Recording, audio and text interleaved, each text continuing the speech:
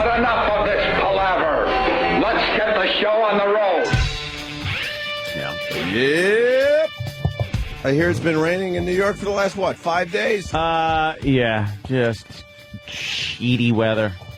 Stinks. It's fucking gloomy. Yuck. It was 90 degrees and sunny in Florida. Ah. That is stupid. I was talking to myself. I decided on Friday, literally booked the trip, I think Friday, maybe Thursday. I think Thursday, I guess. That I'm going to fly to Florida Friday after the show. Go to my nephew's graduation in Gainesville there. Yeah. Go Gators. Even though I'm not a Gators fan, but I got to, show the support for the nephew. And then fly back late yesterday to be here. Should take JetBlue. I did a little JetBlue. JetBlue. JetBlue's got the comfy seats. Yeah, the seats ain't bad. You got the TV to distract you, so. When the TVs work. Yeah. I noticed hard times have hit JetBlue. TVs don't work the entire flight. No pillows. Well, yeah, they cut back on the amenities. No blankets. God, you used to get pillows and blankets no matter what. It would sometimes be inconvenient. It's like, I only got this little seat. Where do I put this? Now you don't get it. We bring our own pillows. We look like complete idiots. But you know what? A slumber party on the plane. But you know what? When you do morning radio and you're on a 1 o'clock flight after being up at 4 in the morning or whatever, 4:30. Yeah. And you got your own pillow. Oh, they can laugh all they want as I walk down that aisle. But man, am I sleeping nice? You're comfy. I'm not face up against the window guy where it's like, ugh. Got the nice big comfy pillow. Or use my jacket and you got like a zipper mark down your face when you wake up. It's there for 2 hours. Not me, my friend. Not me. Pillar. And then flew in late last night, slept 5 hours, and it seems like yesterday I saw you, which pretty much it is. Yeah, I had this crazy adventure, flying into airports, renting cars, driving 2 hours, staying in a hotel, driving back to an airport, back on a plane. A lot of action. My God, man. A lot of action in those couple of days when you pull the weekend trip. But no, I was telling my girl, though, a lot of times you go, I would really like to go to blank, but we just don't have time. I advise all the people out there, just do it. Because what happens is you realize you don't have a lot of time, so you just shove a lot of stuff in. And you do a lot of things, You do a lot of things. I felt like I was away a week. Especially Florida. It's close. Yeah. Quick trip. You're down there. 2.5 hours, something like that. You party and you hang out, whatever you want to do, and then you just fly back and take a couple hours. I went out to 2 dinners. I slept in 2 different locations. I went and saw my niece's play. I saw my nephew's graduation, all since Friday. That's crazy. What was your niece's play? Look at Jimmy and John Jovi. Actually, the niece's play was kind of beat. My niece is like a little Broadway girl. She's actually really good. Oh, yeah? But she was in an ensemble piece. The ensemble cast? It was like a tribute to Broadway. So they did a bunch of little pieces of Broadway shows? They literally had 200 people in the cast.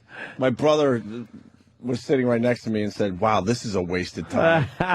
Because she's been like the actress in a lot of plays. We picked the one where she's kind of just a background singer for most of the thing. Part of the chorus. And Brett, the owner of F.H. Riley's, he was down there too. He's like, wow, this was worth rushing onto a plane to get down here Friday night, huh? Oof. He's fucking hilarious. Brett is such a dick.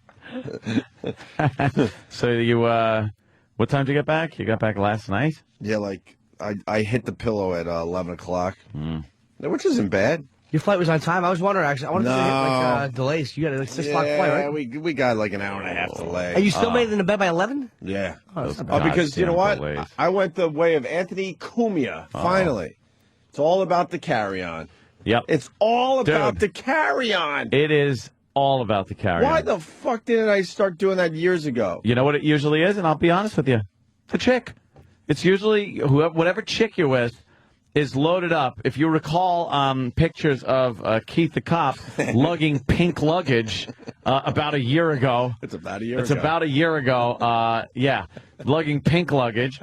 And then before that, it was suitcases full of shoes. Yeah. Because, you know, some girls can take 3 fucking dresses with them, but they need 8,000 shoes because they can't decide until they put the dress on which shoes they want. So it was always like multiple things of luggage. And I'd be like, I know I could get everything in like a duffel bag kind of a thing and a backpack. Mm-hmm. And they allow you, you know, your carry-on piece and your personal item. So wherever I go now, I'm not going to cold weather climates when I go on vacation. It's always warm, so the clothes are a lot lighter and shit. You just pack it up in the bags, carry on. Thank you. I'm on, I'm off, I'm fucking outside. The second that plane friggin' door opens, I am out of that airport in 5 minutes. You're done. You save it at least a half hour. Dude, at the very least. A half hour. That's if your shit comes out first. It was a whole discussion with my girl. I'm like, look. I mean, because like you said, and always get a seat by the front of the fucking plane. Oh yeah, by the way, 4th row, my friend. So you can then, when the door opens, you're not waiting for some fat ass motherfucker leaning over the seats and the aisle trying to get their carry on that takes him an hour, or he decides after the plane's landed and the door opens, now he's going to pack up his fucking laptop and shit in the middle of the aisle. Dude, you want to smash people? Absolutely. 4th row, my friend. The big thing was having the girl figure it out. I'm like, I got it. I got it. I got carry on. Yeah. And she's trying to study which fluids she could bring. Yeah. The girls need their fluids. The girls and their lotions fluids. And they need all that crap. They need their fluids. But she figured it out too, and that's it. Never again. Checking a bag again. Nope. And then I had a small carry on, and as I dropped it in my apartment last night, I quickly looked through. Only used half the stuff, so now I'm thinking. Book bag. Could slim it down even more. I'm going to be book bag guy. You'll just be have a wallet. Just carry on the wallet. Think about it. That's all you really need, though. You know something? If you really think about it, that's all you need. For a weekend, all you need is change of the underwear and socks, very small. A couple of T-shirts, maybe a couple of, or if you're going out to eat, like a one dress shirt that you got to fold the sleeves over and then roll it so it doesn't wrinkle. And then the pants, you do the same thing. You roll them everything. and put them in there. Roll it comes that out, shit. It's not wrinkled. It fits, and you're off that plane in seconds and out of the airport. 2 other really quick things, because I thought about you a lot, because a few of these things came up that we talk about. Things! We got our seat last night, and my whole thing was I was pushing the last flight out of Orlando so I could spend some quality time down there. I'm like, but I'm not like you. I have to sleep before I do this radio show. I don't know how you do it. So I'm like, okay, carry on, which means when we land at JFK, just out of the airport, that'll save a half hour. A little sleepy action will happen when I hit the plane. So I'll sleep hopefully for an hour, maybe 2 hours of the flight. So then I'm not that bad, only sleeping 4 or 5 hours. We get to our seat. Newborn with mommy. Motherfucker. What kind of headphones do you have? Newborn. I had earplugs. I'm an earplug guy. And I got these new ones that they go in like screws. They just jam in your ears. You don't hear anything. Come on, a hammer. My girl goes, they I call got them the Helen Keller. She goes, I got you these brand new earplugs that she was wandering around the airport, and they're actually like screws where you're like, wow, and they screw right in, plastic. I couldn't hear nothing. I could barely hear myself think. And she sat next to the newborn with the baby because she loves those babies. Oof. Guess what? The baby, probably 3 months old. No, not even 2 months old tops. Didn't make a effing peep. Really? It's dead. I'm amazed. A couple little getting ready to cry, like as we're getting close to landing. Yeah. And the mom did the right thing, shut the kid up, and everybody was all right. Did she do it? Happy. Did she do it? Final episode of MASH that version? is exactly the technique she used on that nasty chicken. There was a chicken on the. Yeah, for some reason there was a chicken clucking, and the mother shut it up.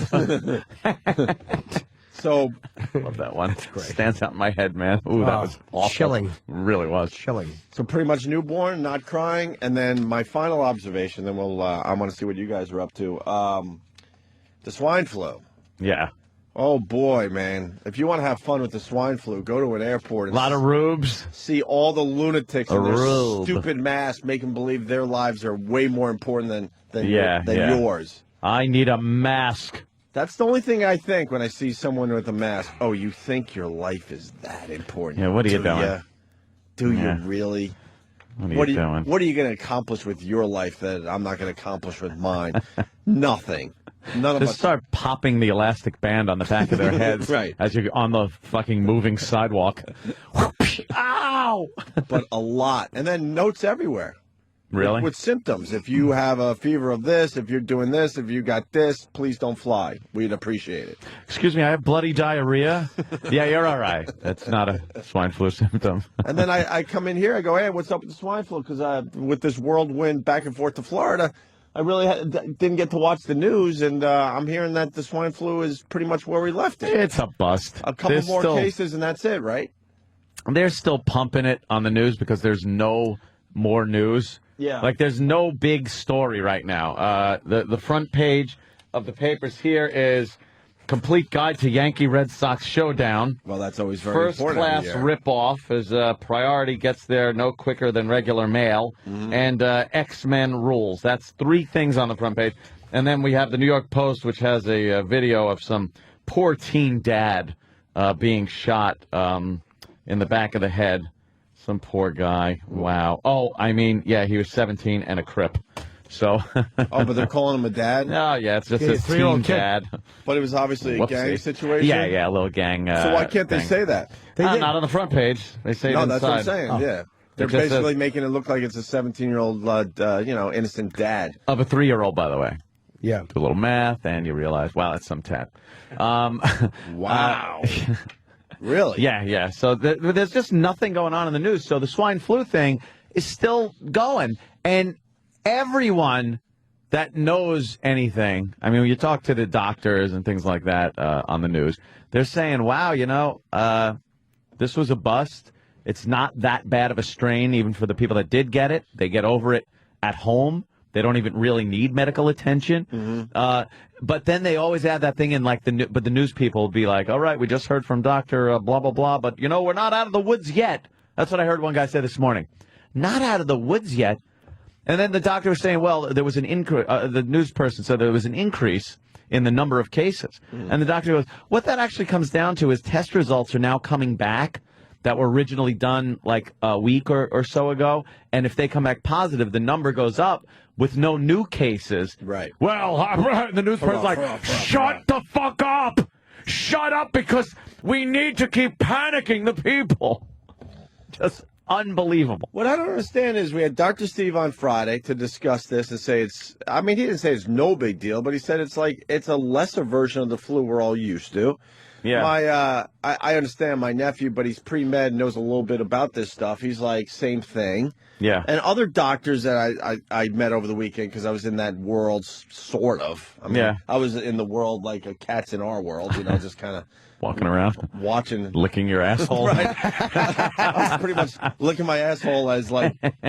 Burying your duty. as humans almost half my age, we're discussing highly intelligent things, and I'm like, well, I do a radio show, and we watch guys as they pee their pants. I can relate to you guys. Yeah, that's great. But they're having discussions about the swine flu and stuff going. It's unbelievable what the media is doing. Yeah, it is unbelievable, and it's everything you said. If you have the bad immune system, if you're a little older, or if you're a child, then it's a bit more dangerous. Yeah, you got like asthma. I'll give you asthma. But why are something like that? But swine flu, the graphics are getting even the big graphic, scarier. Because they don't have anything right now to go on. The economy was the huge story before the swine flu. It still is, but it's a very easy thing to say. People got bored with it. But that this is a nice distraction from the fact that we're all losing everything. Absolutely, that's what it is. All of a sudden, fuck the economy. Now you got to worry about dying from the swine flu. And then when they go, you're safe from the swine flu, then it makes it easy that the economy sucks. It's like, well, it could be worse. We could have gotten the swine flu. Right. Who knows what the fuck they do to us to keep us under control? The swine flu. Look, they're showing pigs. Right. Swine flu transferred from human to pig in Canada. Well, wow, I guess that's going to be just as bad as it was in Mexico. Yeah, but at least they could smoke pot and get rid of the symptoms. Yes. Love their weed. They love their weed. Oh, the Canadians? Oh, all they do. Bunch of friggin' potheads. But yeah, so that ended up being nothing. So it was really a weekend of no real news. And it rained a lot up here? Yeah, it was just rain, overcast, and yuck. So yeah, one of the top stories is, X-Men rules Wolverine #1 at the box office. Well, I'm confused by that too because the movie got horrible reviews. Didn't matter. On Friday, we were talking about how bad the reviews were, and what, 86 million? Yeah, a lot of money, right? That's a big number. Yeah, people they like their X-Men movies. How did Matthew McConaughey's movie do that we trashed on Friday? Ooh. Does anyone have a number on that? Huh? Number 2 at what? Number 2? Probably made 20-something million, no. I bet you. Ghosts of Girlfriends Past, 15.3 mil. And that, split that in half, and that's the amount of money from the people that enjoyed it. And then the other half is people that were dragged there under duress. Under duress. I saw another movie poster for a movie that's coming out, and I can't remember what the actor is, but dude, it's the same thing. That it wasn't a back-to-back guy-girl, like, look, I'm dominating this dummy kind of a thing, but it was a front-to-front, and the girl's got the guy, and the guy actor is somebody, did you see the thing? Because I saw that. I think I know exactly which movie you're talking about. I'm going to try to find it right now. Yeah, try to find the trailer on the Apple site there, because it looked. Yeah, there it is. There it is. Look at that one, Jim. Look again. Oh yeah, it's Sandra Bullock and Ryan Reynolds. It's that same stupid guy-girl pose. Yuck. Look up like the cover for Milk Money. It's the same thing. All these dumb fucking poses of the guy, and it's like, oh boy, this one's a little crazy. This gal got a live wire here. Yeah. It's the same fucking formula. It's terrible. It sucks. There it is. Oh God, you can't get to it, right? No, that's all right. Who's in that one? That's yeah. Oh. But it's horrid. It's the same thing. Just a guy being kind of and the girls, hey, I'm going to show him by the end of the movie. And she does. And look, he's being pushed into it by his kids and fucking horrendous. Anytime there's one guy and one girl on the cover, unless a rape is going on. I don't want to see the movie. I Love Trouble was a cool cover, though. Oh, that's another one. Oh, just isn't that when Nick Nolte has glasses? Oh, it's so horrible. Look, it's just awfulness. Oh, it's just like Milk Money. Sure. Milk Who Money. is that? Is that Ed Harris? Ed Harris. And Melanie Griffith. Melanie, yeah. Ed Harris, by the way, does a great dance great dance sequence in Creepshow. Oh, that's the best thing I've ever seen in my entire life. Yes, it is. I could watch that on YouTube over and over again. I gotta fucking watch Creepshow now. Yeah, Creepshow. I'm making a list of movies I gotta see. Oh, Creepshow's fantastic. So there you go. Jack Kemp died. Did he? Did anyone know he was sick? Who's Jack Kemp? No. You're kidding. He went for the presidency of the United States. Oh, okay. How did it happen? When was he running? He had the big C. I don't know. He made a little run for it. He had a big Like C. this? A big C got him. What, like this election? No, In the primaries? No. I was going to say. I don't know. Oh. So we got to get our... Travis told me he was Bob Dole's running mate in '96. Yeah. Okay. Wow, really? So 12, 13 years ago? Wow. That's a while ago. Wow. Yeah, he was the guy with the deep voice. Yeah. Scratchy deep voice, Jack Kemp. Wow, wow, wow, wow. And then we lost Danny Gaines, too. What? Danny Gans. Gans, whatever.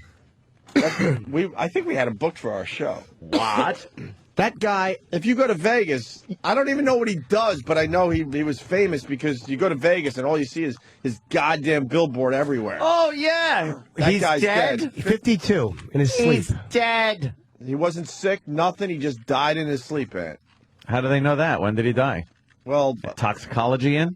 no. What happened? I heard he was healthy. They said the guy worked out. He would eat egg whites with spinach. He was like an ex-minor league ball player. He was a healthy dude, man, and he was massive in Vegas. Dude, he sold out 11 years. He had sellouts at the Mirage, I think, and then he moved to Wynn. I guess his contract with Satan ran up, and it was time to fucking contribute. That's a hell of a run. Yeah. So, and what was he, like a comedian impressionist type? Did thing? impressions. Did he? And musical numbers. Was he good? Apparently he was. I never saw him, but I heard it was a really good show. That is shocking, man, because he was 52 and like making like $18 million a year. He had a massive contract. Oh, Yeah, 52. He's dead. And then we're jumping all over the place, but intern David's here today, and we'll go local for a second. Long Island had their horrendous Long Island Marathon over the weekend. yeah. And I call it horrendous because I know a thing or two about marathons. About a thing or two. I've run 1 million road races over the years. A million? Probably. Your feet must be sore. Probably. I've run a shitload of road races, and I never ran the Long Island Marathon or half marathon because it's horrendous. Where is it? They make you just run on parkways. It's awful. Ugh. I mean, most people that are in the running culture, like a lot of these road races are cool because, oh, look at the mountains. Oh, look at the water. Look at there's something. Yeah. But the Long Island traffic speeding by you. and we're Long Island guys. They can't figure out how to have a nice road race for the people. They run down parkways, horrendous parkways that are the exact same, view for 13.1 miles or 26.2, depending on what race you do. But my brother decided to run the half marathon because he's out of work. My Wall Street brother's out of work. The economy took him down. He survived a long time, a lot longer than he thought he would. He'll be back in the game eventually. But he decides out of nowhere to run the half marathon. So I told intern David the results are in Newsday today. Look, is it not pages and pages with probably 1,000 names on each page? I go, David, your job today is to find my brother because I want to see how well he did. He did pretty well. He found it? He did find it, and quickly, which is creepy. Is it in alphabetical order? No, it's not. Okay, I was going to say. It's by time. He's on the first page of the half marathon results, and those pages go on for 3 or 4 pages. Oh. He broke 2. He did about an hour 50. That's not bad. Yeah, how many miles is that? Or kilometers? Half marathon's 13.1, my friend. Wow. And maybe a few feet thrown in for a good measure. I don't like driving that far. Huh? I don't like driving that far. People on the road. No. Blow me.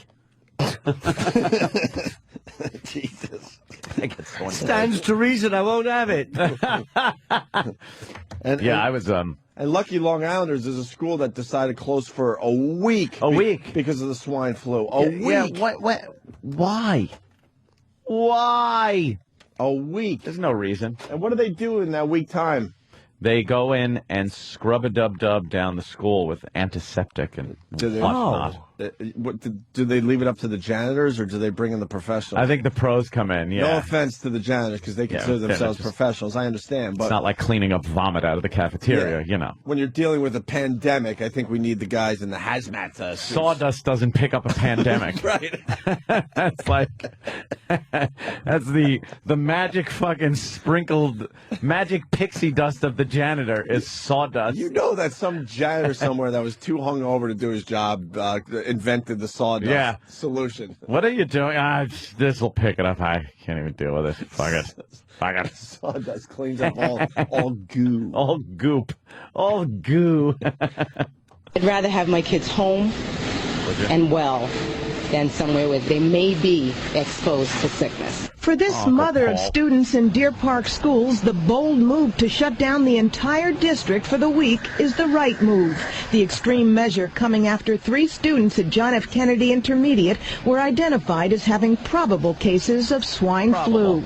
You can imagine the level of concern that has been expressed by our families. We felt it prudent at this time to have a week in which we could kind of clear the air and still the waters. Let me tell you something. Another Anthony history lesson. Yes. From the Anthony time capsule. Ooh, do we have a stinger for that? Of Anthony being a kid in school. Go ahead, 30s, 20s. Where do you want to go with this? What year? Actually, I'm usually not in on that bit. I know. It's Bill Burr's in on that bit. I know, yeah. And Rich Ross is in on that bit. What is that, Anthony? 30s? 1957? Yeah, right, Bill. When I was in elementary school. What year was that? The young lieutenant. When I was in elementary school, I remember kids having the mumps and the German measles. Wow, dude, you are and things like that. And you know something? It would get spread around. Yeah. Rubella. The rubella umbrella, they used to say, you must get the rubella umbrella. It's inoculate yourself against rubella. And it was like, but they never shut the schools down and disinfected. And these are diseases that, like, can kill you. The mumps. You just brought up a great point. Do you remember growing up and your parents forced you? This is going to hit a nerve with a million people out there. Your parents forced you to go have what they call them now play dates. But forced you, when we were growing up, it was just go over your friend's house, but now it's a play date. Yes. Which is so gay, by the way, that term. I hate the term. A play date. But do you remember all of a sudden, like, you would get a phone call, your parents would get a phone call, and they'd go, Anthony, you're going to go over to Stu's house. And you're like, but I don't know Stu. I know he's in my class, but I don't hang out with him. Yeah, but he's got the measles. Yeah, he's got the measles. Our parents would force us to play with kids that had the measles because they wanted us to get the measles. Do you remember this? Yeah, because that was the way you got so you wouldn't get it later in life. Right. The mumps was another thing. You wanted to get the mumps early because if you got them after puberty, it was a good chance it would cause sterility. Nice. So you had to get the mumps early too. Yeah. Because, fuck a doctor coming up with an inoculation. It's like, just shove the kids into a friggin' hot zone. Do you remember, though, your parents would send you off to hang out with kids in hot zones? Oh, my God. To get that disease, so then you suffer for 2 weeks, but then the parents are okay, like, okay, we could check off measles, whatever, measles or whatever. Mommy, why are my Cheerios in a Petri dish this morning? Just eat it and shut up. Do parents do that nowadays? Force their kids to play with the sick kids so their kid gets that disease? They put little masks on them and stuff, and it's a whole nother world. I remember like yesterday, my mom shoving me off to some kid's house to go, not to play, to go get the measles. Go get infected. Go play. But even before the closings were officially announced, Nancy Nealon received an email that her daughter's soccer game in Deer Park had been canceled. And it wasn't because of the weather. It was being canceled due to concern about the swine flu. And what was your reaction? We were surprised. I was very disappointed. Oh, get over it. Meh. I'd be like, zippity-doo-dah, I have a week off. Of course. Yeah, it was. Snow days were great. Imagine a disease day. What's wrong with these kids that are disappointed because they get a week from school off? By the way, it was the chicken pox. I'm a little tired still. Chicken pox was the big one. That was the main one where your parents go, all right, go play with whoever. They got the chicken pox and we need you to get it. Yeah, go ahead. Go pick his scabs. Go pick his scabs and eat them. Cruel parents, cruel. This is a good question for Anthony. Let's say hi to Brent in Rhode Island. Brent. Hey, Anthony. Hey, man. Dude, you must be bumming that the swine flu thing has gone away. You're gonna miss your chance to rip around New York City in your Shelby shooting zombie pig people. Yes. Yeah, you already have the car. I know. The car, the guns. It would have been great. I am legend. All you need is a German Shepherd. You're all set, dude. I am drunk. All right, boys, punching out. Thank you, sir. All right, man. Thanks for coming. Take care. Yep. You take care now.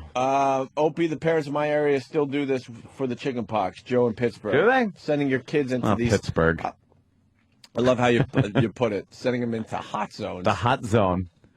We're going into the hot zone. Let's go to John in St. Louis. Oh, St. Louis. Meet you in St. Louis. It's up there, Jan. Yeah, I was 6 years old and got the mumps. Gave them to my uncle, and I learned years later that it sterilized him. Wow, that's it, huh?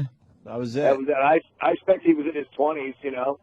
Oh, yeah, it will sterilize people that are past puberty. I just looked at a 5-day forecast. It's going to rain for 5 days in the New York area? Dude, it's raining until at least Wednesday around here, and then maybe Thursday we might squeak something out, but it's just going to be this shitty, awful, depressing weather. Has it been raining since Friday? Yeah, it's just been hazy.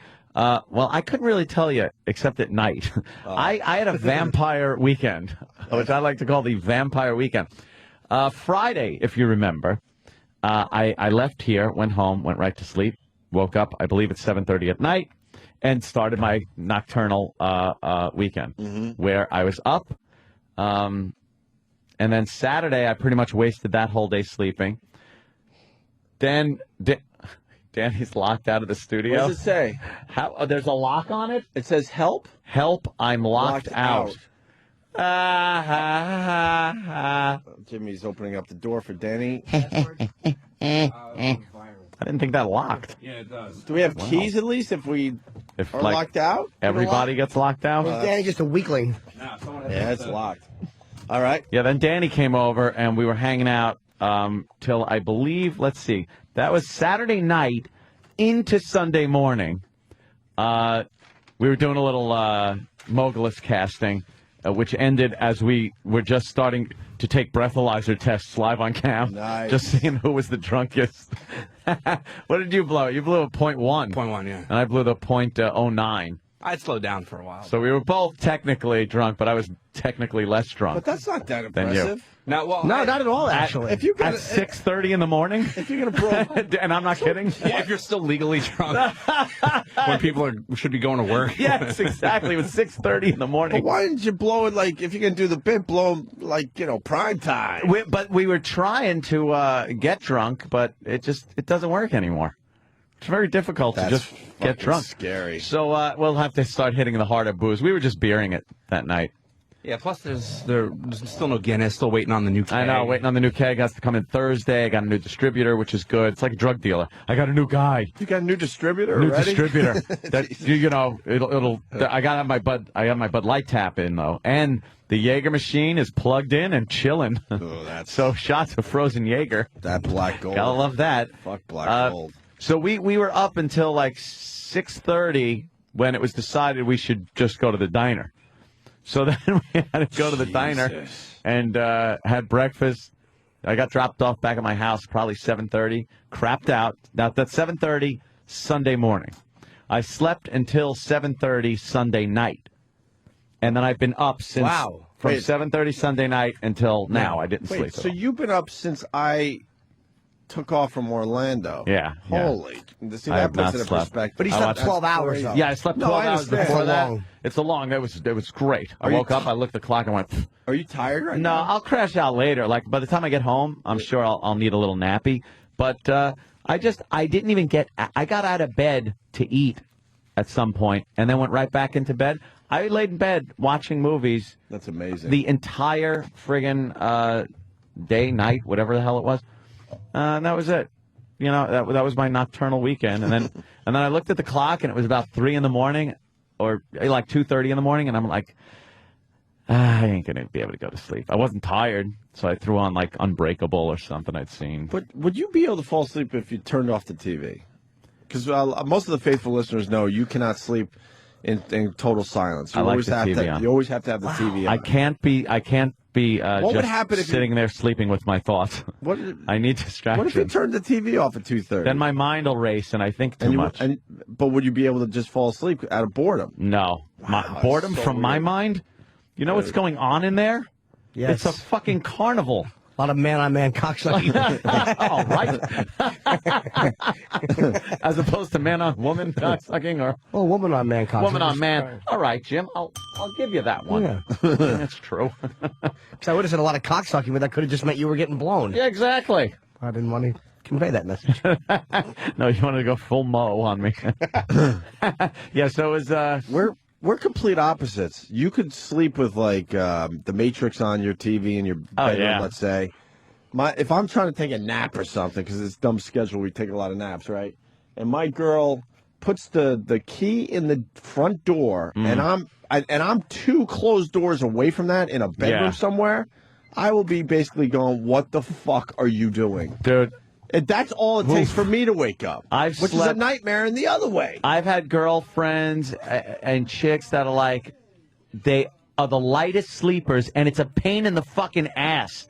Like, you just roll over a little, and they're awake. I get up to take a piss, they're awake. I can't hear the TV at all. So I go like one more volume up. Could you turn that down? What are you doing? God, what time is it? Stop it. Turn that down. And then I've had girls like the dead. Like fucking corpses. And let me tell you, I prefer the dead ones. Yeah. The ones that just, you can't wake up. You know what? You should invest in earplugs.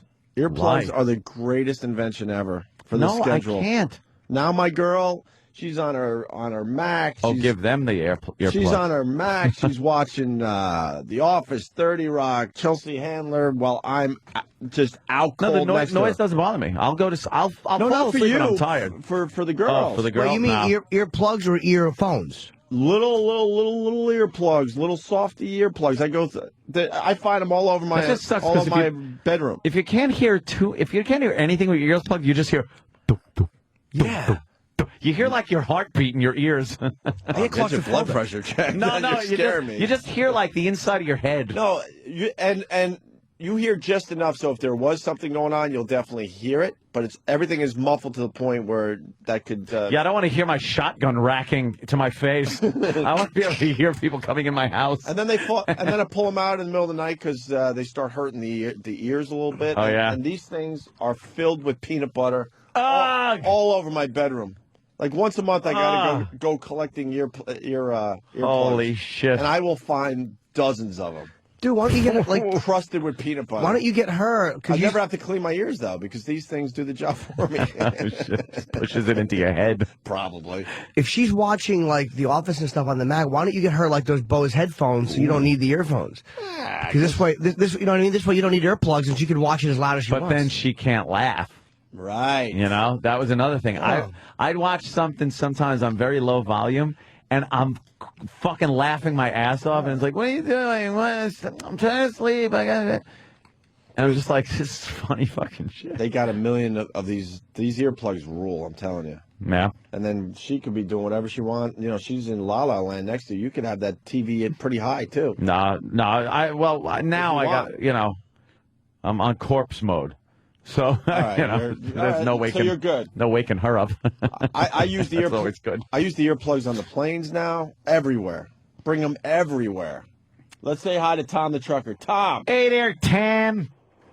Hey, good evening, boys. Hey. It's Talon the trucker, not Tom. All right. Oh, Talon, what's up, buddy? Oh. I want to agree with you, Opie, on earplugs. Nothing sucks more than trying to sleep someplace and you park next to trucks that don't shut off their motors in like 60-degree weather, and the earplugs just change the sound quality and it's just out like a light. Yeah, you still hear stuff, but he's right. It changes it.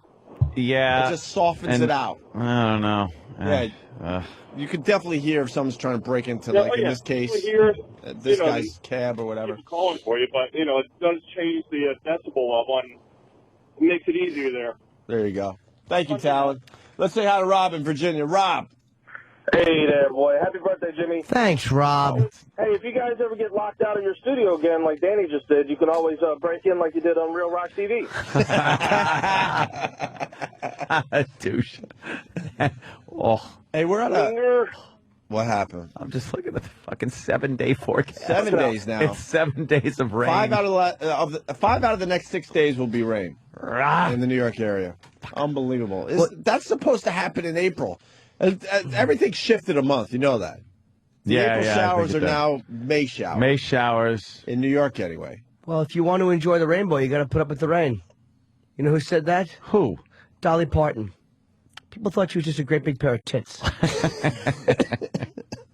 She's got. You were going to say Jim Norton. She's got the most horrendous tits ever, by the way. Ever. They've always been horrendous. Tits. Really? Even for you guys out there that are into the big boobies. They're always wrapped up in shit. I don't know. For all you big booby monsters out there, they've always been horrendous. They were always wrapped up like in, hey, let's bring out Dolly Parton here. Dolly Parton's going to make her way out on the stage. And it was like, she never wore anything sexy where you could see anything. Yeah. Just like a hillbilly. Jimmy, how was Jersey yesterday? It was, I kind of kept it under my hat for... Jimmy kept it under his hat. It was in Jersey. Yeah, right. Me and Voss last night were asked to induct Abbott and Costello into the New Jersey Hall of Fame. But were they there? Yes, they were. But they obviously don't listen to our show.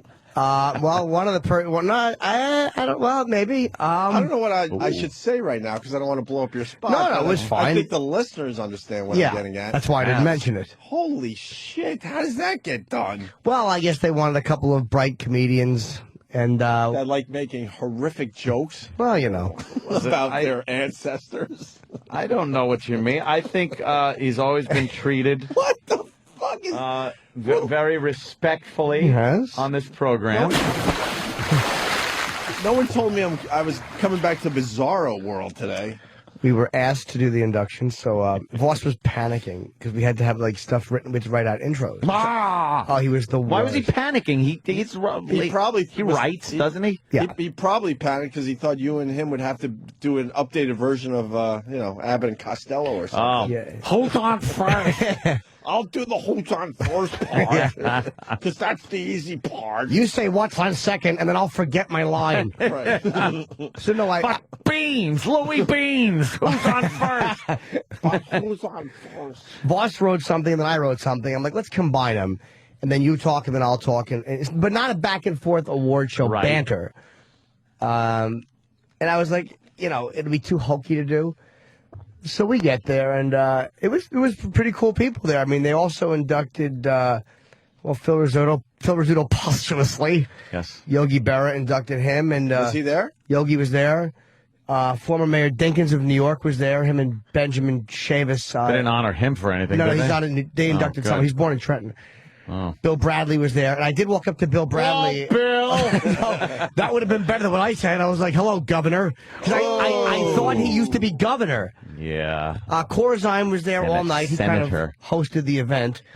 Buzz Aldrin inducted Carl Sagan, and fucking posthumously. Jeez, was there a live person being fucking inducted? I brought my Buzz Aldrin photo to get him to sign. You and Buzz? From our interview. From the interview we did in the studio, which was a lot of fun, yes. I didn't want to bother him. Mm-hmm. So he's talking to people, and he's walking out of the room. Hey, spaceman! Yeah, I said, hey, moon fella. Hey, moon cricket. Whoops. And then I said... You should say ground control to Major Tom. Yeah, come on. No.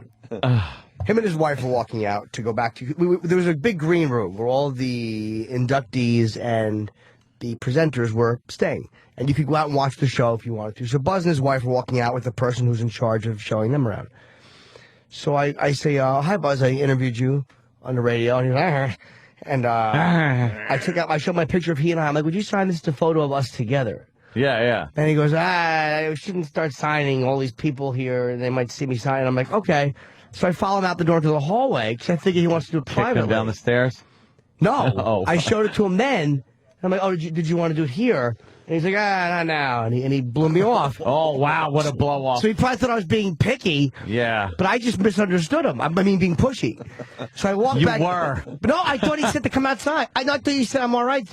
Come outside. Like into the hallway. Yeah, you come with me. I'll sign that for you. And I'll give you a moon rock, too, kid. What do you fucking think he's going to do? Please tell me this ends with you and him at his front stoop. Yeah, I thought you meant here, in your bedroom. So I came back in the room. With this knife to your throat. And I was embarrassed, kind of. Of course you were. I wasn't mad. Well, you should be. I wasn't mad, though. I said to Kenny and my chick, I was like, well, he's kind of a dick, but whatever. He's old, fuck him. I already got a picture of the guy. And then, so a little while later, he comes back with his wife, and my girlfriend comes over to me, and she says, I think Buzz Aldrin is flirting with me. I don't know. Give me the picture. I'm going to get him to sign it. Oh, and I'm like, what do you mean? I'm like, no, don't bother him. She's like, give me the picture. Oh. And sure enough, 10 minutes later, she comes back with my fucking picture signed. Get the fuck out of here. And not only is it signed, it's to Jim. Best wishes, Buzz Aldrin, Apollo 11. Wow. So, okay, that makes perfect sense. Apparently what had happened is she was just sitting there, and Buzz he wasn't hitting on her. He was just being flirting, young girl. And he's like, so what are you doing here, young lady? He just starts yapping with her. And she's like, oh, my boyfriend's here. And I was on the moon. He might as well have said that. I told her, like, hey, if you want to fuck him, it's like, I'll live with that. You can't fuck Yogi. You could jerk him off out of respect. But Buzz, you can fuck. But no, and she said he wasn't really grabbing. She's like, oh, here's my boyfriend. He's like, what's he do? And she's like, well, they're inducting people for autographs, apparently. He's a pain in the balls. She's like, well, they're inducting Abbott and Costello. And he went, well, what's the connection? And she said he's a comedian. And she's like, yeah, he wanted you to sign a photo of him and you. And he's like, I'll sign it. So she goes my over and gets God. it and brings it back. And I don't think Buzz expected it then. And he goes, well, I didn't want to sign it now. And his wife just went, the picture's already out. Just sign it. Like the wife was his annoyed. wife was annoyed. Like, all right. And she's got it signed and brought it back. And she's like, maybe I shouldn't have done it right there. Because then like 15 people came up to him. Oh, they did? And got pictures with him. Oh, he must have been so pissed. Yeah, so it started a fucking... frenzy. And the one cool thing at the night, we were all hanging out, and everybody was coming back there. Anybody who was a part of it was there. Again, Dinkins and Governor Corzine. There was a lot of people there. And then they started shutting down. There was a wounded soldier there with prosthetic legs. They were going to honor him as the unsung hero, Jersey guy. And Bon Jovi was due to be inducted, too. He was the big name, and we didn't know who was inducting him. So they're shutting down all the doors. And they're like, could you guys wait inside here? And they won't let any of us into the hallway. Uh-oh. And I'm like, I'm getting really annoyed. I'm like, we're presenters. I'm like, I don't give a fuck. Is Bon Jovi coming in? Is this fucking prima donna having the doors shut in while the governor's in here? Like, I could see you just I was getting, I had to piss. And I was really getting angry. And then I saw, like, Secret Service people coming in. Uh-oh. And I said to one of the women out there, this is for Bon Jovi. And she went, bigger than Bon Jovi. A little bigger. So I'm like, who is this? And I'm like, it's not Springsteen. It's not an artist. Who is it from Jersey? It's not like Clinton, because they don't live in Jersey. It's not from Jersey. Yeah, you gotta... And then we see 4 troopers walk in. God, I can't even think who it could be. I couldn't either. From Jersey. And I guess the guy came in, and it turned out they had the doors closed because it was a surprise for the soldier. It was General David Petraeus. Oh, okay. Who's the top U.S. commander over in Afghanistan and Pakistan, I think Iraq. So I kind of understood the security. He was the only one I didn't get to meet. No one could get near him, which was fine. I mean, Your chick get a picture signed from him? No, but I think she went in there and started screaming communist propaganda at him. Fucking liberal. But no, I said that was one I didn't care. It's like he did like a nice speech for the soldier and he left. And then Bon Jovi came out and he accepted and he's singing with Southside Johnny and the Jukes and we're all supposed to go on stage like a big... So me and Voss walk on. And we're standing kind of center stage behind Bon Jovi and Southside Johnny's name is. Mm-hmm. And they're singing, and Voss goes, we're going to be in every picture. And I didn't realize we were right behind Bon Jovi. Oh, yeah. So there's footage of it. If you see it... it's mostly you.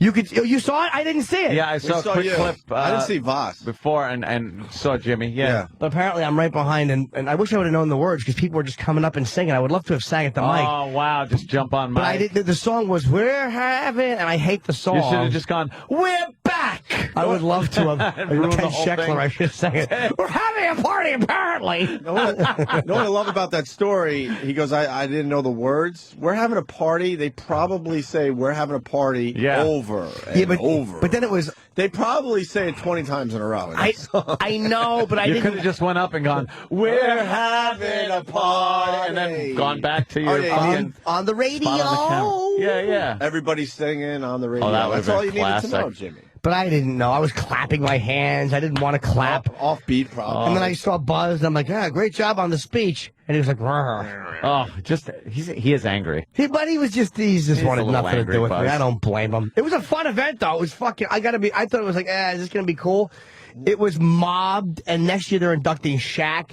And I want to go next year, man. It was fucking fun. No money, of course, but... No, but for you, that is money. Dude. Just hanging out with celebrities and bothering them for autographs. And then my obsession was, why didn't I bring a ball for Yogi to sign? I brought my picture, and he signed... You brought 2 of them. Yeah, I should have had him sign. Dude, in gray, on the gray, he signed. And I had to go back a minute later and go, Yogi, could you sign on the black? And he's like, why didn't you tell me? I'm like, I got to tell you? Yeah, it's not over till it's over. So you got to display all this stuff, too. I do. All the pictures I don't have. Mind-boggling how much stuff you got signed. I came in Friday to meet Strawberry because he was... Did we get our balls signed? I got one signed. I think you did, too. Ooh. From Daryl. And I bought his book, too, so he was happy to... Boy, he's a tall drink of water, huh? His handshake, dude. I'm like, if this guy slapped my face, he'd knock me out. Yeah, no shit. The athletes have just... Like, Strawberry's a fucking strong dude. Like, that's not, like, breaking news, but he shook my hand. Excuse me, and he could have broken my hand. Did he know who you are? No! Good. Bon Jovi didn't even acknowledge that he knew who I was. We took a great picture together, and I heard he was laughing while me and Voss were presenting. Yeah? Because we went up and we had to do a little bit of jokes. He's Bon Jovi. And he apparently, they said he was laughing at my opening joke. Yeah? Yeah. See, and then not even an acknowledgement? That's all right. Why Daryl Strawberry should have been the greatest home run hitter. I agree. Of all time. Is he in the Hall of Fame or no? Simple as that. He blew it. This guy blew it. How many home runs? I don't even know when.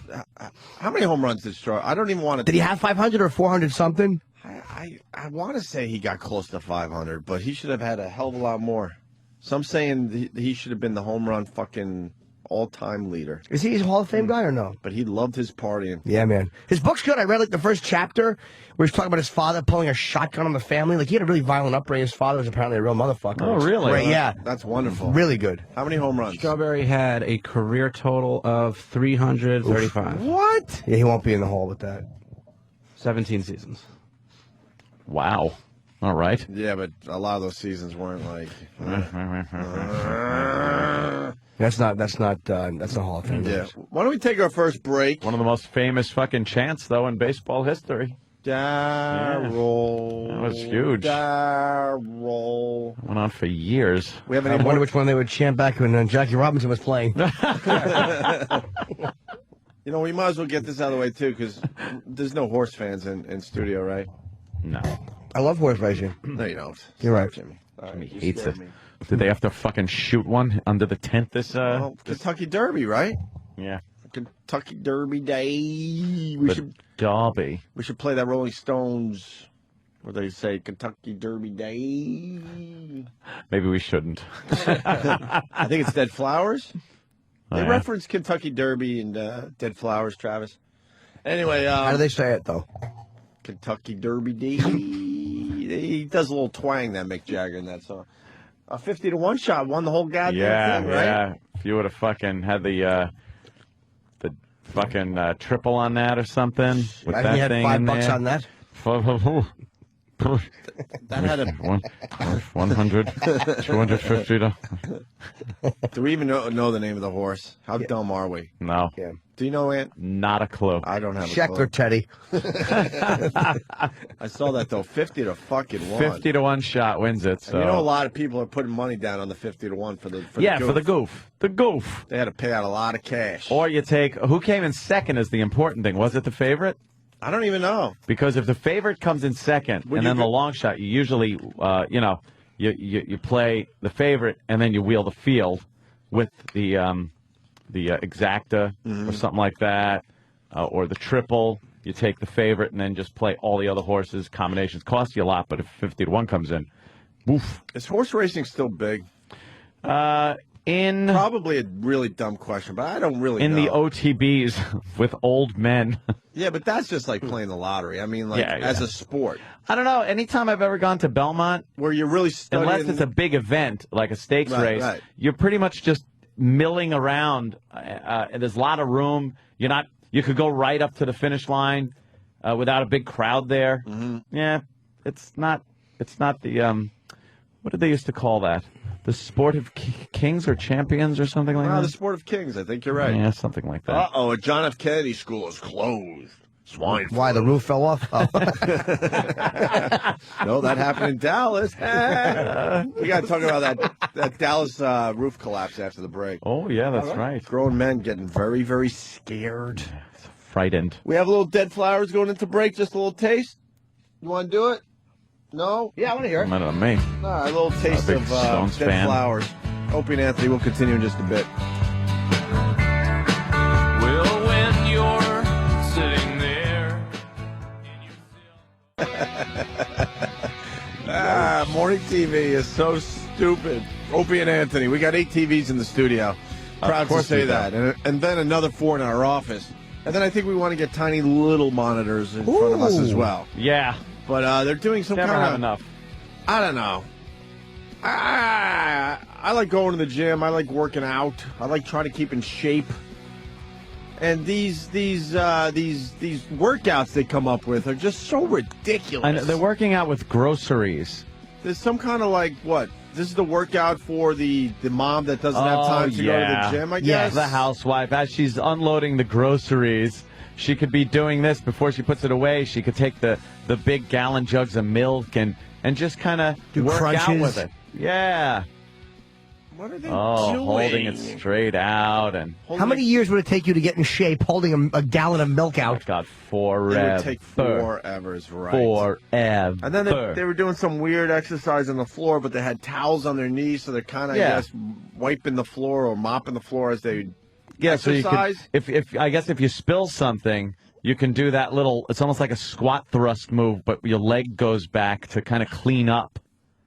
So dumb. How busy are you? Yes. You know what I mean? I gotta clean up a spill. Then I gotta do crunches. Oh my God, there's a tomato can I gotta put away. Jesus Christ, the baby's crying. Sit-ups. Fucking relax. But this is it's not that important. How busy are you? They came up with this for the people that don't have time to work out, but they're actually working out, and now when they're done, they still have to put all this stuff away, which they would have done if they weren't working out. So why the fuck are they doing this? That's like, it. Eat some more cookie dough. Jesus Christ. How many things do you have to do? I want to put these peas away, but I want to be in shape. I'll put them together. And 1, and 2, and 3. And I put them back. Yeah, you curl the cans and then you put them on the shelf. Hey, can I just a quick request for the fans, because somebody put a link up on Whackbag, a photo of me and Voss.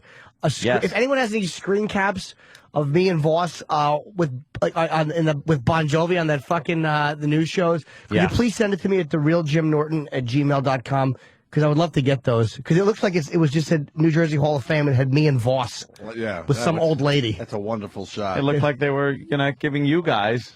Inducting you. Just inducting us and the old lady. Yes, and the old bag, whoever she was. The old bat. Back to the Kentucky Derby. I go to Anthony for some knowledge. Uh-oh. So we were trying to figure out, 50-1 horse wins it all, and we still don't know his name. We could have looked it up during the break, but why? Yeah, why would we do that? $2 trifecta. $2 trifecta. What's the trifecta? That's you got to pick the first 3 horses that come in. In order or in order if you just play it once. Okay.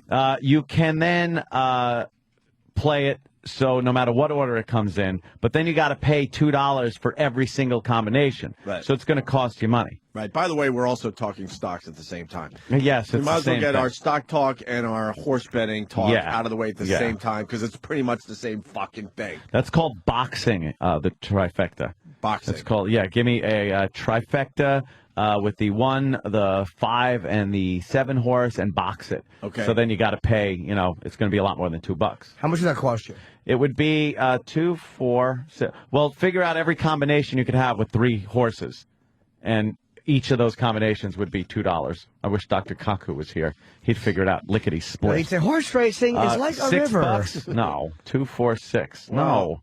No, it's probably not 2 forward squared. and backwards. If you wanted any order, 3 horses, any of those horses comes in first, second, or third, it's going to cost you more than $6. On a dollar bet, $12, I think. Oh, I'm thinking $2 because it's always $2. $12. Yeah.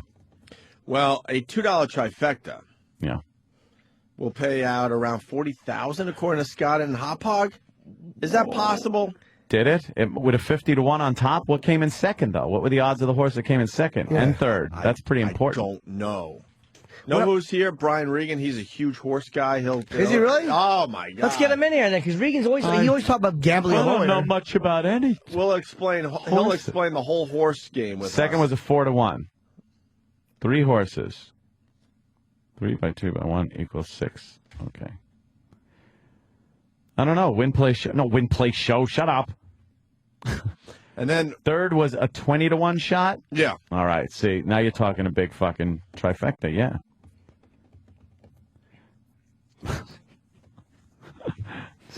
Here comes. Thank God. Thank God Brian's here, the horse expert. God, thank you. You're here. You're a big horse guy, right? Oh, yeah. Yeah, you know trifectas and... The quinella or the exacta? Yeah, can you explain the quinella for us to begin with? I can. All right. Quinella is, you got to pick number 1 and number 2 in the correct order. No. That would be an exacta. Let me finish. A quinella is an exacta that you don't have to box. they can come in You're either right. order. You're right. And it still only costs you $2 Man. if you do a $2 unit bet. I'm in here, 3 seconds? I've already made a mistake. And you're I'm screwed over up one. already. What about I thought they were calling I'm him already in the hole. Brian the Horse Regan. You know Brian the Horse? Yeah. So he doesn't know the trifecta either? Yeah, I would know the trifecta. Yeah. All right, what's the that's easy. trifecta? Trifecta is the top 3, and I'm going to say in the correct order. Yes. All right. Okay. What about it? But you can box it. You can But it box costs you yes. more money. Correct. What happens with the boxing of the trifecta, Brian? You have to get all 3 numbers, and like if say you pick 1, 2, 3, you got 1, 2, 3, 1, 3, 2, 2, 1, 3, 2, 3, 1, 3, 1, 2, 3, 2, 1. Fire. Was that all the combos? Wednesday, Monday, Sunday, Saturday. You should be blown up fucking while Fabrizio runs away. All right, now we got. And of course, there's the wheel, playing the wheel. What the fuck is that? Which is where you take that a Vanna the White thing? favorite. Let's say you take the favorite because you know it's going to win, and then you play every other horse in the field with it, Right. and then that costs you a lot of money. But if the horse wins and a long shot comes in, then you're right. You're right. How about the superfecta? The superfecta is let the horse expert. I'm sorry. Now go ahead. I let Sorry. the key word out. You know, I don't know the superfecta. I don't know the superfecta. That's the top 4. Is it Yes. really? Yes. Yes. In the exact order? Yes. That has to be the superfecta, is the first 4 horsemen of the apocalypse that come running through and destroy. One is, oh, God, I wish I knew the 4 horsemen of the apocalypse. I know one is like... What about the 4 horsemen of Notre Dame? I was going to say one is mirth. I don't think that's one. Frankincense. It's not mirth. It's just, he's the funny one. He's the comic relief out of the 4 horsemen of the apocalypse. All right, we got info on the... Death, war, famine... And something pestilence. Pestilence. That's what we have as our fans. We got Bob in Staten Island. Bob has info on the payouts. Yeah, hi guys. Hey. First off, I had the horse's name, which is Mind That Bird. Mind That Bird. That's right. I'd have played that. I would. And I think the exacta was something like $500-600. The trifecta was somewhere in the area of 16,000, and the superfecta was well over $300,000. Oh, imagine walking away from the track with that one. And that's if you put down how much for the superfecta? That's a $2 bet. And so how much would the whole bet cost you? It's just $2, but you got to get them in order. Right. Yeah. That's easy, though. What if you had 10? 50 to 1 on top? Yes, anyone can do that. Right, Brian?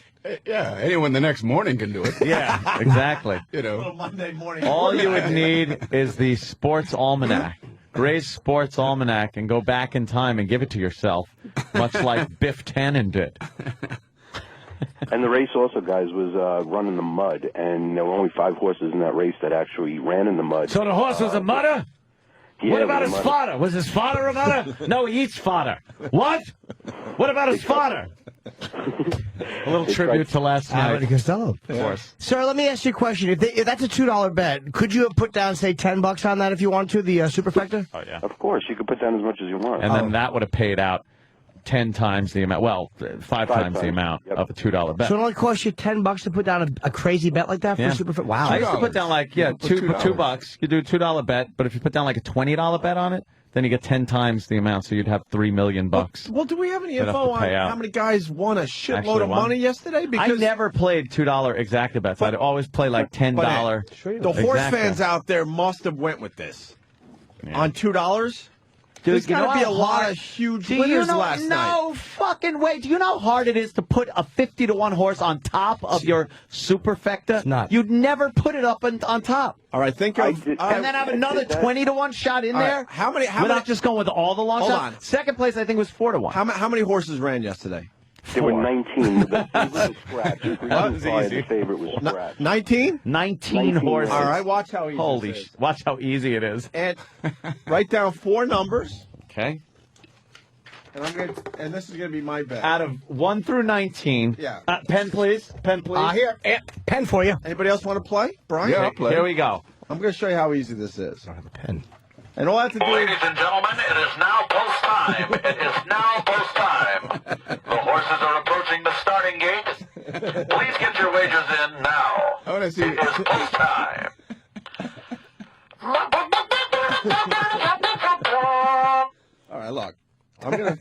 Don't even write your numbers down. Oh, what? You'll just randomly pick 4 numbers. Well, it's after easy. we write It's ours. easy to pick 4 numbers. That's not the hard part. No, now It's he's having got them to come match in that them. order. Yes, he's got to match my number. I'm the winner. I'm the one that I am the winner. I'm the order that the horses came in. This is how most people bet. 1 through 19. I don't look at a horse card. I just start picking numbers. Watch what I do. 1 through 4 names. 19. All right.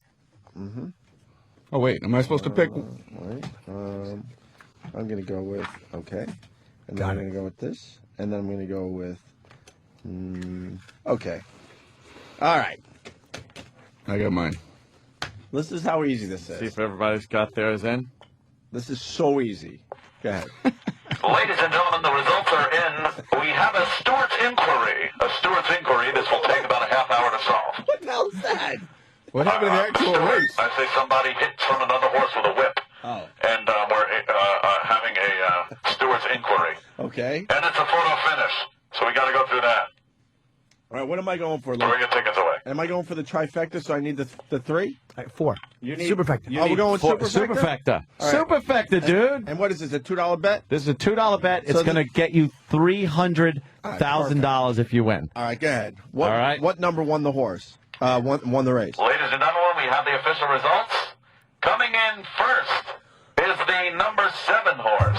Bullshit. The number 7. All right. I had it. Now you only have. I had it. Now you only have 3 more to go out of 19. Wait, how much? And I swear I didn't You know don't it was get a- shit. How much did I win so far? You don't get nothing, sir. You said 7. I got 7. It doesn't matter. See, if you would have played to win, then you would have won some money. How much would I won? 50 to 1. You would have won $100 on a $2 bet. All right, I'm crossing the rest of my numbers No, out. you bet What? the ticket. Rip it up unless you have this next number. Dude, let it be known I got the say, 7. First of all, why would you write with a highlighter? I can't even see that shit. Give the pen a Sharpie, for fuck's sake. Coming in second, the number 2 horse. Number 2. Anyone have 2 as second? I got 6. Opie, what was yours? 3. That's close enough. All right, you lose. That's close enough. You lose. So what am I down to now? Rip your ticket up. That's it? You rip it up now. Number 3 is number 15. Number 15. You added the 4th place, though. Is that bad? Yeah. Oh. And coming in 4th, the number 4 horse. 4? I got that one. Why would you pick 4? Exactly. Why would it come in? It's 50 to 1 shot. That's how easy it is. You all went away losers. All right, I got. Now Opie would have been like, "Oh man, come on! I got the first horse." I got the first and the last. You know how many people at OTB I used to hear going, I had the 7 first, but then I had it, and before I picked it with the 3, and then I played it with the 4 and the 8. It's like, oh, did you win? No. But I picked I picked 2 out of the 4 numbers you picked. That's pretty cool. See if you would have exactly 19, though. that.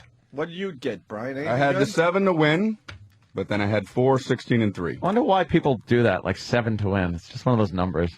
Yeah. Pick 7. It's a What's the lucky most common man. number people pick between 1 and 10? Not. If you say guess number between 1 and 10, they will most times pick 7. 7. Someone told me. I don't know why. 7 All right, go ahead. Stinks. Hold on. Good for a magician. To Pick know that. pick a number between 1 and 10. Go ahead. 7. That was it. But then I realized that only works with pick a number between 6 and 8. That's Most a people sure will thing. pick 7, except the profoundly retarded. 6.13. They pick shoe. Yeah. A retarded person. Shoe. Pick a number between 1 and 10. That's fork and eye. Call the doctor. Paint chip soup coming up. Wow. Trifecta box cost $6. Best bet was Payout was $577,000. Let's say hi to Jared in Boston. Jared. Hey, guys. What's up, Jared? Hey, man. Evening. Not much. You know how we all do with math on this show, but check this one out.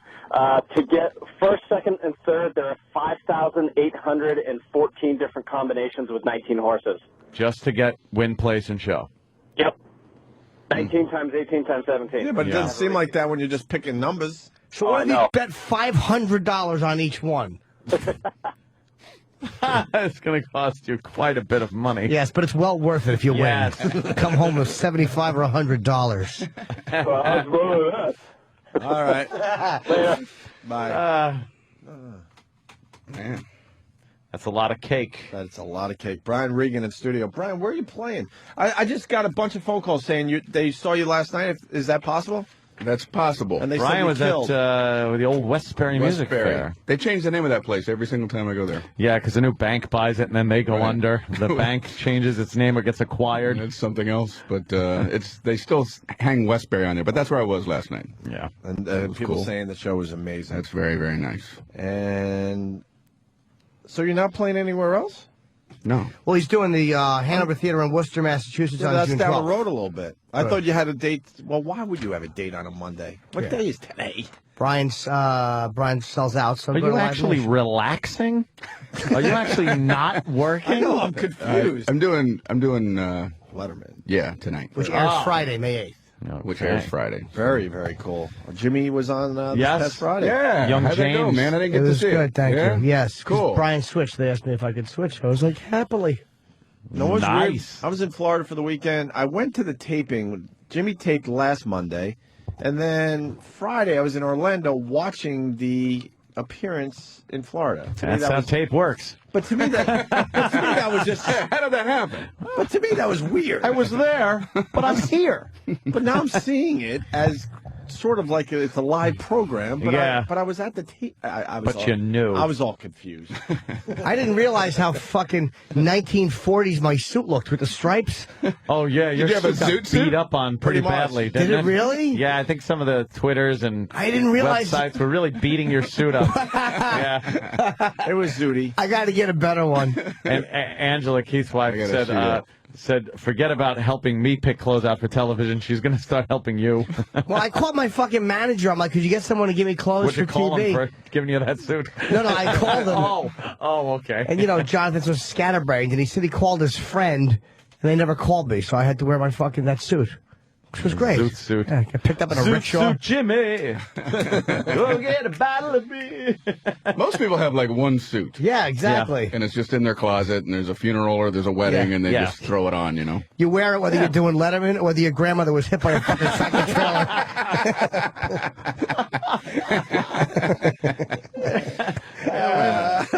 Grandma's getting my striped suit. You really do That's reach so a point. true. Happy Shouldn't you reach occasion a and point? sad occasion, you're in the photos with the same suit. You should The reach a one point in suit, life where you yeah. have more than one suit in your Why, closet. though? But As most an people adult, just have one. to be like an adult, I Unless think you need work more. and you have to wear a suit yeah, to yeah, work. suit every day. Why would you people ever who don't- need more than one suit, though, Ed? I mean, I that's don't a know. great Like point. for TV though is a good example. Like No, if you're doing talk shows or something, maybe you need a suit. Well, apparently, you need one from this era. I didn't, Jesus, I didn't realize that my suit was popular when slavery was legal. Were you swinging a pocket watch going at the girls? Yeah, how about a hand for the dames? There's Jimmy. Ladies and gentlemen, Jimmy Norton, school you wah. That's right, Dave. That's right. How about a hand for the band in blackface? Yeah. Skin me 5. Yeah. Slip me some skin, Mr. Letterman. But who decided you have to wear a suit on TV? Yeah. We have 8 TVs in studio. We're looking at 3 or true. 4 different guys with suits on. Why? No. You watch like a sports thing, ESPN, all 4 guys got suits and ties. I never understood that. That's what do you need that for? It's stupid. Kevin from Connecticut goes, what, Jimmy was on Steve Allen's show? It really was. And now, on the Technical Theater, James Norton. Sid Caesar presents. I didn't realize that it was fucking older manish until I watched it. Good. It looked fine. Fine, fuck them. Oh, no, don't get me wrong. I'm not saying I wasn't a juicy, fuckable specimen. I'm Yes, just you saying were. I didn't realize it was a throwback suit that I'll never wear again. Aw. Maybe Angela could help a brother out. Angela. Yeah, she would. She'd help you out. I want her to help me with my apartment because there's like stuff that needs to be done, and your place looks so good. Oh, she's but I'm afraid she'll think I have decorating, Anthony money. Ah. I That is interesting. don't. You have more. No, I No. you know something? I spent. I got it and I went with it. Easy come, easy go. Me a bag of shells. He just lets it go. Let's ask Brian about the swine flu. Brian, Yes. Oh, you all right? Yeah. No Feeling swine flu good? for you? You travel a I lot. cough a little bit, but I cough into my elbow. Yeah, that's what you're supposed to do. You're supposed to do, right? Is that really the proper way to? Yes, no longer cover with your hands. You're supposed to cough in your elbow. There's Jimmy with his suit. Oh, Hold no. on a second. Could you not get my neck so fat, Dan, so Brian doesn't think I've put on weight? Fantastic. Well, yeah, that looks all right. That's a fine suit for Letterman. Nothing wrong with that. Letterman likes it when You're you dress swimming up in nice. it. You got to dress up nice for Letterman.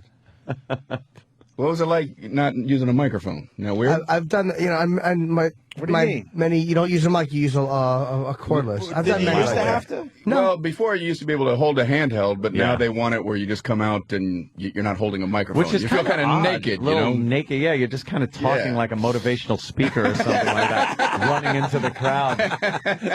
Well, if you, He looks good, though, man. well, if you got look your at the way hands I there. do it, I obviously am such a professional. I know how to gesticulate and move my hands comfortably. Arms Like are I'm moving like the Lost in Space robot when there's an emergency. Warning, warning, my suit is too big for Robinson. Warning. They are moving quite a bit. You don't have to point at everything. I really am a fucking. I'm like Travis doing the nannerpuss dance. I should be face fucked. There you go. Which giant defensive lineman did you get that suit from, by the way? Holy A little big, a little big. That is, ooh, you look adorable, though. Is that the same? I didn't realize it was too big. No, suit it's looks fine. Who the I've fuck lost am I weight. talking? Don't tell him it's too big. No, I I'm feel not. good. I lost weight. He'll obsess about that. I all just day. like, you know. Yeah, it's fine. The suit's fine. Everything's fine. Fine. Does remind me, I got to get my pool uncovered. Why is Tommy Lee frowning at my suit? So you're supposed to cough into your elbow. Into the crook of your arm, yes. It's hard to cough into your elbow. I believe the crook of your arm on the opposite side of Maybe your I've been elbow. doing it wrong. I've been trying to cough into my elbow. Ow! You're walking around in a cast. That's where you prop your head up with your elbow and cough on people directly. It's even worse. Yeah, launches it. My new sneeze wasn't a hit with the family over the weekend. No. I was down in Florida for my nephew's graduation. I was in the middle of where the Gators play. What do they call it? The swamp or something? You know, Gator growl. Is that what it's called? Yeah. Well, no, they have a big annual homecoming thing they call the Gator Growl. But you mean the stadium itself? Yeah. I think they call it the Swamp, maybe as a all right. lingo. Tribute to the Gator. yeah. You know, the Gators would be in the Or swamp. tribute to MASH. Yeah. My nephew graduated. We're all taking pictures on the field. It's the thing to do. Get the Gators logo and all that crap. And I needed to sneeze. And my new sneeze is I do the whole at the end of it. And the wind was blowing. Oh, shit. And not only did it land on my wife's back, it landed Well, on, it could have been worse. it landed on my sister, her husband, my little niece, and the graduate himself. And then they all That's nice. were beyond pissed at me at the Well, same of time. course they're pissed. It was just a cloud of A mist of germs. yes, just when the wind hit it perfectly. You're going to be And like covered all of them. patient zero or whatever that term is that got it going. I went to some alligator place down in the South one time, and this guy was going to give a presentation. It was like a young kid. And so there was like 9 of us sitting there, like in these metal chairs, you know, and he came, and his whole presentation was just, does anybody have any questions about reptiles? And so all the pressure was on us. And he was like really into reptiles, and somebody said, is it true that alligators can rip people's arms off, can bite people's arms off? And the guy gets all indignant and goes, that is a misconception. What? That is a misconception. Alligators do not bite people's arms off. And we're all sitting there like, wow, chill out. And he goes, what they do is they clamp on the upper arm and twist it off. It's a twisting motion. Oh, okay. So it's not a bite. It's not a clean. It's a twist off. Yeah, that's good to know. That's good to know. I thought they bit them off, but they actually twist them. And wouldn't the twist them off. Wouldn't the twist off be way worse I than would- actually getting it just bit off? I would Yeah. think so. Right. Oh, absolutely. There's no reattaching a twisted off arm. Yeah. Yeah, you just don't. Bring that in a big cooler. Yeah. Oh, I see you've had an alligator twist here. Not a bite. Here's this guy. This is a great video. It's on never YouTube seen or it from something. Brian. This Oh. guy puts his hand in an alligator's mouth. Being all cocky. And, yeah, Why would you do that? Because he's putting on a show. Because he lives in a third world nation and he wants to eat. And then, of course, here's the voice of reason. Yeah. Then, of course, tragedy strikes. This one was waiting. If this motherfucker sticks his arm in my mouth. Oh, yeah. He smacks him on the nose. Why are you doing that? Times. He's beating on a dinosaur's head. Pretty much is what he's doing. He's a fucking idiot. Now he's poking it in the mouth with a stick. The animal can't be happy about that. Its mouth is open wide right in front of the guy. He's got some, and now he's loosening his arm up. You better loosen it up. He smacks it on the nose a couple of more times. You know, these guys they're talking to are. Yeah, they're like, oh, he shouldn't have done this. Yes. Saying, in hindsight. He shouldn't have smacked it. He shouldn't have poked it with a stick. He shouldn't have dipped his hand in alligator pussy first. And he's smacking it all on the nose. Why would you It's waiting patiently. Go ahead, stupid. That suitcase is just waiting to kill him. Oh, no. Good night. He's twisting. Dude, it goes around completely one time before the guy even rolls over once. That's exactly what the guy said. Oh, the death roll. Oh! It went around once. No! Now the guy's trying to twist with it, but oh, wow, it came off. Did the arm come off? Yes. No. You saw it twist on the skin. The bone was completely gone. They cut the clip. Look. Oh, no, that's right. Why would they cut that clip? Where? Look, right there is where it's broken and twisted twice around. He is a hurting Johnny. Look, you can see the twist in it. He's making a balloon animal out of his arm. That's not his elbow? No, he should cough into it now. He can cough now into Cough it. into the elbow now. That alligator. Oh, was he waiting? That alligator just kept his mouth open and was like playing possum. Like, go ahead, dummy. I know the drill. Yeah. At the nanosecond, his arm went in. Oh, it was over. But and that fucking animal's the teeth connected. Like it bit. There was no like. It was like connected. His teeth. That Smashed guy was down. finished. What are there? Something like 30,000 pounds per square inch on a crocodile or alligator bite, I believe. Know. It's so ridiculous. There's no opening that up once it's hilarious. It's shut on you. Brian, are you a fan when the animals attack? I'm a huge fan when animals attack humans. Well, yeah, I don't like to see people get hurt. Why?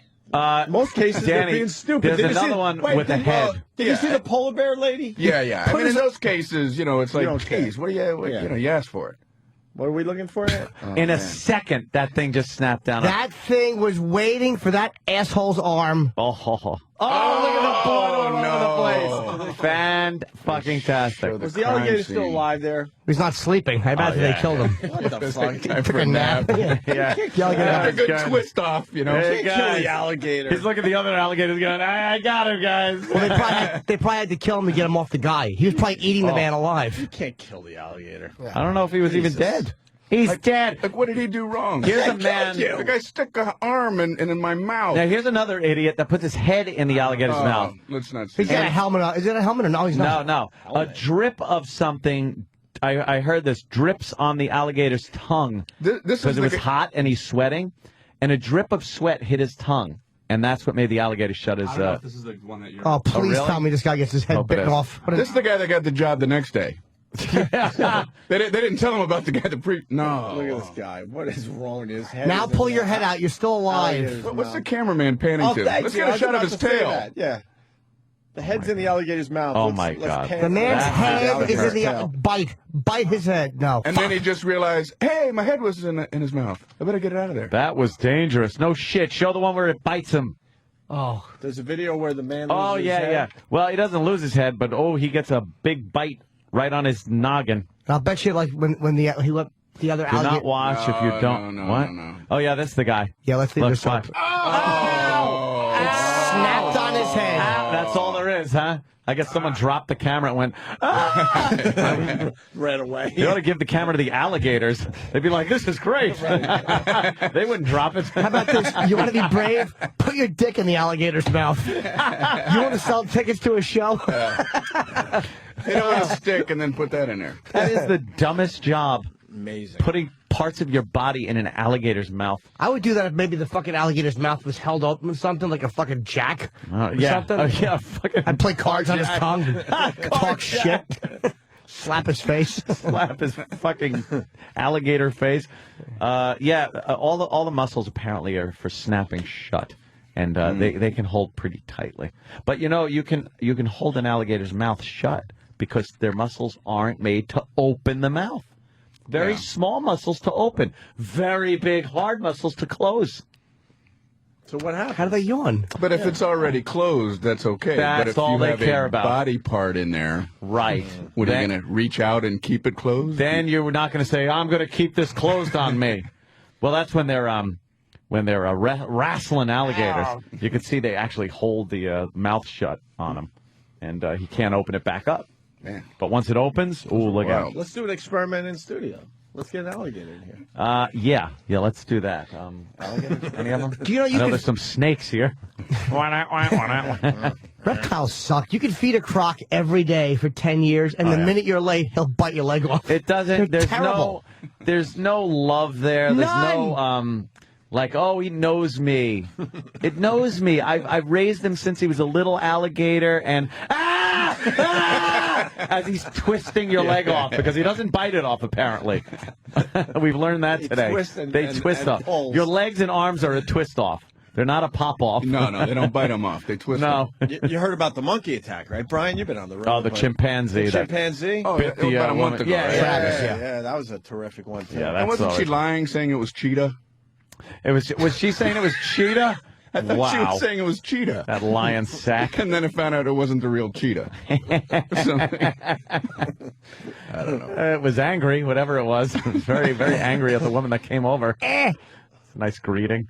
What's going What are on we here? watching, Danny? Is that what I think it is? Is that guy fucking a snake? Yes, it is. Is he putting his dick in a snake's mouth? He sure is, James. What?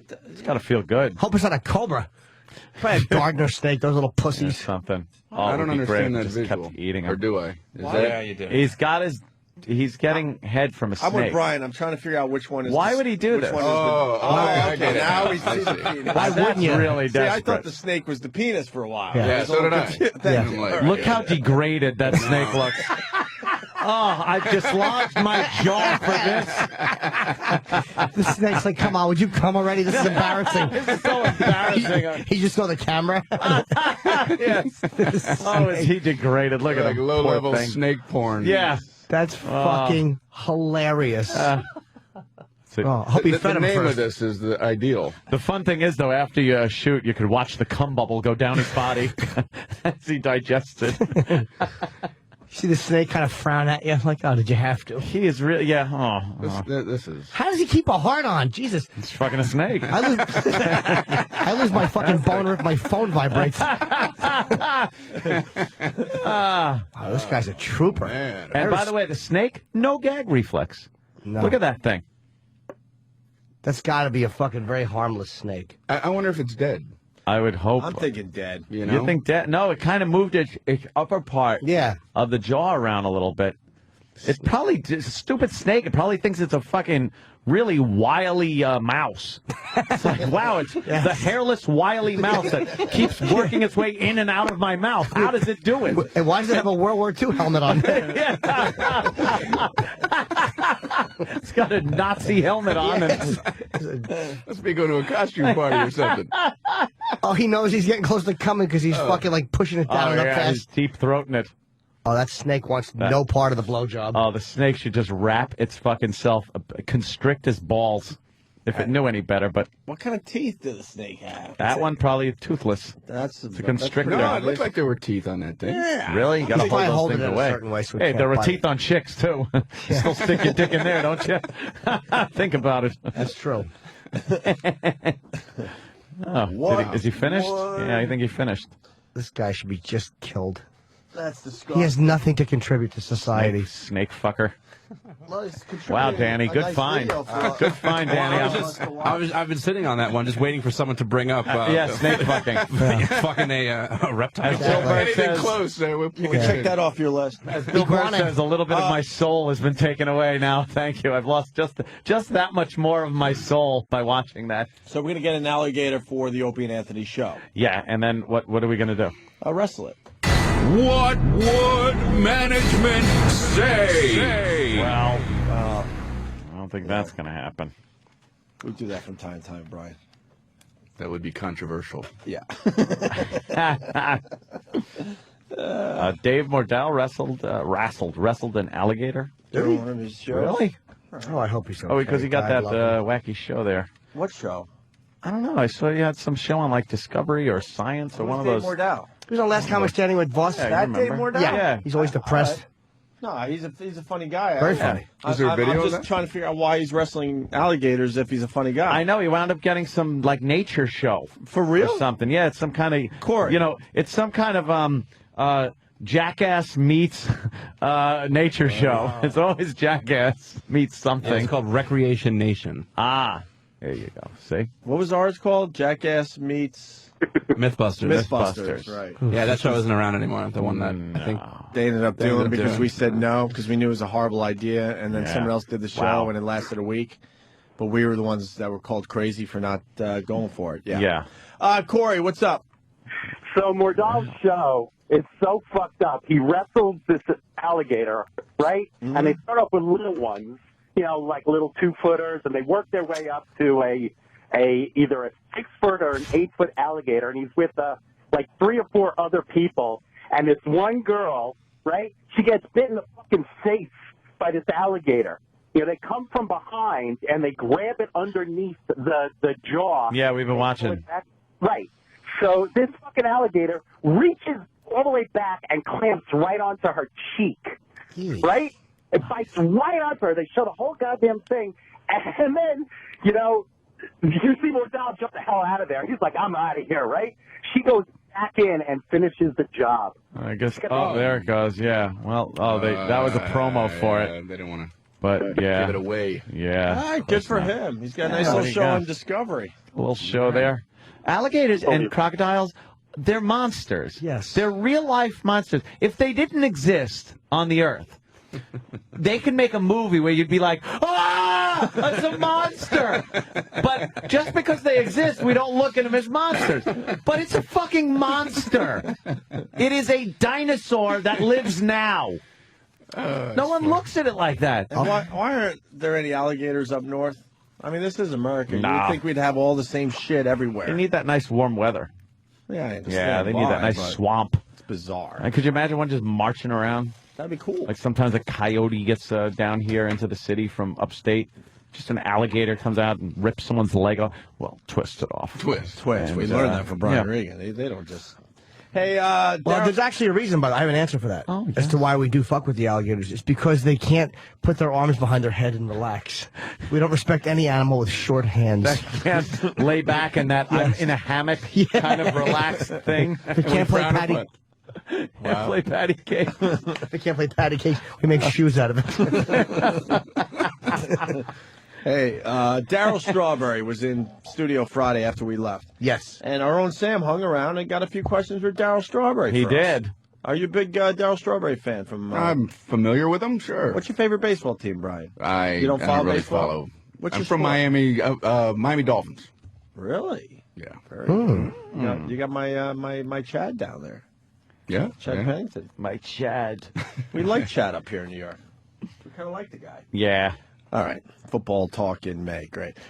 Here's what's the hat for Daryl Strawberry. All right, so we're here with Daryl Strawberry. Daryl Strawberry, what's the haps? The haps is that I'm here talking about my book, my new book, Straw, Finding My Way.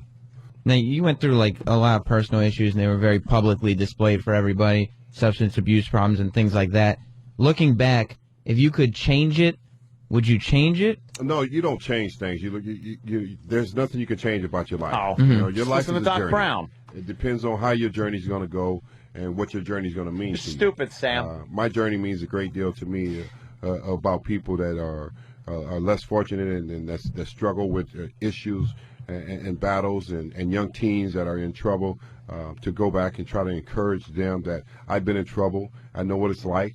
Really, sometimes we think life is all about us and what Lots we of do. chocolates? We think we think we it half of the time, but in all honesty, we're not. What was Mr. Strawberry saying there, Sam? I don't have any idea. I was just trying to be polite. Like, nice, honest answer there.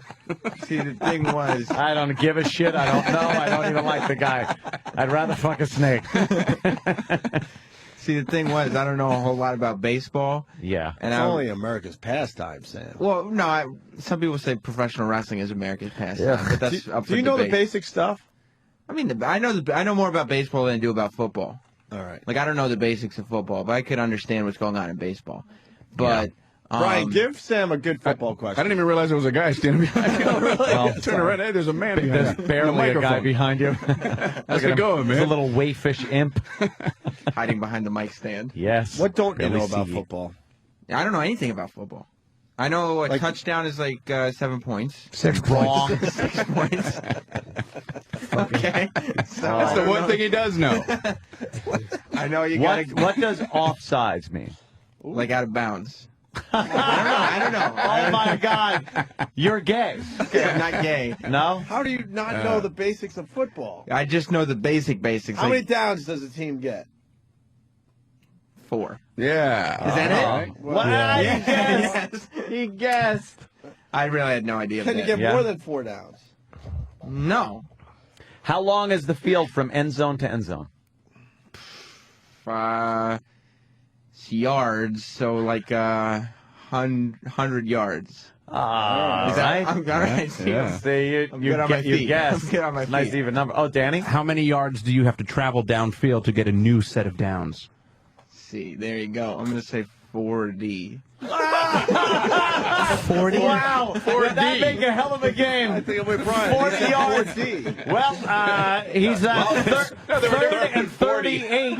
I think he's gonna go for this one. He's gonna throw the bomb. 40? Well, I got as far. Well, I You did understand. all right, man. I got as far as I figure out that you got to In go. the frozen tundra. You got to get to the end of the field and get the ball in there, and the other guys are trying to stop you. Yeah. Yeah. When you start talking Spirit about of the game. downs and Yeah. like, oh right, that's a first down. I How don't know many what you're points saying. do you get for a field goal? It's a touchdown. What is a field goal? It's not a touchdown. It's well, that's a little bonus points. Bonus point. It's another way to score. Right. It's like in basketball, there's a 2-pointer and a 3-pointer, and it's another way to score. What is a field goal? How is it made? 3-point. Well, it's I'm assuming it's probably like a far kick, right? A far It's kick. It can be a short one too. To what? The end of the field. Through what? Oh, I know. You say that. Ah, see, there the you big, go. the goal thing. What's the The difference? goal thing. What's the difference? Holy shit, you're a woman. What's the difference between a field goal and a punt? Well, I know a punt is a kick. Because Right, so is a field goal. that's what Randy Orton does. I guess a punt is harder. It's like a hard kick. I don't know what the difference between No. a punt and a field. You can, Wow. I don't know what the difference in those two things is. And you can get points for kicking it through the uprights. The uprights. Is there how many points? I'll give that 2 points.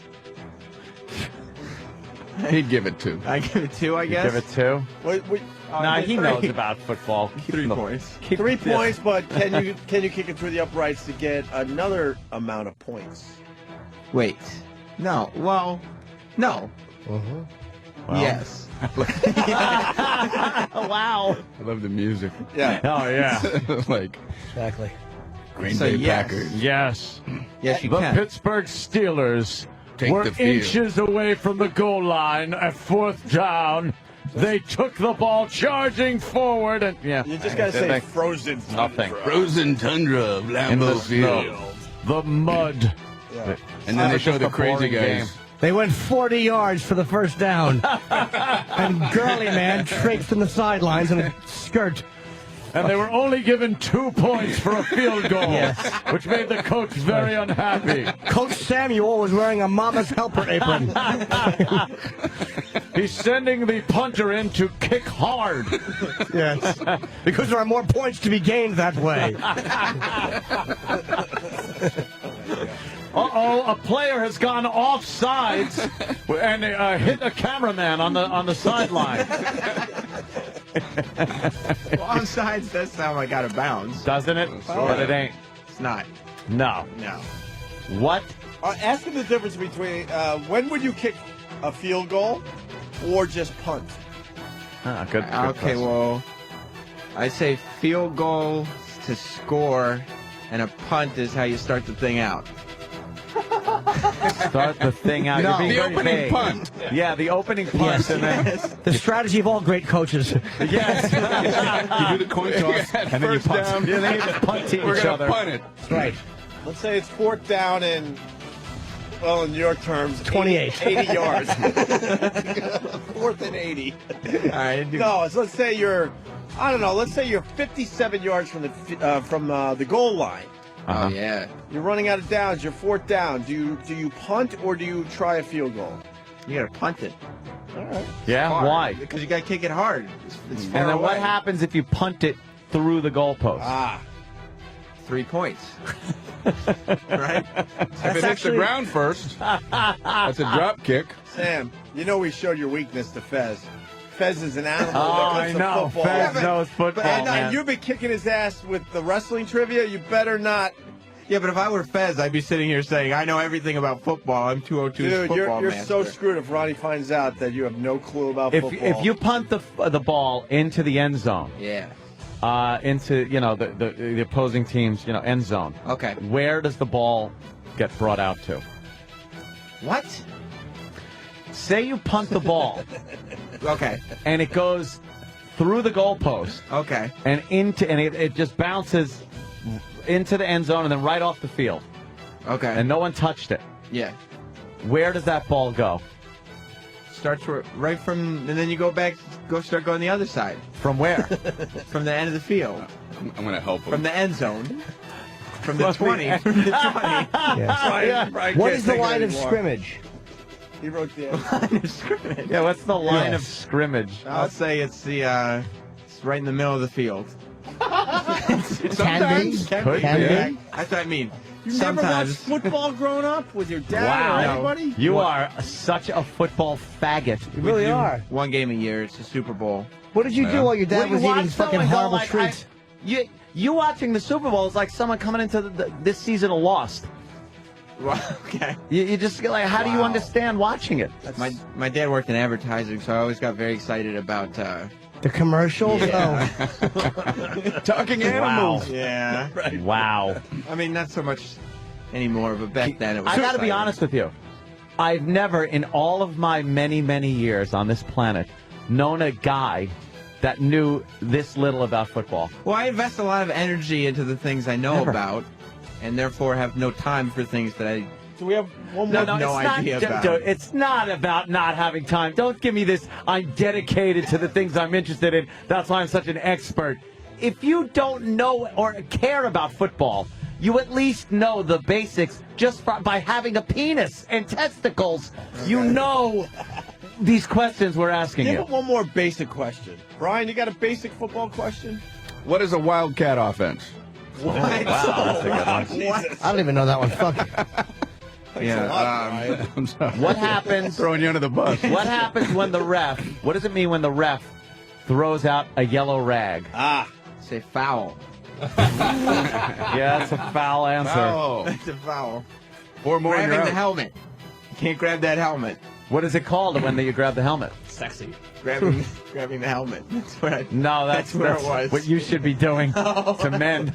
Yes. Grabbing the helmet. What is it called? You don't know? Yeah, I was stuck with grabbing the helmet. What's a face mask? Oh, it's the thing on the helmet. No, but what's a face mask penalty? It's when you grab the face mask of the helmet. And what is it? Oh, go ahead. Be the ref and give us the signal for face mask. The signal. Come on. Give us the signal for face mask. Signal. Yeah. Face mask. That's a big face mask. You're voguing. You're fucking voguing. You queer. He's dancing. The ref is dancing out on the 50-yard line. He had his hands up to his ears on the side, like looking like a field goal was made, and then did the wiping in front of his face. He does the thing we do in front of blind people's face. He's just rubbing his hand back and forth in front of his eyes. Your chick probably knows more about football than you do. She might. She doesn't know anything No, about she football. Guaranteed she will know more than you do. You know nothing. $200 she knows more about football than you. Where is she? Can we wake her up right now? You know nothing. I think she's around. Wow, how gay. In football, what is traveling? Good question. Yeah. Yeah. That's well, there's no dribbling in football. Damn. So So he's trying to come up with the answer. oh, so there's no traveling. There's no such thing as traveling. Question. There's no Trick such question. thing. There's no traveling in football, stupid. No, they travel every other week. They have a away game. That's what you do on your bye week. That's it. Yep, bye week. You know what that is. As by life. Bisexual. Yeah. Ugh, you suck. No. No, it's I just don't know football. at all. No, not at all. At all. No. It's amazingly embarrassing for you, I think. It's not. Yeah, it's. I don't know anything about the game. Tell us everything you know about. What is this? What is this when the ref does Oh this? no. What is that? Up and down there. The ref does that. It's when somebody leg checked you, I guess. Yeah, leg check. Leg check. Illegal leg check. Yeah. Yeah, all right. Leg check. All right, well, we'll go back to Daryl Strawberry. We're going to wake up your girl and see if she knows more about football than you. Okay. So, Daryl Strawberry, he was cool?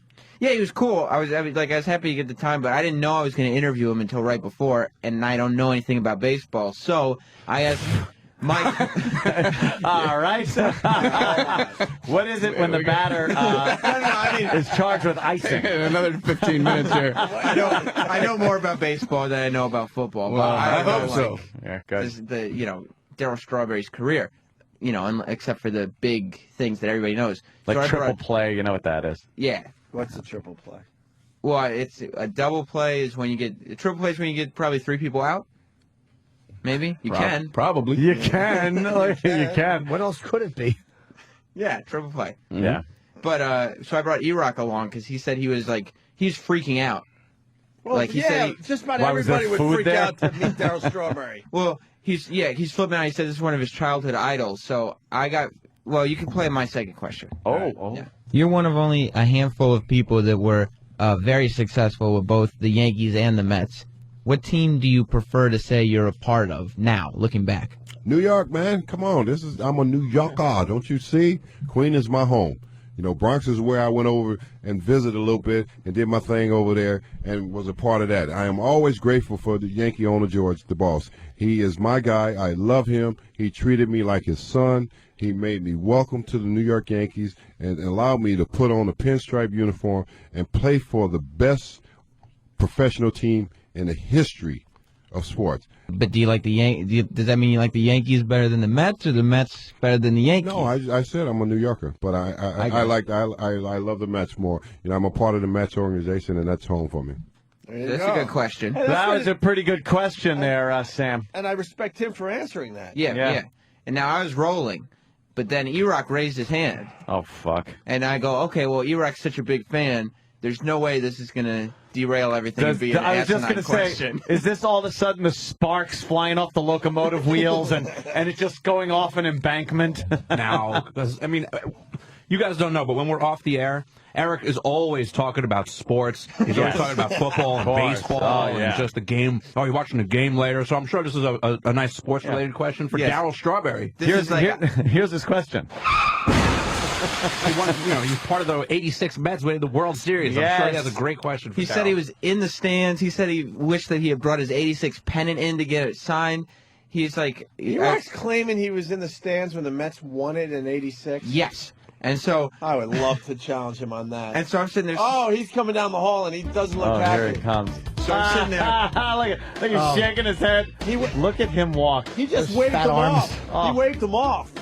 He's waving you off, man. I've never seen Erock move before in my life. This could get really good. He's never done that to a waiter. Erock is pissed. What's up, Erock? Traveling back from cruisinghorribleshirts.com. It's a Triple H shirt. How do you do it?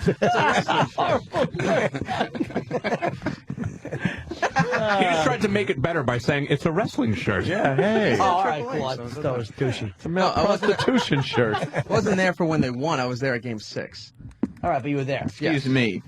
So you're a big fan. I don't know anything about baseball. You're going to say, excuse me? Exactly. Ooh. I don't know anything about baseball, so I figure Erock's going to pick up my slack. I have the basics, and this is going to be a solid, hardcore question that the baseball fans from O&A are going to enjoy. It was. And you're picturing this audio is going to go everywhere. It's going to be great. I'm going to get it on one of those viral things. Oh, my God, you're not going to believe what Daryl said on... Right. All the baseball sites are going to pick it up. It's going to be on ESPN. Right. It's going to be great. I asked the question nobody else would ask. Here it is. This is Erock. He's a big fan. He works for Opie and Anthony with us. Erock, how you doing? I'm doing good, sir. Got to ask you, what was it like being animated on The Simpsons? Of all the stupid questions. What the fuck? That's one of their best episodes. But you said he was your hero. Like, you said he was like, this is a guy you've looked up to, and you asked him... And you were in the stands for part of the World Series. If you could ask Daryl Strawberry one question, would that be it? No, because what's he going to say? He's going to go, oh, it was a lot of fun. Yeah, you know the answer. How could he answer that? It was horrible. It sucked. Oh, my God. Long hours. Yes. Yeah. While they sat there and drew you. Right. Yeah, he had nothing to do with the He just... Lenny Dykstra broke a fingernail off of my asshole. What do you think he was going to say? Nothing about the World Series. Nothing. Yeah. Nothing about baseball. Jesus. What did he say? It doesn't even look like Daryl Strawberry. Not at all. No, it's the worst drawing of someone ever. Looks like an Indian. Right. Skin tone is wrong. He's wearing an orange hat. His white man hairdo. Terrible. I know the Mets had orange in their colors, but not... No, not like that. Orange. No, that's because he was on Mr. Burns' softball team. Oh, was he? That is crying in the picture. A terrible question. It's the worst. It's horrendous. It's not even terrible. It's just nothing. It shouldn't even I wanted exist. to know. Did you and No, you Gorbachev didn't. ever Yes, I compare head birthmarks? Would have been a better question than that fucking horrendous one you Well, asked. asking him, how does it feel to be alive? I mean, How many possible answers could he have? You know the answer. What did he say? Can we hear the I'm sure it's I'm doing riveting. good, sir. Got to ask you, what was it like being animated on The Simpsons? That was great. You know, I never knew course that it would was. draw so much attention. Wow. You know, at the time, because I remember them asking me about The Simpsons and would I like to be a part of The Simpsons, and they said they would run forever, and they said people love The Simpsons, and to be able to be on that was a great opportunity. What was he going to say? That was the worst question I've ever An opportunity for what? Exactly. For more cartoons? You know what that was? That was More coke? People going to get 8 balls? It's not like a stepping stone. Yes. It's a great opportunity for bigger and better Yes, I was cartoons. hoping to work my way up to South Park. Jesus. Erock, did you have a follow-up question? No. No, because then he had to leave. What would your baseball That was your question one be? question. Yeah. That you didn't get to. You didn't bring your pennant. Yeah, I was pissed. You're that was a dope. how's your news question. A retard question. Yeah. So what did you ask, Mr. Baseball? What would you ask? What would you ask if you had another Baseball shot? question. He said when he got a picture with him, he said that was surreal. You have no idea how surreal it was, and that's the question. And he that's the asked. question. What would you ask? Would you say, like, how does it feel being named after a sweet fruit? Yes. No, You just gulped. yeah. No, actually, the other question I would have asked Sam had done off air. He said, how does it still feel after all these years that people will still do that Daryl chant to him? And he says he embraces it now, like he's down the street and people are doing it to him. Those are the moments you miss. Yes. I left that off because it was a fluff question. It was a nonsense question. Not a hard-hitting one like, how was The Simpsons You should to have be said, drawn on? you should have said, Daryl, I have appley cheeks. Will you cave my head in? That would have been a great question. And give Strawberry a bat. What happens around here after we go home? I don't even know anything about him, and I had that question and was like, no, I'm not going to ask that question. No. I'm going to sound like an idiot. I didn't want to ask him about doing coke with Dwight Gooden or something. Why? Why? Because I didn't read the book. I didn't know if he said it. Because that would be bad radio. Something. Yeah. Don't ask about coke, which is what people want to hear. Yeah. Hollywood Henderson, in his book, wrote about doing coke during the Super Bowl 13 on the sidelines out of a fucking Vicks nasal inhaler. Wow. Thomas Henderson said he was doing coke. It was fucking great to read that. Why wouldn't you ask about that? Because they didn't know what was in the book yet. We were But if told it the wasn't sex in the was book, what it would have was been even better. Exactly. Right. Why didn't you read the whole book in front of him and then ask questions as you got through something? Yeah, you could have had a nice confrontation. Nothing wrong with that. Well, just a question. Yeah. How does it feel to be Drawn in The Simpsons. awful. It's a cartoon. No one else is asking that. So Because it stinks. Why There's would a they reason. ask him that? Exactly. Everyone knows already. Right. Yeah, oh, it's great. It's great. That's fun. A lot of opportunities. Yeah. For what? And this was like, it came to him like a stroke of genius. Like I was in the middle of talking to him. I only had 5 minutes. I He got raises one. his Let me in hand. here. Let me in here. I got it. And I he does got the it. old radio thing where he puts his finger in the air and he's pointing to the top of his head. Go to me. Like, go to me. I got this one. Give me the Throw ball. Give me the ball. I got it. Yeah, he threw it into the fence like Martini. Fucking zilch. He wanted to be different fan guy, like the guy who asked the question that nobody else will. Like, hey, how about that I never cartoon? get that question. All right. Oh, you're a true fan. There's no way he never gets it. You just said that was like one of the most popular episodes of all time. I'm sure he gets asked that at least on a weekly basis. It's not exactly like a new episode. Like that episode of The Simpsons has been airing for at least 10 years. Oh, really? Yeah, Fuck. a minimum. It's older That than episode has probably been. That was probably made in 1991. Oh, shit. What did you wish you had brought with you for him to sign? I have a 86 pennant from the World You Series. have a pennant? Yeah. Not a pendant? Whatever it is. It's a pennant. Pennant. Oh. One of those stupid triangle things that are in every kid's room in the Wonder Years. Yeah, that episode, by the way, is 1992. Wow. 92. Good topical question there, Erock. 17 years ago. So, Dal, I got to ask you, what's your favorite airline? Jesus. How cool was it to be a baseball player? Yeah, that's pretty much it. Oh, it was great. Got to play baseball. We got intern David marching back and forth. So What does he want? David, what's up? What's going on out What's there? the matter, David? I see you like trying to help Sam along, but he couldn't see you. I'm just laughing. I'm just laughing at everything. It's very funny. What's funny? It's funny that that Sam didn't know anything about football. Yeah. And it's funny that Erock didn't ask good questions. It's just funny. Yeah. That's intern David. Yeah, that's funny. Yeah. Non-Jews are funny. Do you know Brian Regan? Hey, how are you? I know of him, yes. Do you know his comedy? He's one of the funniest guys. He's very funny. Yes, he is. Very funny. Thank you. Hey, thank you.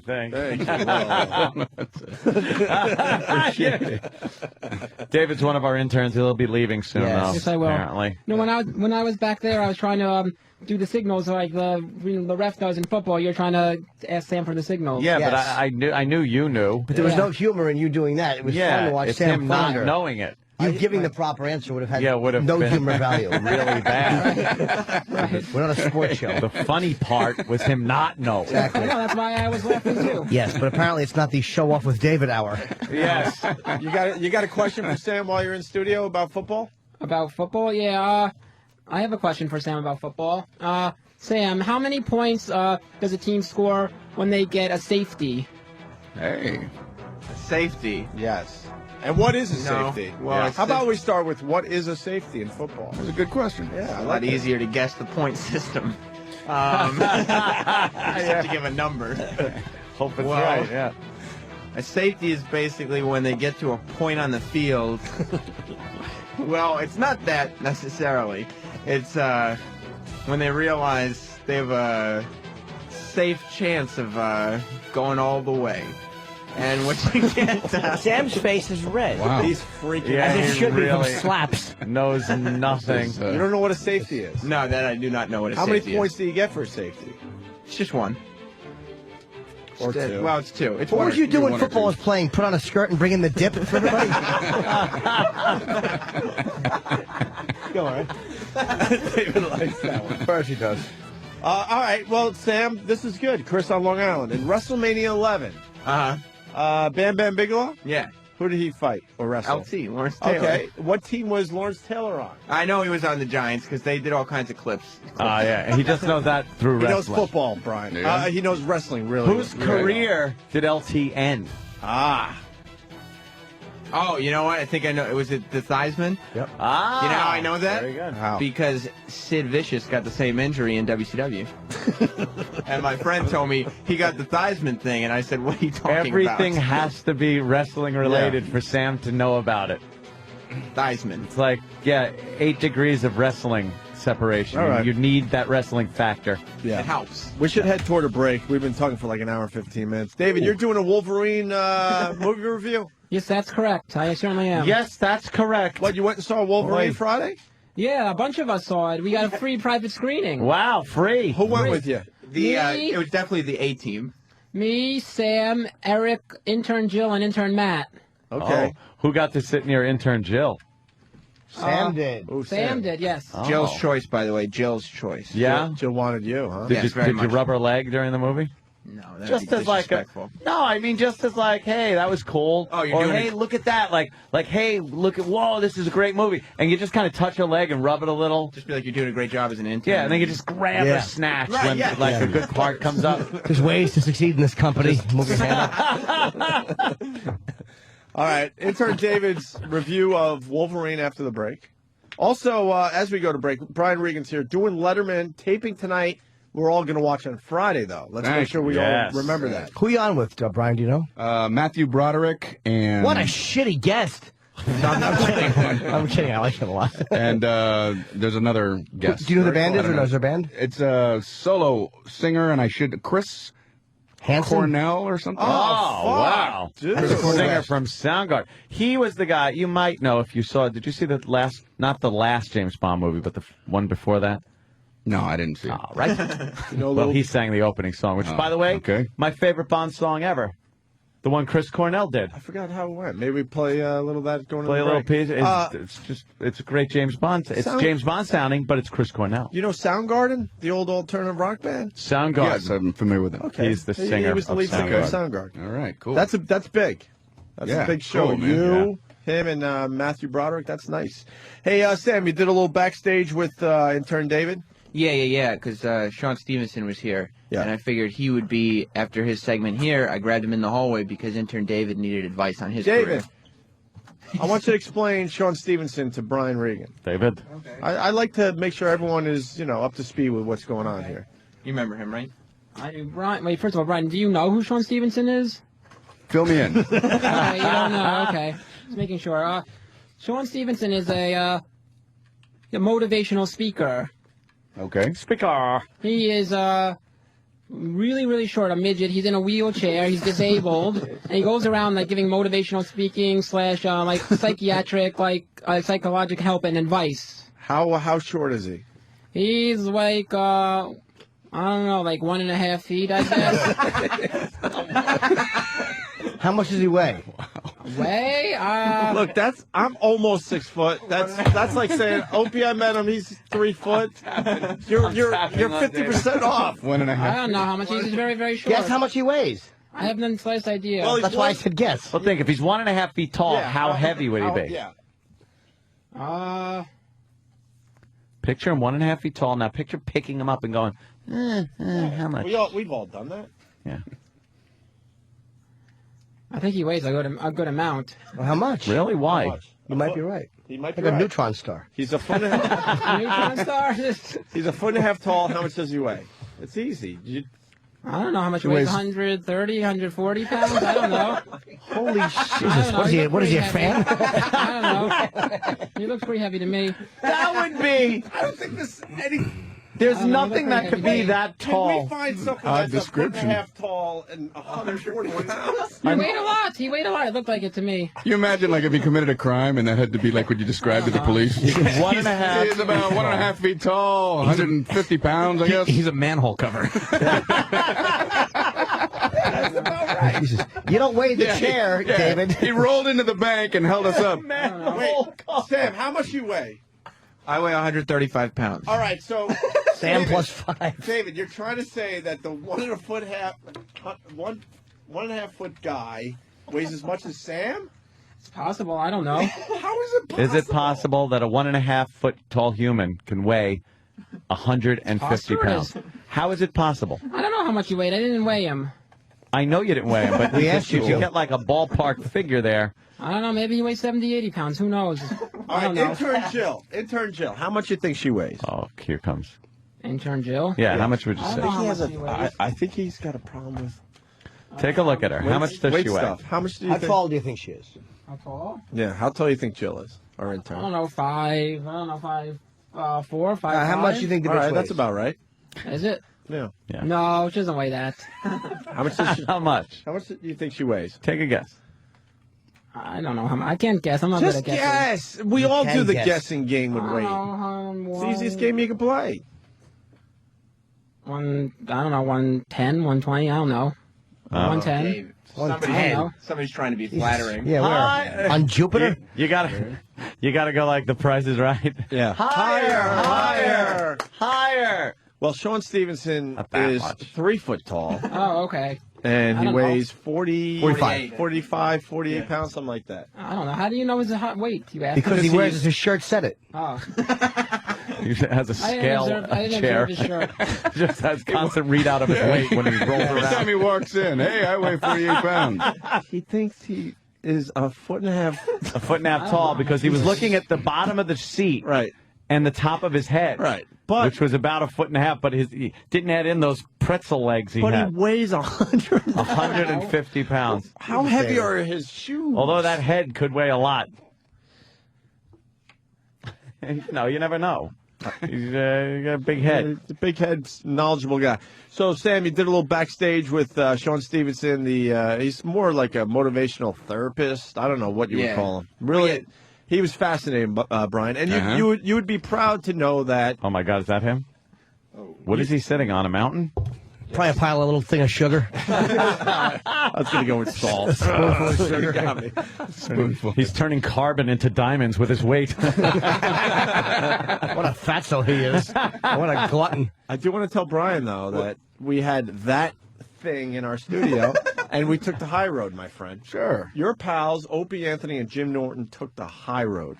Not one joke. About. There were a couple of jokes. I made two. Little subtle ones. I don't think anyone caught the one where he said we had a problem when we went down to Florida, and I said, "What, a hawk?" No one fucking heard it. I didn't get it. That is hilarious. No one heard that one. And then something about something going over his head. And I was like, come on, dude, that's too easy. Yeah. Exactly. Well, Sam did a little backstage. What is it, a garden snake? Intern David got some advice from this very great man, Sean Stevenson. Great. Yeah, he's been depressed. Okay. I'm Primetime Sam Roberts, and we're going backstage with O&A. Opie and Anthony All-Star intern David is on the verge of leaving the show as his 2-semester internship is almost over. We got a hold of David to find out what his next step is. You're leaving in 2 weeks. How you feel? I feel great to know that I'm going to be going to nothing right now and have no job, no income, no nothing. Just a minimum wage part-time job. David, it sounds like your life completely sucks. That about sums it up, yes. Luckily, while David was contemplating suicide in the O&A office, 3-foot wheelchair-bound motivator and therapist Sean Stevenson was on his way out of the studio. We grabbed Sean to see if he could give David a little help. So you seriously want ideas, is that correct? Yes, that's correct. So I would tell you, you gotta get clear on what you want your life to look like. If you could have anything you want in the world, what would you want? And then you gotta have that goal very clear in writing, and then you gotta have the purpose to why you want it. So, you already got some pretty cool contacts here, you need to leverage that. You gotta network. You gotta loosen up a little, too. I recommend to find some cool guys who want to take you under their wing and make sure that you get everything that you need in life. The always dependent David seemed happy about receiving the advice as we asked him if he was going to follow what Sean had to say. Do you think you're going to be able to follow it? We'll see. I'll definitely try. That's some really good advice. If you try something, you will fail. You cannot try it. Because try doesn't exist. It's either you're going to do it or you're not. So are you going to do it? I guess I'm going to go ahead and do it. Yes, sir. Wait a minute. You just shook your head no. Okay, now you got it. Awesome. So are you going to do it? Yes, I'm going to do it, yes. Thank you, guys. Obviously, intern David is going nowhere fast. Way to follow through, kid. I'm Primetime Sam Roberts, and this has been Backstage with O&A. Oh, man, I don't know. I don't know enough things. That's why I hate going to parties, because everybody else seems to know stuff. You know how you're supposed to mingle around? You ever walk up to a group at a party, and then you instantly find out they're talking about something that's way over your head? I never know what to do in that situation. I wish I knew how to say, I don't know what you're talking about. May I still stand here?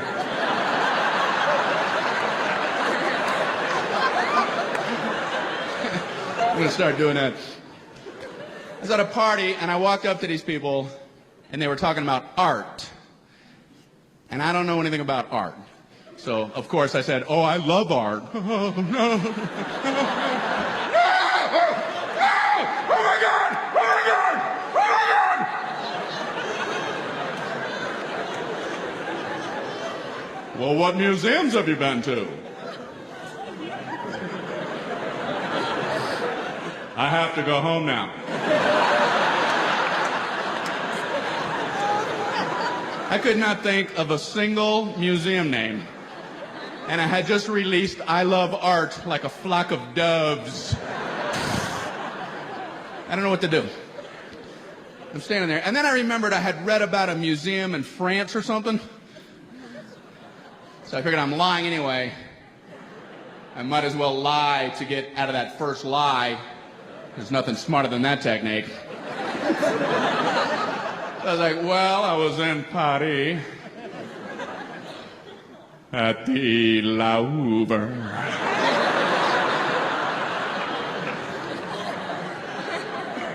Do you like Monet? I love Monet. In fact, I spent a lot of Monet when I was in Paris.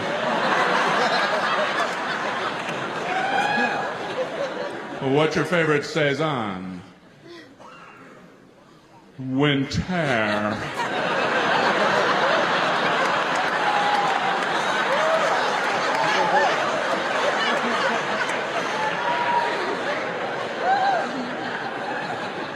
Do you like Francis Bacon? I prefer Jimmy Dean pure pork sausage.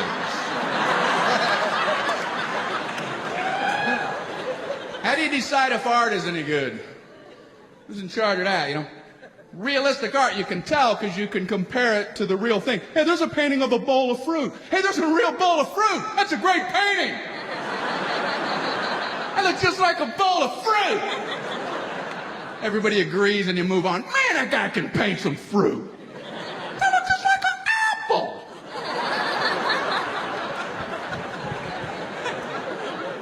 But abstract art, who decides if that's good or not? Like Picasso, he puts two eyes on the same side of the face. And if I were judging, I'd have to take points off. Pablo, look around. Does anyone have two eyes on the same side of the face? No, hence the low score. And people say, well, that's just it, Brian. He sees things differently. Well, then he shouldn't be painting. Might want to give him a camera because he's not even close on these images.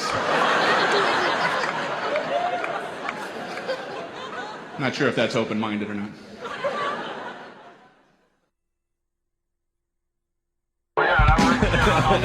Opie and Anthony, the show doesn't end when we have to take a break.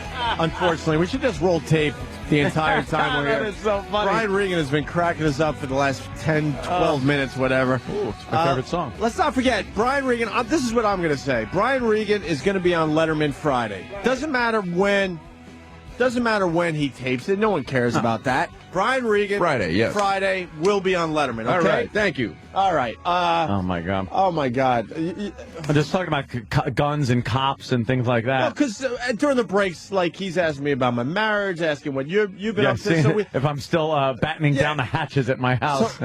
So we do a little catching up with our old friend Brian. Yeah. And the gun talk was hilarious. Gun talk comes up, and we're talking about targets at the range and how like, you know, you could put a target with it, which is just like concentric circles with numbers in them. But there's no emotional attachment to that. Yeah.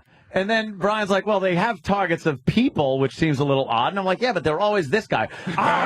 You know, the guy with the gun, he's pointing it. And he's like an old-time crook. He might as well have one of those round bombs with a fuse on it. I'll throw this at you. And a bag of money with the dollar sign on it. He's always the, man, see, Muggsy.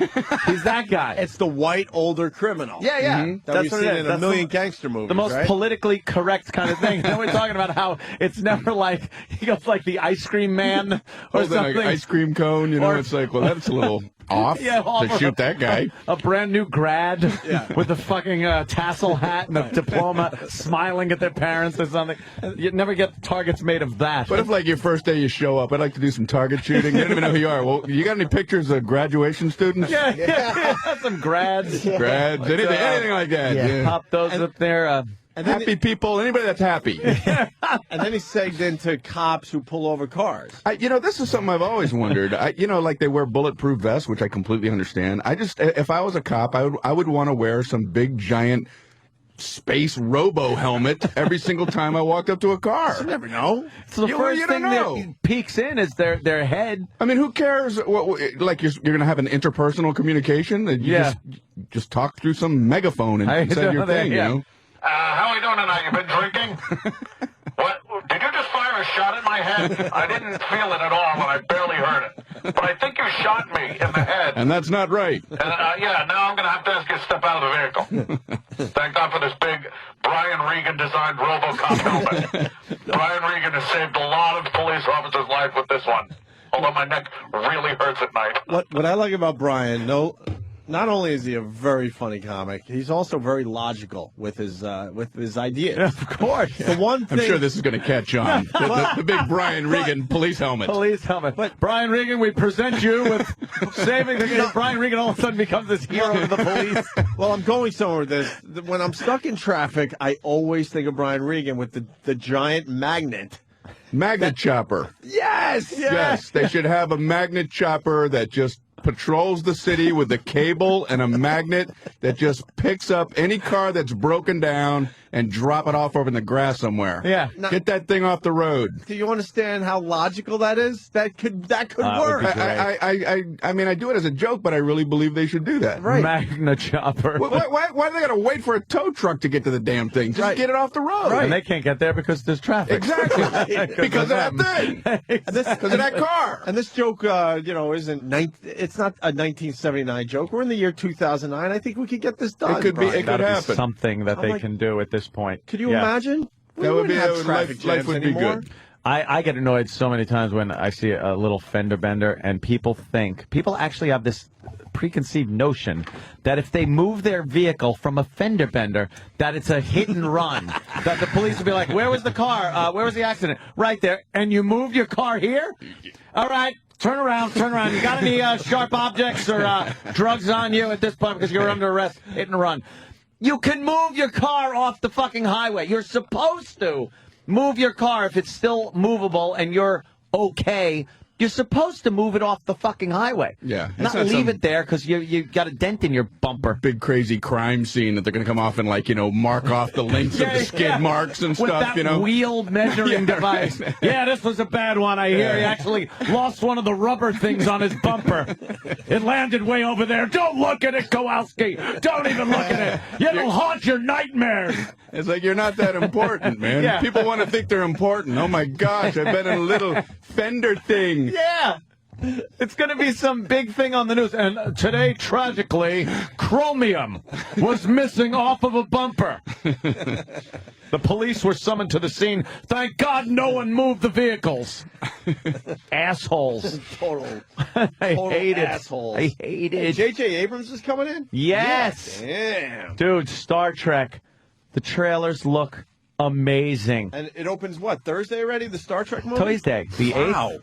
Wow. Right? Isn't that it? The 8th? Sounds like it, sure. Yeah, I am so psyched for this movie. I've been, a Star Trek fan. I'm not going to call myself a Trekkie or a Trekker, as they like being called later on, because Trekkie got this image of being a geeky nerd. But Trekker they're the cool people. That's right. Jesus Christ. All the same not getting laid, zip-faced assholes. You're a non-practicing Trekkie. Yes. You know more about that damn show than anybody. I know, but I don't like giving myself a name. You knew more than William Shatner when he was in here. I know. Shatner kept telling me, he's like, I don't know. It was a television show I worked on. And he was being serious, not like doing the SNL bit. Like, because I'm telling him, I go, there was an episode where you did this and that. I go, there's just a lack of consistency with it. He goes, it was a show. I don't even know what you're talking about. He goes, we didn't even work in the same place. I'm like, well, with Chekhov came in. And he's the helmsman, or was Sulu the helmsman? Because sometimes they split jobs, and that seems like a waste of resources. He's like, what are you talking about? Because I sat in a cardboard chair, and I pulled a check. He does get funny when you start talking really deep Star Trek with him, because he just doesn't give a shit. We love Shatner. He's hilarious. He's a rip. He's had this goddamn, goof kind of career. Yep.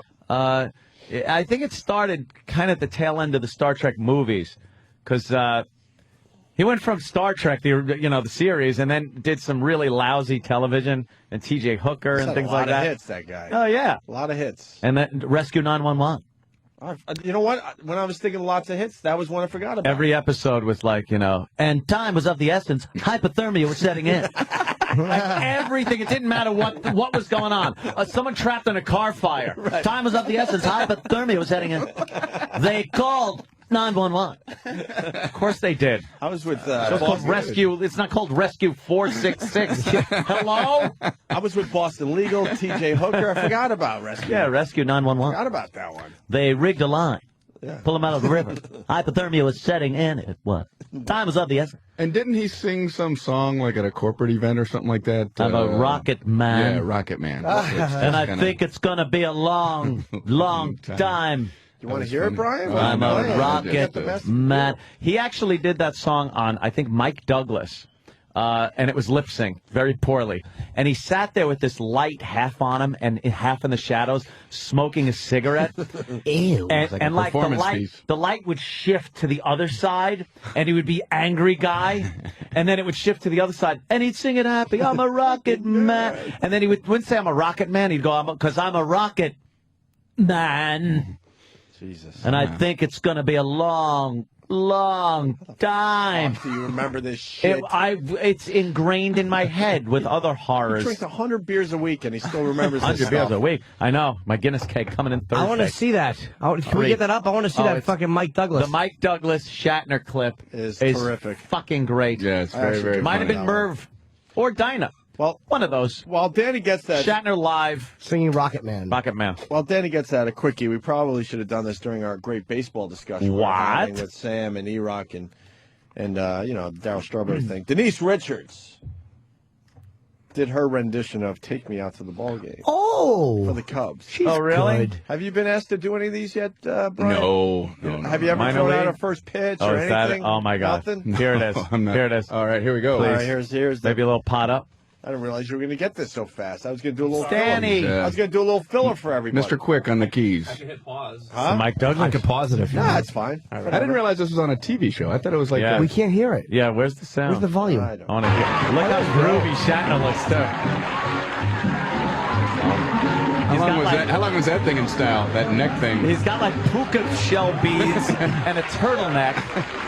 Yeah, about that. He got 47 women went to him. We can do a whole show of just entrances and exits. Oh, that's Yeah. He looks very Star Trek. Talking about Star Trek, do you? No, I love to talk about Star Trek. Because I want to find out, everybody wants to find out what it's like being recognized. Because What's going on? Hold on, pause this. What's going on with Mike Douglas's hair there? That's got. It looks kind of like a little comb over action going on As in the kids, front. we didn't know that. No, and because the got part is horrific- like over his ear. He's got horrific hair. And yeah. Who knew? I never noticed it when I was younger. Mike Douglas. Is that was it Mike Douglas's set that Kramer wound up getting out of the garbage when he set up his talk show? Travis would know. I love that one. It was Mike Douglas.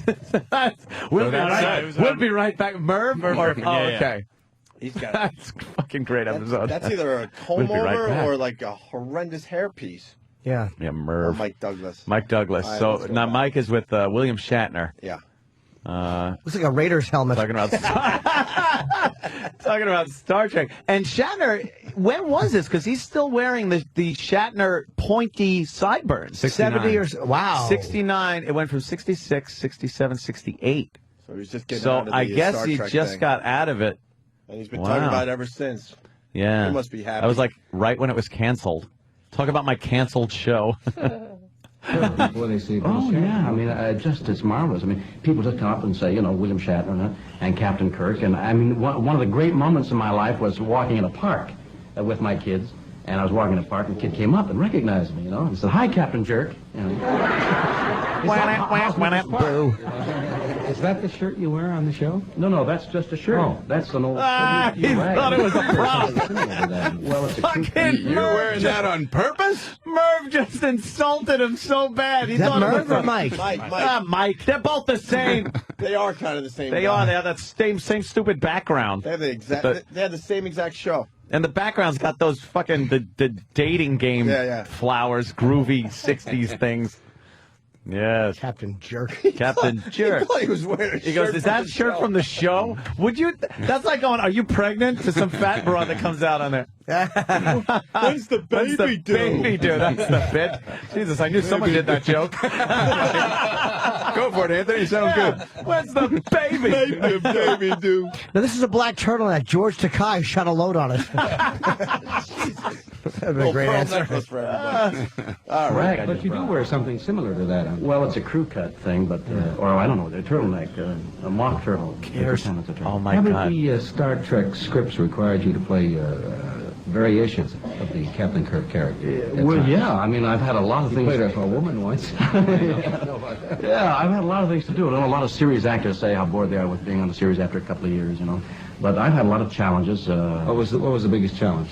Well, I've had a number of them. There was one where I had to play two Captain Kirks, the evil Captain Kirk and the good Captain Kirk. I love the that idea one. of the show being that we need both sides of our nature to be a whole person. And as I was telling you the other day, Mike, you have to work by instinct. You have to select something quickly because the shows are done in 6 days. You don't have time to rehearse, see what works, what doesn't. By the way, that episode was so bad because anytime Kirk had to fight himself, they would show just this fat fucking grip, I guess. They would dress him like Kirk from the back, and they would throw each other around like engineering or something, and they wouldn't even try to cover it up.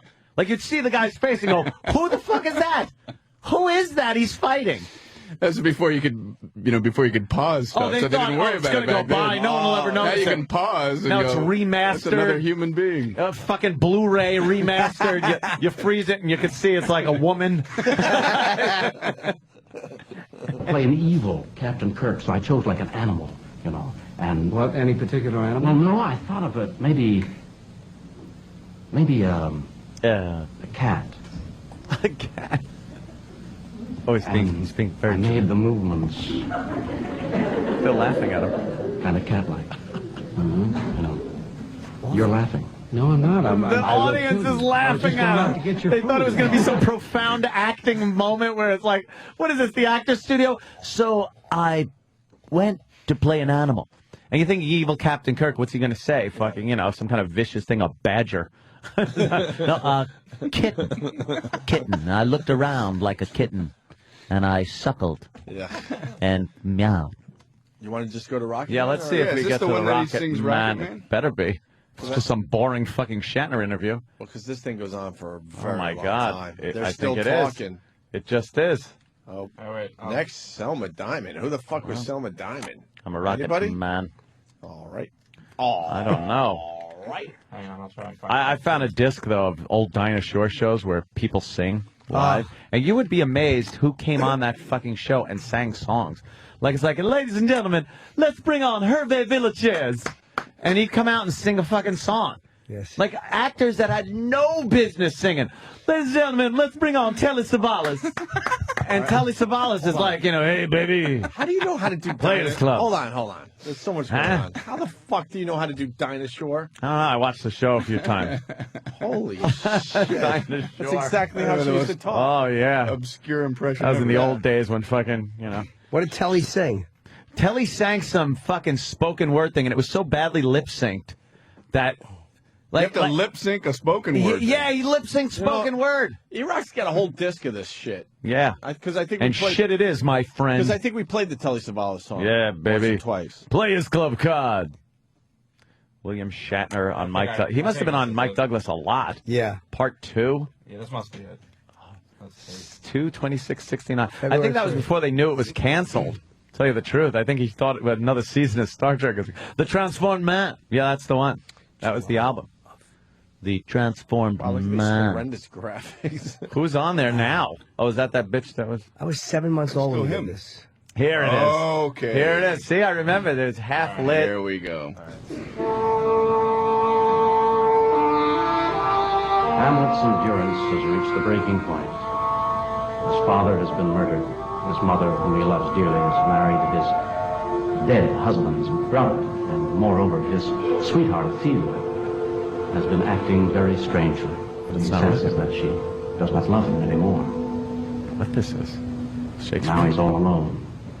The world that he knew shattered. His black mood of despair is deepened by his inability to act, to do something What a hack. to change the situation. And now he ponders. Spock. Only to continue living. Spock. Take his own life. Bones. To be or not to be. That is the question. Well, he's doing fucking Shakespeare. But What not. is nobler in the mind? This stinks on The ice. suffer, the slings and arrows, of outrageous fortune. Outrageous fortune. Who would enjoy this? Who would sit there? Some old bag. Yeah. Sitting there going, I gotta watch my programs. I'm watching my my programs are on. The William Shatner's on from the Star Trek. I think that show with the Dr. Spock. Sylvia Miles Everything was wrong. watching this when fucking John Voight teabagged her and asked for money. This is like Shatner actually had to go during a pre-interview and go, yeah, I'm going to do some Shakespeare. What do you mean? Like, you do Shakespeare, and then what? You fight a fucking thing with a big fucking what do you do? No, I just sit on a round stool ottoman thing and blurt out Shakespeare very badly. I want only half my face lit. Yes, have my face lit. Thank God they invented the internet. This was all pre-internet shit. Romeo, wherefore? Brian has to go. Thou, You have to Romeo. go, Brian? I'm getting a note. I have some other TV thing I shit? have to do as well. Brian's very busy. Oh, But I'd like to see some more of that. Can All we right. see Oh, what? just a touch? Sure. A little more of William Shatner. Posing end them. Yeah. To die, to sleep, no more. And by a sleep, to say we end the heartache and the 1,000 natural shocks that fleshes So you their just saw teeth. the boom mic. The boom mic went right in the shot. Yeah. They didn't give a shit back then. Like, that's what ruined it. Yeah. Yes, the boom mic. Wow, nice fucking Hey, look at this. fade. Chance to dream. Fade to close-up face. Aye, there's the rub. That's the slowest For in that fucking thing. sleep or the death, what dreams Faith may is on come kill. when we have shuffled off this mortal coil. Must Go give ahead. us pause. There's the respect that makes calamity of so long life. For who would bear the whips This and is scorns the of time, worst rendition. The oppressive I know. wrong, the proud man. Voss could do Shakespeare better than this. The pangs of Louis love, Beans. the woes Yes. There's this- Romeo. There's this man, Louis Beans. He owes me money. Does he ever sing Rocket Man? No, this is like a different thing. He did I Rocket don't even saw Man, this one. but Rocket he Man did is Rocket Man also and smoked the cigarette. Well, we can keep going with Boy, this. he was on- I can find the Rocket Man, I'm sure. He was on the show a lot. That's like Yeah, fuck him. Jeez, Brian more finally that just guy. said, fuck him. No, it's all. No, he's I good. admire him. I admire him for what he did. I mean, he's It's very very challenging. Sure, but Seriously. it's challenging. It's a challenging thing to take on. Challenging to watch, Brian. Admit it. You have to admire somebody that would take that on. Yes. There's probably just like the fucking a lighting strike. Why isn't and the Brian- guy, only half the stage lights were Why on. isn't Brian a politician? He plays it perfectly. I know, he really does. No, Shatner, he was great doing this Shakespeare. Yeah, You know, I couldn't do it. You got to admire, man. Give him a political thing real fast. Watch how he talks around. Oh, Any- don't. any You're going to heavy- scare me with something. I know. I'm trying to go easy on you. What? Something as easy as taxes, taxing the upper echelon. You know, that's one of those things where I really see both sides of that. Just one of those things. You know, I mean, sometimes taxes are in order, but I can Yeah. also understand the argument where, you know, people should not be taxed. You think we should have a dialogue with known terrorists? Oh, yeah. Obama's trying to Do you make think we friends should with the rest of the world. Start a dialogue with known terrorists, thinking that perhaps talking to them might, cool them down a little bit. No, the thing about negotiating with terrorists, they always say that you should not negotiate with terrorists. Mm-hmm. But what if their demands are like really small? Like, what if they have a plane and they stick a bullhorn out the window? We have a plane and we're going to blow it up unless we receive a lemon bunt cake. You gotta give him the cake. Yeah, if you're talking about let's give him the cake. Doesn't really hurt. We will not give in to terrorism. We're not playing games. We want a lemon bunt cake with the swirly frosting, and we want some sporks. Let's give it to him. You gotta just give it to him at that point, right? Cake. Yeah. Brings up a very good point. That is very Sometimes tiny you gotta demand. negotiate, right? That is a tiny demand. Next thing you know, the plane blows up. Yeah, we're gonna let the plane blow up because they want a cake. And then everyone finds out it was just a cake. Yeah. And then what? It's a catastrophe. Fucking Brian. That's why those pirates should have just brought it down. All right, not 3 million cookies. Yeah, start baking. Just want to get out of here. Got this fucking sniper shot through my skull. That was amazing. They had 3 simultaneous sniper shots. The captain. I don't know how you would ever talk about anything else for the rest of your life. How would anything ever bubble into your consciousness after that happened? Like even 20 years from now, you want to play some ping pong? Well, no, but that reminds me. Once I was bobbing in a lifeboat when all of a sudden everyone's head exploded. Except for mine. How would anything else ever go into your head? Holy shit. You want to give a toast for our daughter's wedding? Sure. I'm sure I can come up with a little something. That would be the only thing you would ever think about, ever. For the rest of your life. Oh, shit. Fuck, that's funny. Yeah. Can you imagine what went through that guy's head, though? Like, my God, just kablam, and you're like, everyone's whoa. dead and I'm alive. And I'm here, and that's amazing. It would have been even better if he had just gotten to the point where it was like, okay, guys, so we're set. You realize this is silly. You're going to let me go, and everything's cool. Oh, yeah. All right. Let's take... Holy shit. Whoa. I was talking to these guys. 3 heads blown off and not a piece of brain matter on anybody. No. Man, what a trip. We got to get him out? Yeah. Brian's trying to play the Brian's cool guy, but gotta we definitely go. got to get him out of here. You guys are your great, guy out there is man. panicking, so... Brian Thank you. Regan. I knew him well. Yes. Rocket Man. I'm a rocket man. You doing TV Look at my or notes. anything? I say one thing. 20. 20. What was You the don't 20? need It notes was on helping this him show. out. He didn't know where the football would go. You don't need no notes on this show, my friend. You just come in. You doing anything we need to promote besides the Letterman? No, I don't think so. Just going to do this and that? Just different dates Okay. and stuff. You know. All right.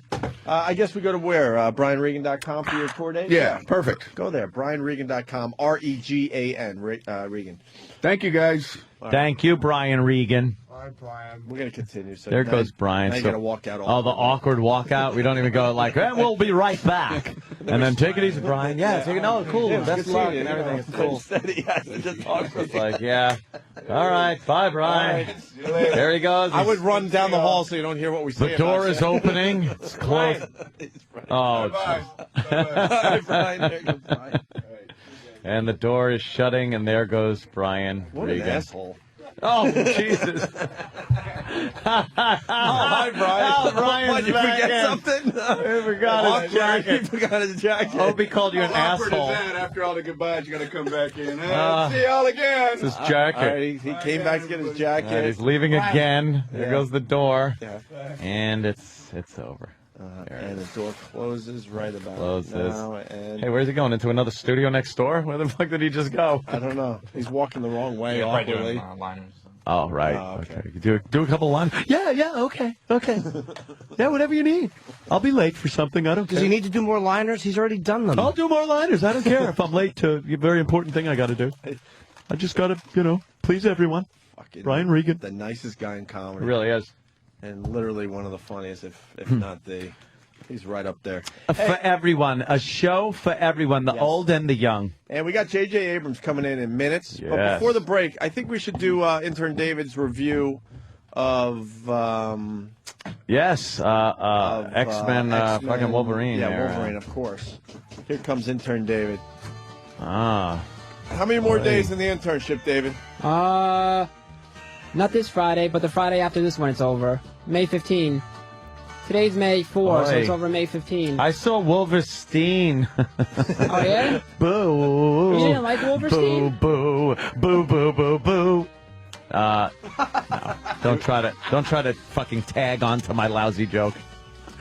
It was a movie about a Hasidic Jew. Looked just like a Yeah, what? Hasidic Jew turning into a... Yeah, because, you know... Oh, because he's got the payas. Right. Yeah. That would be funny. All right, David. So you went and saw Wolverine with a few of the staff members, right? 2 staff members and me and 2 other interns. Correct. For free. For free. Wow, the most important part. Most important part of those stereotypes. It was a private screen. There were no other people from any other companies or organizations there. How much do you like free? Very much. I enjoy free. Yeah. It's, I was telling David before that he asked me if I saw it. I said no, and I said I might go see it today. And he said, you should have came on Friday. It was free. It was free.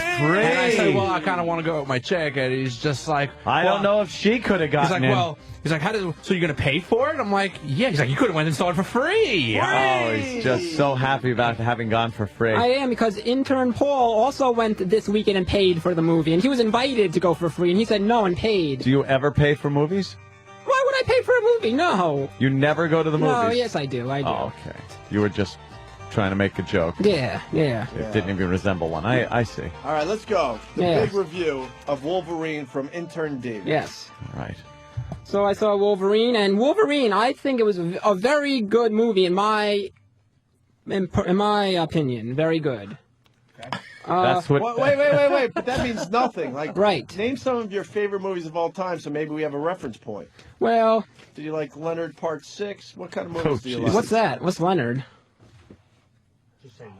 Okay, I'm gonna say no. I have no idea what Leonard is. Name some of your favorite movies of all Well, time. I'm mostly into the comedy movies and stuff. Like Schindler's List? Yes, like Schindler's List. A big comedy that I like. Yes.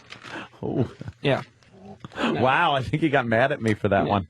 It's one of those tasteless, dark David. humor jokes, David. Name a few movies you really enjoyed. I told you I like the Ben Stiller comedy type movie. That's my favorite thing. Comedy. Oh, like Dodgeball? Name. Yeah, Ben like Stiller's been Dodgeball. in a bunch of bombs. That's why I like them. Yeah.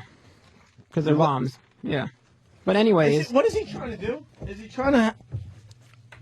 David, I don't know what he's doing. I don't know if he's trying to do a bit. David, name like 3 or 4 of your favorite movies of all time. Actual names. Not types or genres or Right, anything. I like one of my favorites of all times is Ben Stiller's Meet the Parents is one of my favorite All right, movies that's of all time. respectable. Yep.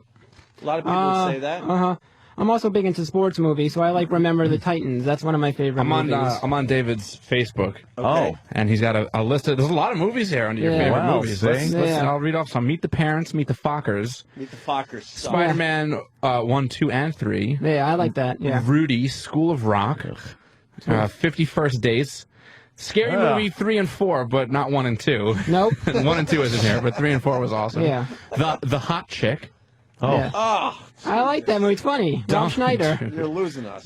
Dumb and Dumberer. Oh, Yes, no. it's funny. Dumb and Dumber is funny. Yes, Oh, it is. It's very. God. I like it. It's Stop funny. it. Yes. and Dumber? You like sequels to movies that, like, were Good. all right. Yeah. Mr. Deeds.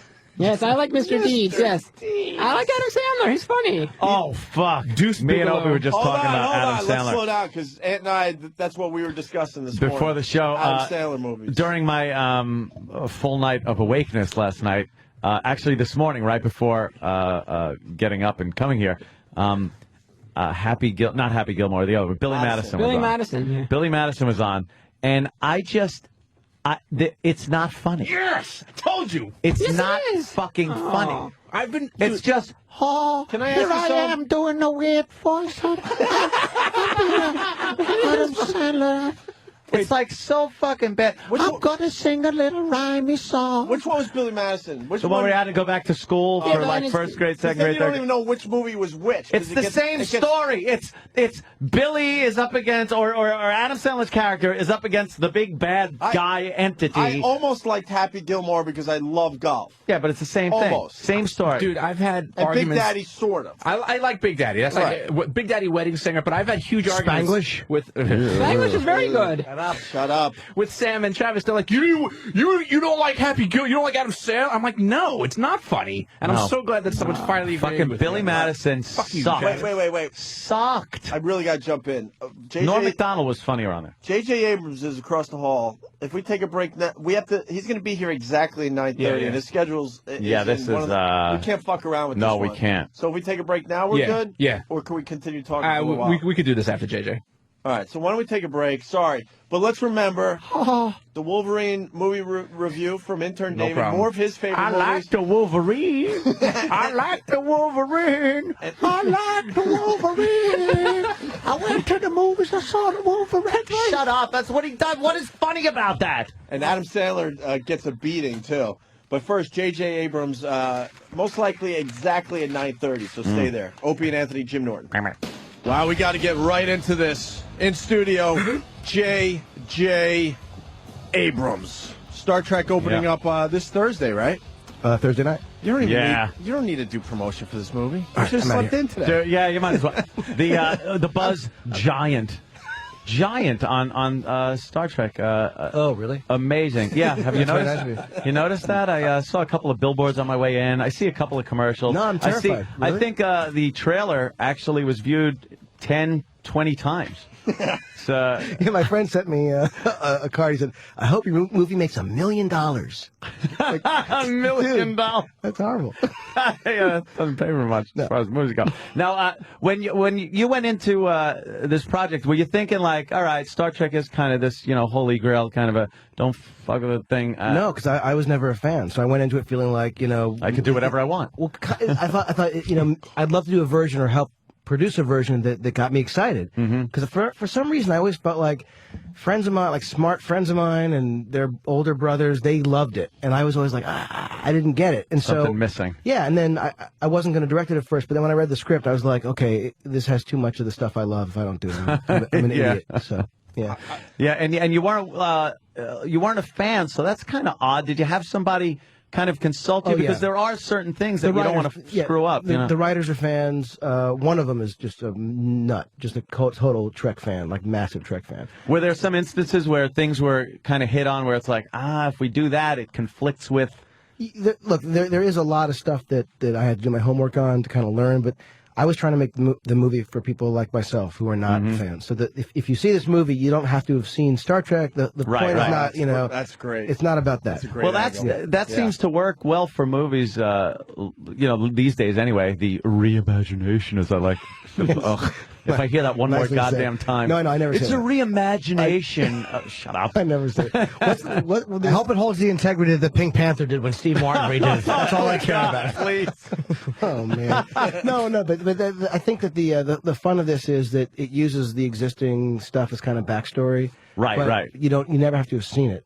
Well, that's cool. Okay. The other thing about prequel type things that usually gets me is the technology is a lot better in the past, if you will, because the technology is better in movie making now. Right. So how do you cover that thing where, as they had cardboard sets and... Well, you're literally hitting on the whole thing, because this is not a literal sequel in that regard. I thought the key is to take the stuff that was, that was created almost half a century ago, and say, make it relevant.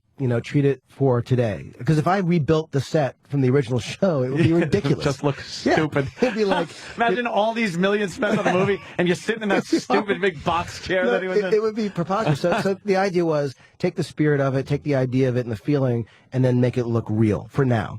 Right. That was the idea. Yeah, because if you take something like Star Wars and then you look at the prequels, it's like, wow, why didn't they just keep that? Because then you go to the original Star Wars movie, which is supposed to be later in history, and their stuff was like crap. It's an interesting thing. I mean, it was the dilemma. I mean, the Star Wars movies were literal prequels. Right. This movie is its own sort of timeline, its own world. So this isn't actually a prequel. We don't have that problem of, I don't care how exciting the sequence is. I know that Ewan McGregor lives because I saw Alec Guinness play him.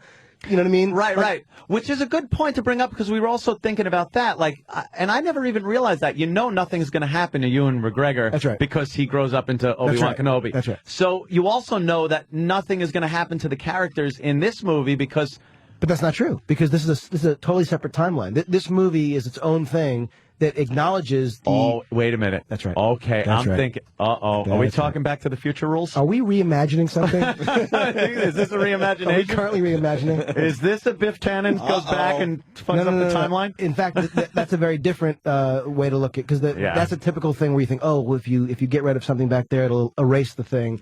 But this has a sort of parallel string theory. This is okay. So string theory. That is and cool we're back. then. And we're back. Very good. You lost me. Now you ruined the movie for me. String theory. Dude, you screwed it. Don't start with the string theory. I don't mean to ruin the film with string theory. Kirk comes out of the closet and Spock hangs himself. That's what my guess is. No. Hey, did you want Shatner to do anything in it? He said no, or did you really not care if he did anything or not? Well, apparently his character died on screen in one of the films. Yeah. And so to bring him back, which we could have done. I mean, it's not like you can't come up with a story to do it. On Alias, every week we brought the dead character back to. But the problem was, it honestly felt like the gimmick to bring Shatner back. And he was interested in being in the film, but the truth is that he didn't want to do a cameo. I want to be the captain of the Enterprise again.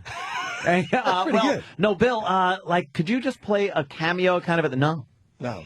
I'm the captain of the Enterprise. All or nothing. Well, he's actually, he's such a funny guy. I think he's been sort of using this parodied too. It's like bluster, you know what I mean? Like showmanship. Yeah. Not a big deal of it. I don't think he really. Why haven't you guys been able to figure out how to bring back some of these, like a William Shatner, or it happened with the Batman movies? What is it? It just takes you out of the new version of the movie. You know what I mean. Well, Leonard Nimoy is in this movie, and he's in it, and he plays Spock. He plays the same character. He plays Spock. You're very good at that. Spock. Were you a big fan? Yeah, I watched all of them. Oh, yeah. That's slightly eerie what you did. Yeah, I watched all of them. Too bad you didn't do it a year and a half ago. Maybe you would have put some in the movie. Yeah, right, sure. we were casting. The casting. Now, also, I want to talk about the casting there. Was it difficult? Because, even though, like you said, you didn't see it, a lot of people very familiar with the Kirk character and his idiosyncrasies, his sexual, I'll screw anything that moves kind of a thing. Well, as far as casting goes, did that come into play, that you wanted someone that was a little early Shatner-esque? Well, we didn't want someone who was Shatner-esque, but we wanted someone who had the same kind of, that he had to be, he had to be cocky, he had to macho, be he had to be, fast, and he has to be really smart. But the key for me was funny, because Shatner's funny. Yeah. And he brought that in his performance, and I feel like, the luck we had with this cast is amazing. Everyone is funny. In every single person is funny. Even Eric Bana, who used to do stand-up, he's the bad guy. He's funny. He was in Australia. He was a huge stand-up but he comic. played Chopper. I just can't picture him doing stand-up comedy. Isn't that funny? Yeah. Before Chopper, he did stand-up. Yeah, that was his thing in Australia. Big stand-up comedian on TV. And so now it's like, we have this cast. So the whole making of the movie was fun, because the cast was really fun. And the special effects look amazing. The ships and everything, because that's a part of Star Trek that everybody, I think that's half of why you go. Is the characters and story, but then you want to see the ships, and the visual effects are unbelievable. Yeah. ILM, which is George Lucas's company, actually. Is he good at that? I've never seen anything he's done, but they're amazing. I mean, they just blew my mind. Yeah, because the ship, I guess, would be the Enterprise at that point in time. Yeah. Just looks amazing. Are we going to get into a lot of battle shots and things like that as far as the space thing about battles? The movie, Star Trek always, and I know you were a fan, so I apologize to say, but Star Trek always felt very talky. It was always promising action that they didn't have the resources to deliver. It was like, I always felt like it was a discussion about what might, which by the way, I get, and that's a good thing, because it means that, you got to be creative. I think it was kind of economics back then, too. That's what it cost a lot of money to show a phaser. No, they didn't have the resources to do it. And so, but I understand, like, when you have limited budget, you actually are forced to be more creative. So that's why people, I think, love the show.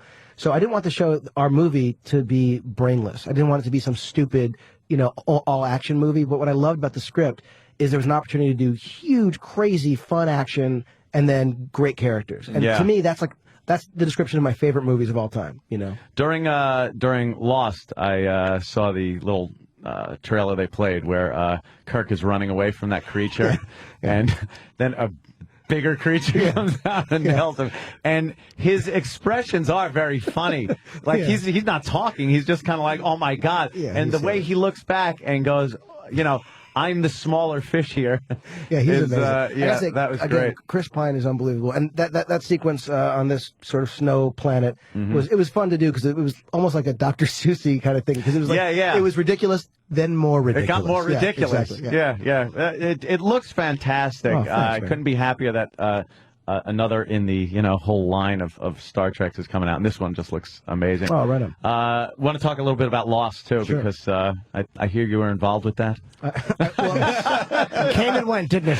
That was a fad. I was involved, and the truth is that I left working Yeah. on it day to day in the first season to go and do Mission Impossible 3. Really kind of tells you're doing well when you leave Lost. yeah. Because, God damn. Go do something else. Can you imagine? Well, honestly, that's kind of what happened. We had this show. It was this, amazing thing to do. And all of a sudden, Tom Cruise said, "Do you want to go direct Mission Impossible 3?" I was like, "Goodbye." Yeah. No, I'm kidding. I'm leaving. Screw you all.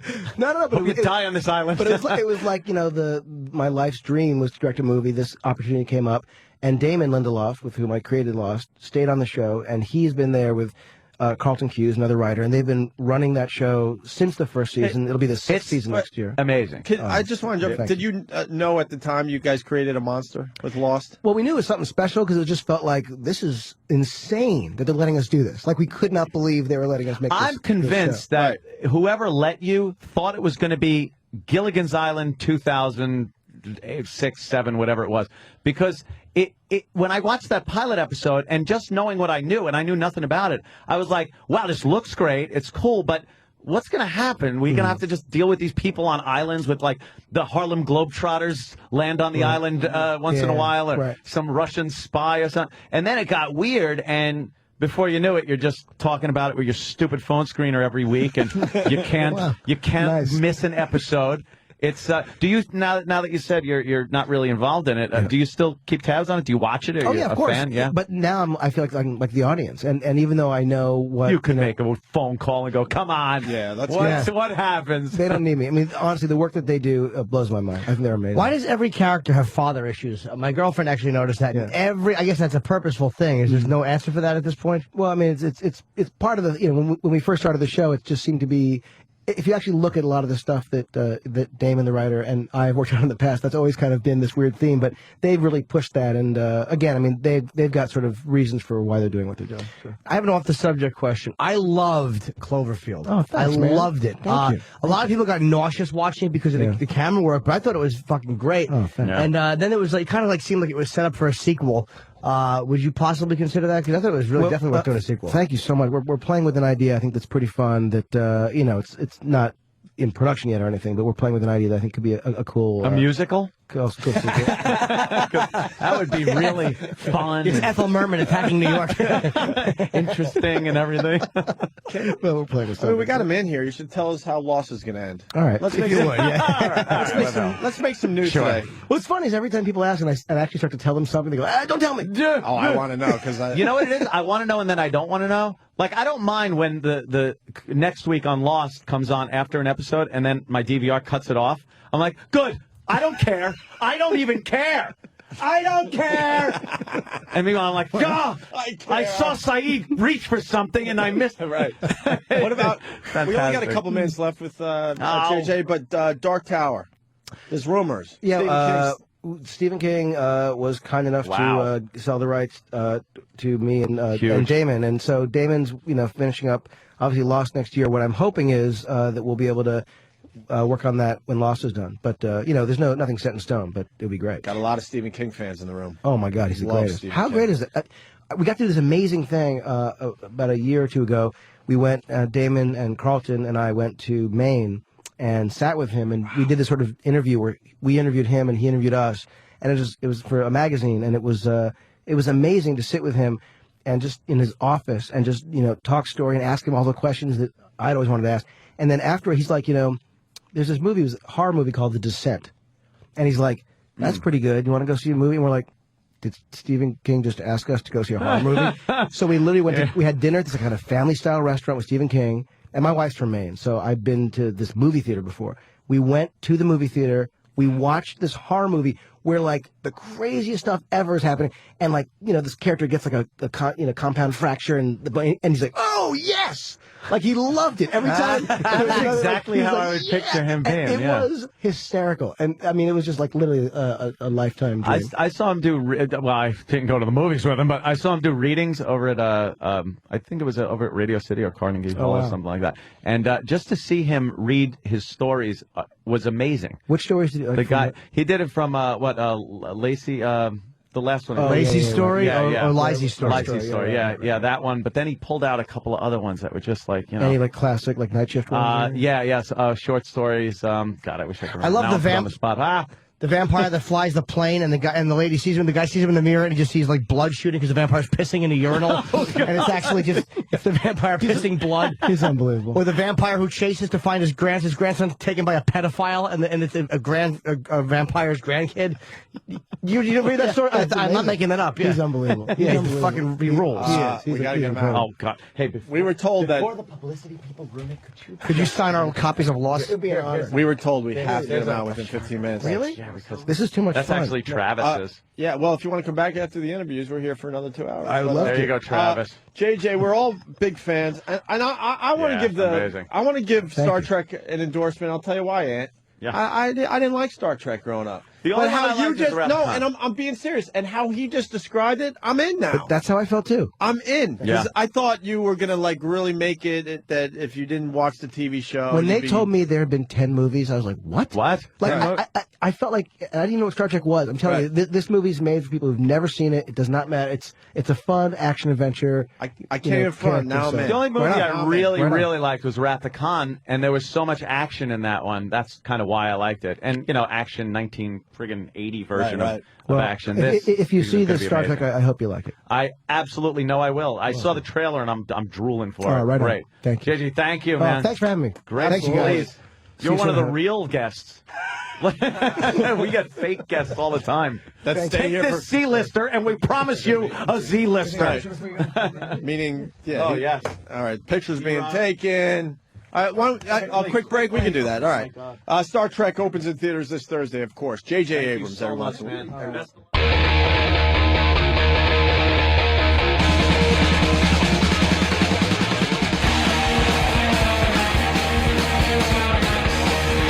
Opie and Anthony on your radio. Where am I? There I am.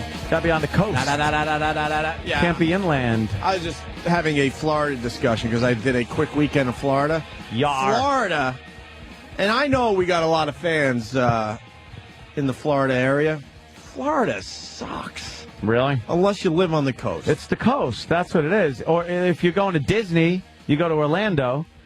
Or then you got to hit the coast. Anywhere else is like just hot, fucking, muggy, inland shit. My sister lives outside the Orlando area, one of the suburbs, and it's just strip malls. Yeah.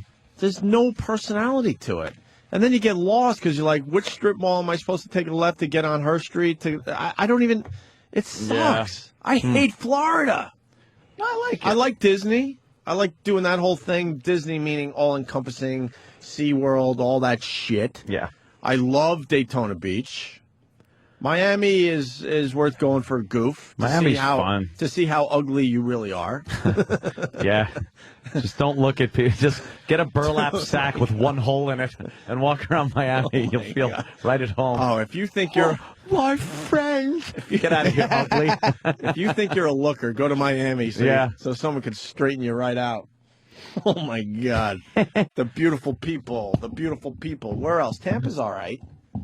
Yeah. And Fort Lauderdale, old days, spring break, all right. Yeah. That's all I know. Inland? If you're inland in Florida, kill yourself. What are you doing? Yeah, it's really... Go move. Unless you live near Lake Okeechobee. Where the fuck is that? I don't know. That's some big lake there. It's just a big lake somewhere. We almost stopped into Cafe Risque. I'll go local for Florida. Wait a minute. Was that a strip club? Dude, I've talked about Cafe Risque. The truckers all know. It's where you get one of the best breakfasts ever, and you get to see some snatch. Snatch and breakfast? Yeah. Why didn't you go? That would have been great. Those don't go together very well. We were kind of late. We had to get up to Gainesville and Harry snatch and breakfast. How do they bring out your sausage? Just holding it. They're totally nude. Totally nude. Totally nude. Cafe Risque is brilliant, and they have billboards every 10 miles. Yeah. And you get excited because it's like Cafe Risque, exit 378, let's say. I forgot the exit. If I want to go real local, I think it was 384. And all of a sudden you get excited, and then you see the next exit, and it's like 348. There's a million exits before you're going to even get close. You're jerking off like a monkey, and you're getting all plumped up for the girls. Just waiting. And, yeah, but they buy just about every billboard every 10 miles, and you do the countdown to Cafe Risque. And the food's terrific. Yeah. And the women? I don't like eating in places where there's naked women. Women are a little rough. Like strip clubs that have, hey, we got a big, one of the 6-foot heroes out here. I'm like, you know something? I don't know what? Fucking stripper shit floating around. Jimmy, you should be quiet because I know you're ready to Only jump on. one place. And we were there together, right? Yep, the only place at the place in Dallas, the strip club, the Lodge.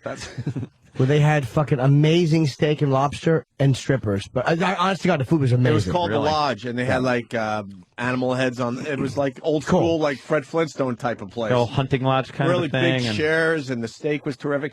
That was the trip where my brother gave one of the strippers strep throat and was very proud to announce that to everybody. Thank God we're all married. What did now. she give him? Who knows? Thank God. All right, where are we? Before we get to this, I have something I had to say. Yes, James. I think I noticed before that I think Erock smells like ass. Ew. Oh, no. What part of him? I don't know. His mouth? You know something? That is very embarrassing for the show. We can't have somebody with, like, ass hygiene, with no ass hygiene, working for this program. I don't know if he does, but I thought I smelled it when he was in here. All right, let's go get him. Hey, and because that's the worst. We try to allow the other side on the show. I knew this would happen. I really don't like Florida, especially when you're inland. But everyone wants to defend it. Let's go to Will in Florida. Will. Hey, boys, how you doing? William. Well, you can call him Will. Sorry to rip into your state, but I don't know. I'm not a fan. I've been going down there once a year easily for 20 straight years. Easily. What do you got, Will? Christ. Dude, it's got everything to offer there except for one thing, and that's mountains. It is very flat. It's very flat. I'm telling you. Very hot. But you didn't make it over to Tampa? No, I said Tampa's pretty cool. There are places that's pretty cool. Look, there are places in New York that fucking suck, too. You know? There are places in Florida that suck. Yeah. You ever been to But Utica, they New got York? the best celebration over there in February. It's better than Mardi Gras, what I think. I did say that. You guys have got to make it. Everything's better than Mardi Gras. Believe me, Mardi Gras sucks. You know it. Hey, Erock, you're a big Florida guy. The best part of Florida. Speaking of swamps.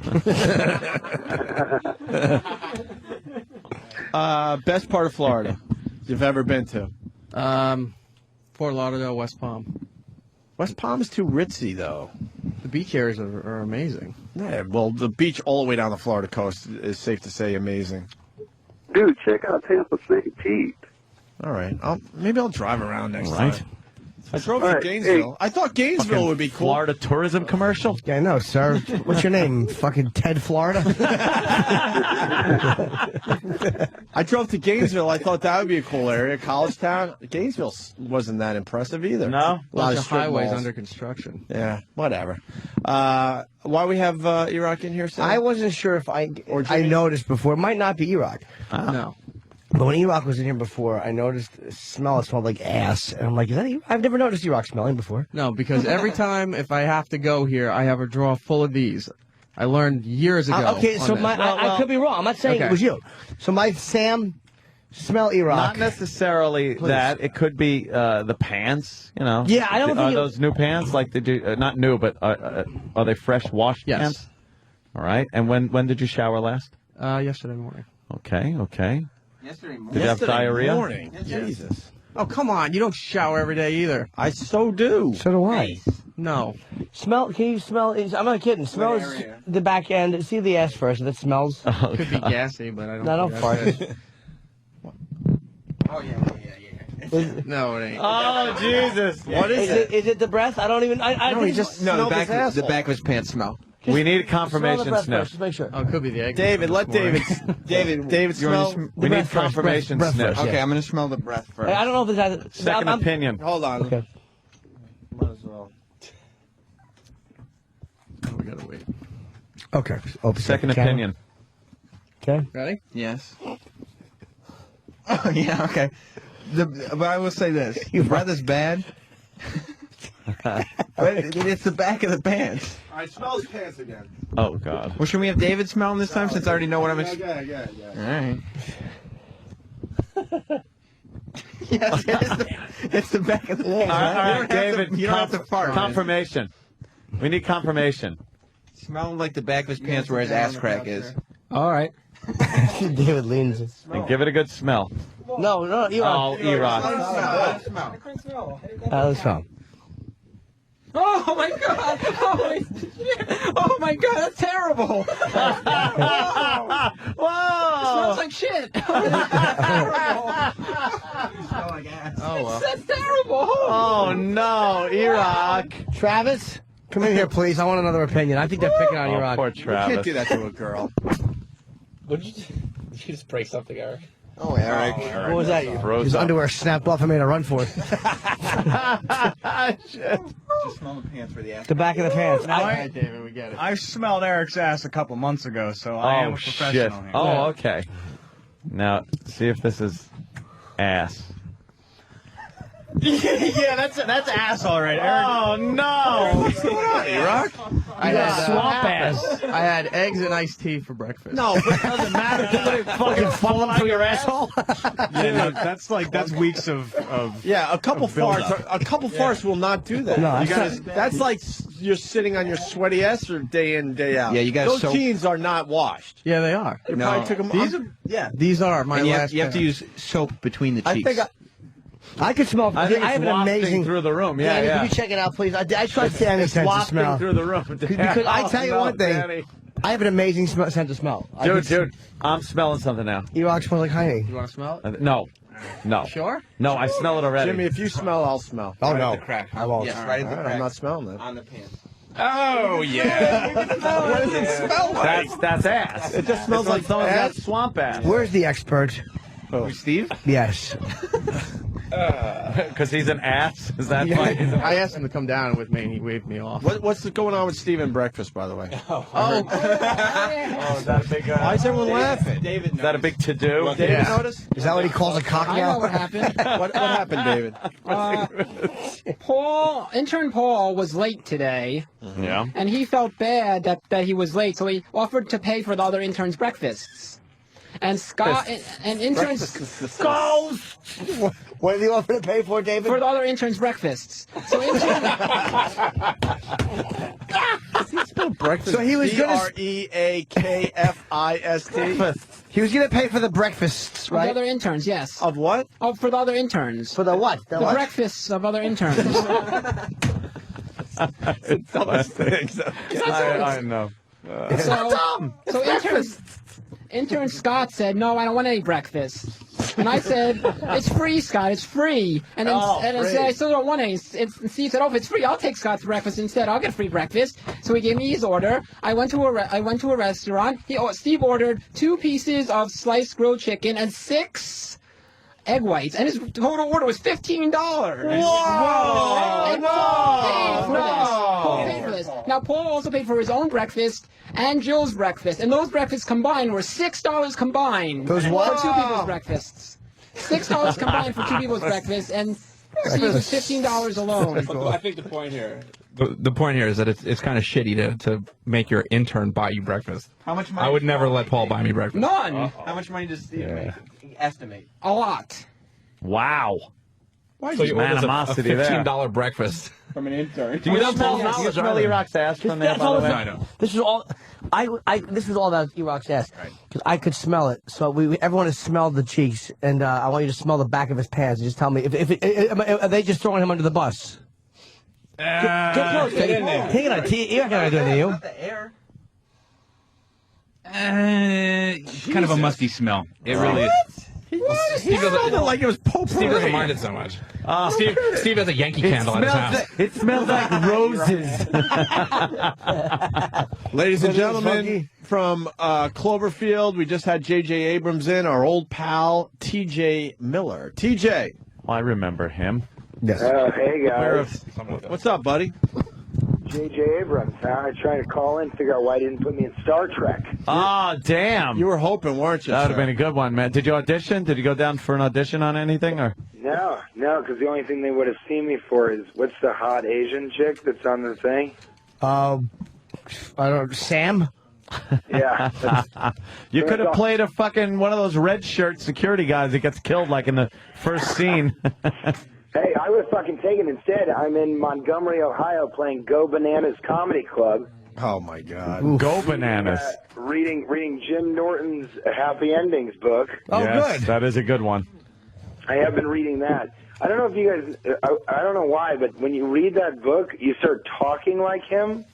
I told the guy at the front desk here at the Homestead Inn to stop smiling like a happy retard. That's probably accurate. Yeah, he really was. I don't know why. We were It got asking. me really. What are you guys doing? I'm coming up there in May 15th, 16th. I'm doing Gotham Comedy Club. We were asking JJ about doing a Cloverfield sequel, but even if he did one, I didn't even think you wouldn't be in it because you got killed in the first one. Yeah, but no, that's exactly right. But it's kind of weird because I think did he say anything about it? I didn't. He said they have an idea that they're throwing around, but that's about it. Well, I heard they've already filmed it. That's what I heard, is that they filmed it and it's going to be from a different perspective, like closer to the military. But yeah, they didn't. I don't think they're using any of the original cast. Although if they are, holy we wouldn't shit! know. But maybe they would cross our paths or something. I don't know. I honestly. You know I what? don't Hold think on. I just want to stop you there. That would be an awesome idea. The exact Right? same movie From another point of view. From another You can point make- of view. you can And make 10 movies that's what that I'm way. saying. You could like, but imagine. Yeah, that's pretty good. And one from the monster's point of view, where he's just trying to get some New York pussy because he's heard how great it is. Just annoying people in the way. Dude, what a great fucking idea, though. It's good. No, but that's- the military that's point of what view, they then you go should with a do. few other different ideas, point of views. Yeah. Hey, TJ, we could catch. If they did one where it was just from the perspective of somebody that didn't even know, like it was in like New Jersey. No, they didn't even know that it was going on. Yeah, they just like go about their business, go to bed. Right. It could be some. It's a boring story. It turns into a chick flick. It's just a chick flick, but it just Yeah, happened at yeah. the same time the monster was creating. It's like Stella havoc got her and groove Manhattan. back or something. Yeah. Just TJ, go to dinner at TGI Fridays, go home, watch the news. Like, Right. don't even catch that. They just hear about the swine flu and then go to sleep. That's it. Hey, TJ, we got to cut you off. Come in and see us. We'll catch up on everything, all right? Okay, you guys. All So- right. And if you see JJ, tell him that I'm very unhappy with him. Okay. We'll let him know. Okay. All right, I'll see you guys later. All right, we'll see you in a bye, couple man. weeks. TJ Miller, a friend of ours from the movie Cloverfield, came in and we all just hit it off. Hey, David, the Wolverine movie review, finally, right? Finally. We were talking about Adam Sandler before we left. Yes, we were. yeah. But get back to Wolverine. Okay, okay, back to Wolverine. All right, so we were saying that. What, you can't go on with your day unless we talk about Adam Sandler. Well, you wanted to, right? you told me to write notes about it, and we were going to continue. Oh, you know what? He is sort of right. Because he loves Adam Sandler, and he was insulted by you, Ant, because you don't like Adam Sandler. I'm not I so think much a it's, fan myself, but something to do with religion? Yeah, he's a Jew, and he sings about Hanukkah. Does he? I never heard that one. Oh, yeah. I've heard that many times. you know what? Oh, literal Jim Norton. You know what? Patrice turned me on. I think it was Patrice to what was the Zohan movie? Don't mess with the Zohan. It was all right. I have to admit. Really? I lost a lot Yeah. of respect for Patrice's movies. I have to. I have to admit. Patrice is not known for his great movie picks. I'm not saying Caddyshack all right, but it was an all right But it movie. was aight. It wasn't bad, to be honest with you. It was just aight. It wasn't bad. I was surprised because he goes, Patrice. I think it was Patrice. He goes, you got to check that out. So I did a little on demand. And all right, go ahead there. Is that all you wanted? Oh, what were your notes on Adam Sandler? Yeah. No. To defend him. Yeah, my guys, notes are defend that- him. My notes are Defend that I just liked him because he started out at Saturday Night Live, and I liked all his characters were funny in Saturday Night Live. Every single one of them. The one. Yeah, the canteen boy Did was you funny. like the one where he went like this all the Yes, time? that's funny. That one where he talked like this? I do like Oh, that. did you yes. like this one? The one where he did this bit, where he talked like this and went, oh no, I gotta look out here and I'm gonna write a song. That's why I think he's funny because And he you talks like that like one? that. Yeah. Or was it this one? Well, let me tell you Yes, what it's I'm all of gonna them, yes. I'm gonna do something funny now in a funny voice. That's a good That's what. impression. No, it's not an impression of a dummy fucking unfunny fuck. Anthony, what about when he does like singing bits though? Yeah, like the opera guy. Oh. I'm gonna eat some chicken, and then the bones I'll be here picking. Oh, fuck. It's like, all right, we get it. Not a big fan. Not a fan at all. What is this? That's Little Nicky. Oh, Little Nicky. I think he works here. I've seen him walking around Little serious. Nicky was the one that did this, and he talked Little like Nicky, that. he though. talks about chicken. He talked like this a little bit different, though. He was a little like this one instead. That's when he's the son of the devil. right. Right. Adam Sandler, his movies suck a cunt. That guy does work here. By the way. I'm in, by the way, Danny. Boy, is that perfect, Danny, Danny. I'm in, Danny. Danny really, There's a guy. Hold on, because, you know, there's people. he is now officially dubbed Little Nicky. There are people that don't have. They're not fortunate enough to walk these hallways every day, so they don't have any idea what we're talking about. There's a guy that walks by our studio literally every day that looks just like Little Nicky. Little Nicky. Danny, I'm so in, man. I'm so in. I'm sure he's a nice guy. He probably is. But every time I see him, I just get filled with rage. I'm sure he's a great dude. There's a lot of people that did not like Zohan. Let it be known. Oh. I'm And then just he saying made- it was all right. And then he recently made bedtime stories. Did he? Yes, where the stories he tells to his kids come true. Oh, wow. Yeah. Oh, and don't forget Click. That was a great one Oh, I yeah, watched Click. one day. Fucking yeah. A, man. That could have been a great movie, and then it had to go into Gets some all serious. and- bizarre AI shit.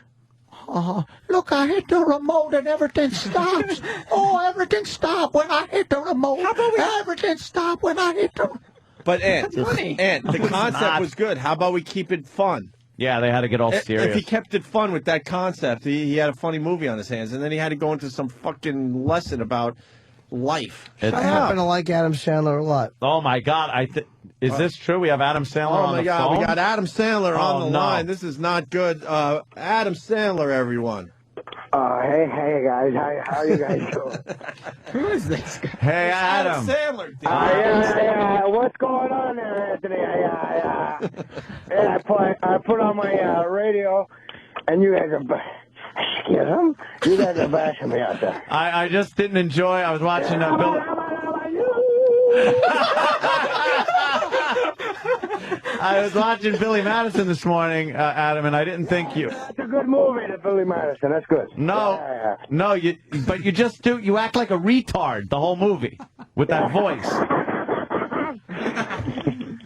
You know, we're all, we're all a little retarded, you know. Yeah, but you're retarded that whole movie. And what's with the voice you put on it? It's like every fucking movie. Well, I tell you, Anthony.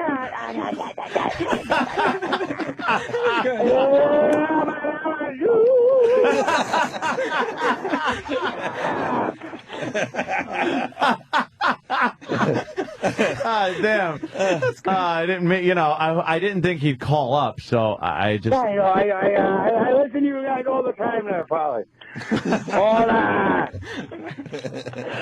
It's a good show, though. No, you guys are doing good. You got that satellite radio thing going. No, that's good. And then Little Nicky, you used a different voice, but that was like. Little Nicky was the devil. So I had to mix it up a little bit, you know. He's. See that stuff? I don't find that funny. I don't find the sounds and. I don't find those sounds funny and stuff. I just. Everybody Everybody likes those sounds, Anthony. Everybody likes them. Everybody likes them. Everybody likes them. I think it was Billy Madison. I'm laying there in the I'm laying there in the swimming pool, and I make a happy face on my body with with the with the sunscreen. Yeah, that was hilarious. You know something? That wasn't funny at all, and I think Norm Macdonald was funnier in that movie. Flazoo? Yeah, Norm was really good, but I can't take credit for an Adam Sandler movie. But I appreciate it there. Norm, it's a Norm. Me and Norm, we're laying down together. We're doing this movie called Two Gay Guys. Hi, boys. Hey, Jay. Opie, your brother's a sweetheart. You know, let me break out a character for a second. No. This Jay Moore took care of my brother, who has a very mundane life, trying to raise 4 kids, and Jay treated him like a superstar over the weekend. Yeah, he didn't have to fucking bring him. Yeah. And my brother said you were hilarious. They had a great time. Jay really hooked up my brother Scott out east. Well, you know, all we do, Jimmy knows this. People go, hey, can I have 4? And you just tell somebody, and they tell somebody. I really didn't do much about it. Yeah, but you took the time to say hi and all that. So. But we said hi afterwards, and you know, he was very nice. And that was a great room, nice long standing ovation. And then after the second night after me was Katie Lang. So anytime the show got rocky, I told them, you know, in 14 hours there's going to be a room full of box munchers. One of you guys laugh about this entire row is going to look like Sonic the Hedgehog. So why doesn't everybody nothing like nothing like women that moose the back of their hair. Fucking stupid dykes. What dumb fucking dykes. Stupid dykes. Let's just beat up.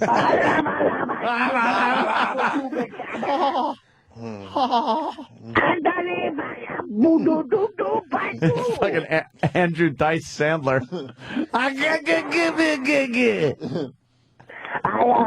This girl was eating my ass, you know, and I'm like, great Adam wow, Sandler, what a man. fucking train robbery that career turned out to be. Oh, right? Holy More shit. than anyone, maybe. Yeah. Like, I'd rather watch a marathon of the hills. Could very well be, man. I do get sucked in. I'm like, wow, this Spencer guy is just a bad person. The hills. Jimmy, how was Minneapolis, Jimmy? I haven't been there in over a year. Oh. Well, excuse me. I haven't been on the road. I was a little bit here. I'm going back on the road in June and July, but I've been Where here. where can I see you in June, Jimmy? And how do I get information like that? You can go to my MySpace, but I know I'm going to be in Atlanta. I'm going to be in West Palm. I'm going to be in Fort Lauderdale. I'm going to be in Chicago. Chicago. All right, when you're in Atlanta, Jimmy, I want you to pay attention to the amount of gay black men that are there. It is fucking down low city. Yeah, pay attention. I'm sure I'll see a lot of them on Craigslist under the M for M. That's right. Fully functional, 9 inches uncut, nigga. Come on. Nice. Hey, ask your brother how many times I just said nigger on stage. For real? You're doing that? Oh, probably about 14. Well, it's, you know, I do the impression of the Def Jam comic that makes fun of white people. Yeah, all right. Yeah, you know what? Like, hey, everybody, how are ya? I'm a white guy. I'm retired. Get in the car, Maggie. The niggers are coming. Oh, my God, I just shed my pants. I'm afraid of the niggers. Come on, honey. God bless you that you're not avoiding that. No, I hate it. And I say, no white people talk like that. You know who talks like that? Tony Gwynn. That's a very good line by Mr. Moore. All right, gentlemen, I'm going to lose reception because I'm near the ocean. I'm like Pacino at the end of, what was it, The Insider? I'm standing knee deep in the Pacific Ocean. Oh, my God, do I still have you? Please tell me you're still on the line. Good, Why man. is my hair orange on this call? Scott was a sweetheart. Oh, I just wanted to tell you, everybody behaved nice, and it was great. And just you got good people over there in your family. Yeah, you made his night, man. I I'll appreciate see everybody at Thanks Riley's this Friday. All right, Colin. Thanks, Thank you, Jay. Jay. Thanks, Jay. God damn. Jay Moore. That. Yeah, you know, he played out east, and I don't know, he didn't even really promote it with us. So. No. Maybe it was a charity gig that did well. I don't know. Hey, David. Jay could be one of the best impressionists out there. He's taking them all I mean, on it now. is amazing. I never thought of him as an impressionist. He's been a funny comedian and shit. But the fucking guy does impressions to a T. He laid down the gauntlet. He's Yeah. taking on all impressionists now. And now that what's-his-name is dead in Vegas, there might be a spot for Jay in Vegas. Man, and, What's his name again? Danny Gans. And what's his name? Retired. Madden. Retired from football, so now, that impression. That means Caliendo's got to Bush retire. isn't president anymore, so. Why am I that's saying that? I like two Frank. of Frank's characters are gone. Why do we do this to ourselves? I Jay like is- Frank Caliendo. Jay He's is- a nice guy. Jay's too toxic to be fucking me, Mr. Friendly, because Danny Gans is obviously family friendly, and he could do the impression. yeah. They said he did a moving number. And Ew. Jay just wants to say dykes and niggers in the same phone call. I wonder why nobody likes him. Insult him, have a show business.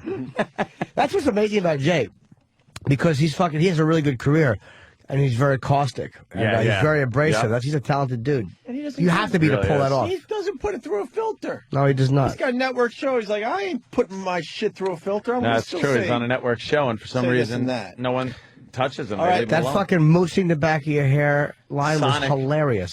Sonic the Hedgehog. David, get your stupid review out of the way so we can go home. Yeah, come on. Come on, David, I'm tired. Come on, chop chop. Hold on a minute. We got David Caruso, all the big stars calling the show this morning. Mr. Caruso, it's a pleasure to have you on the Opie and Anthony program. Well, Frank, I guess you could say that Danny Gans tonight did not make a good impression.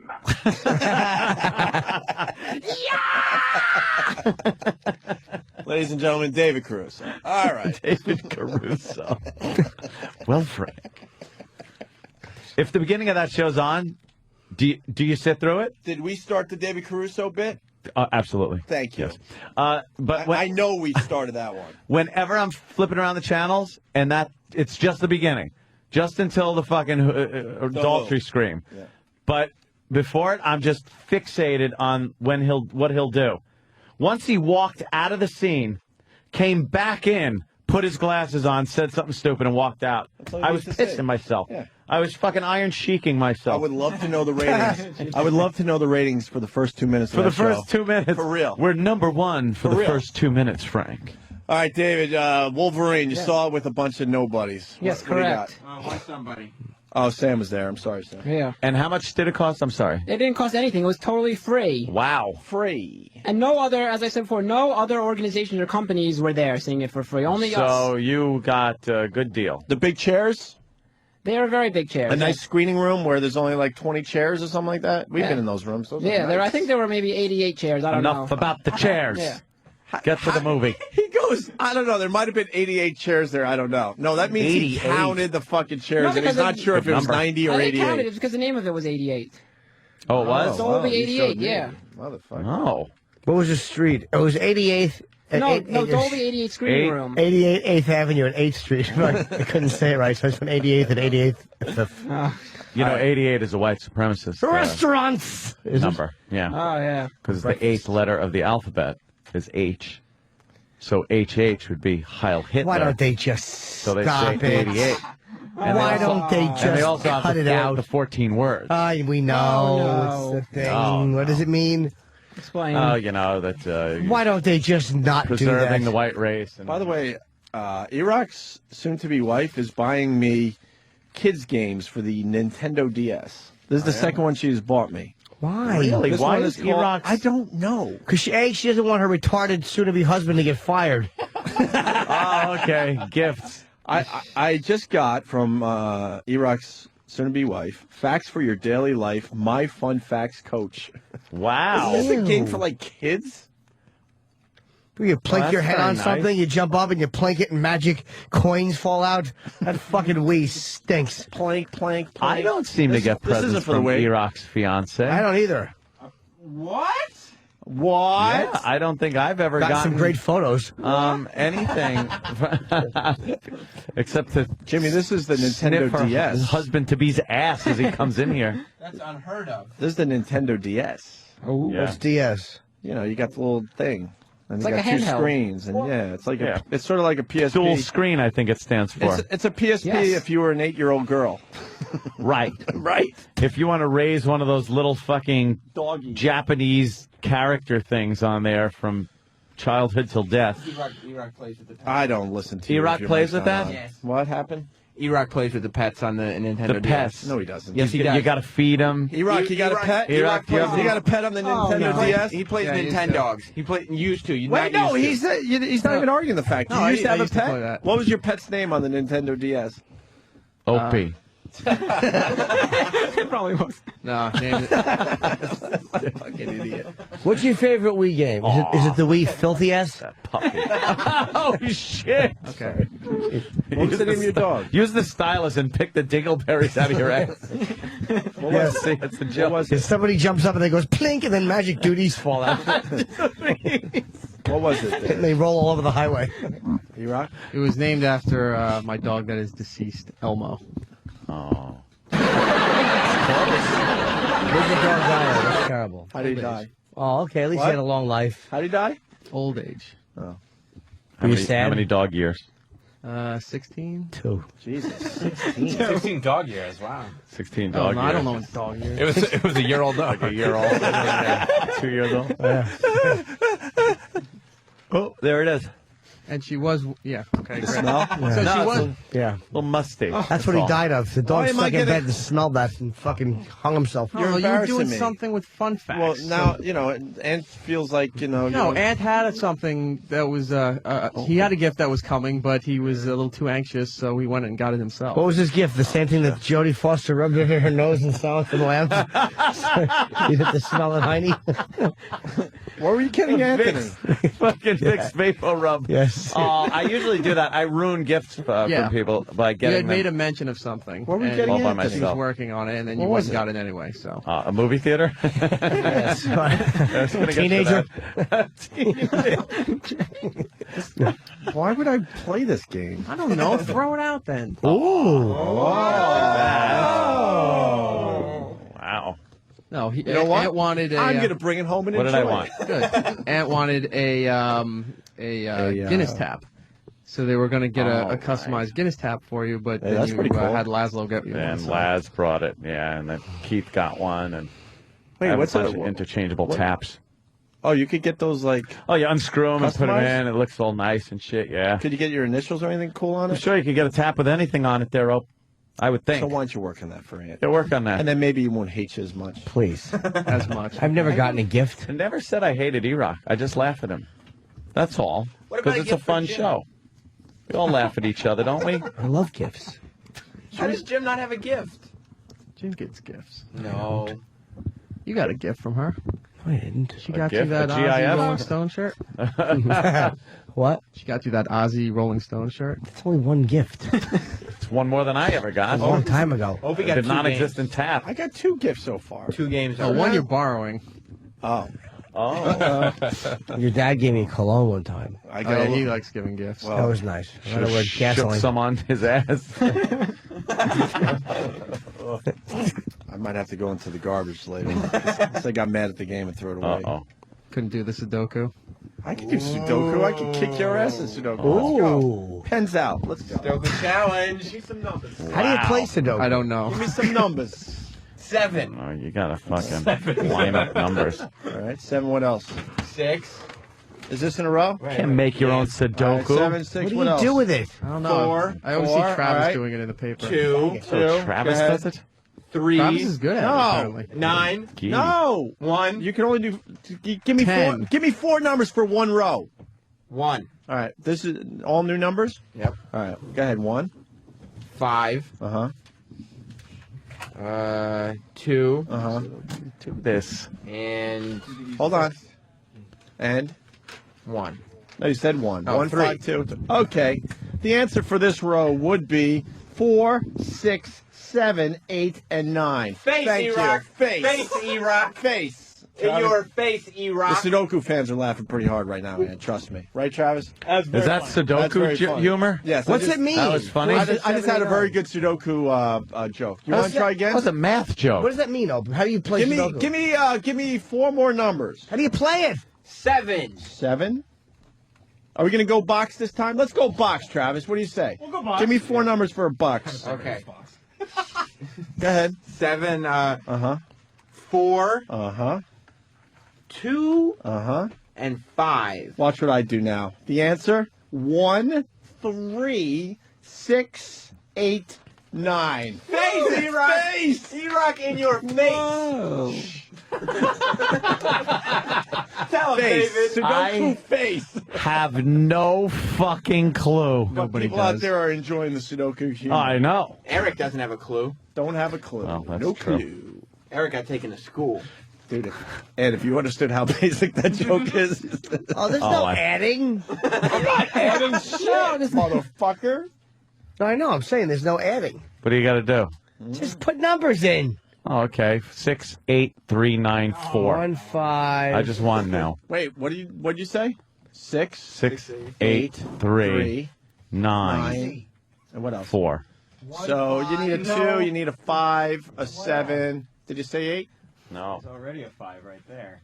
5 can't go there. Ooh. Jimmy. Oh, it's got to go all the way down this way. I didn't realize that. Jimmy. Oh, Jimmy's a retard. How the fuck do I know? Here you go. 72. That game's a fucking punk of shit game. Dude, this number's not here, but I see it there. I hate Sudoku. I don't know how to play it. Nobody told me. By the way, when I said people were laughing, I knew they weren't. Kyle S., you dope. No, we're not laughing. Sorry, Ope. I know. Kyle can't play Sudoku either. Oh, No. shit face to Kyle. Fucking A, you got him. Yeah, Kyle. You There you go. Is that pwned right? him.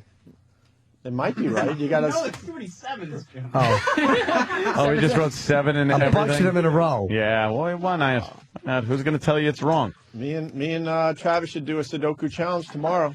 You give me a copy of this motherfucker. You two should. Me versus you. I can't remember who it was, but somebody I knew, they would fill out wrong answers in the crossword puzzle, and then they'd leave it on the bus. I thought it was brilliant in its own way. Every single day, he would write the wrong answers in the crossword. I used to work at Burger King, and there was this guy who would come in every day. I hope you kept your contacts there. I was just reworking mine.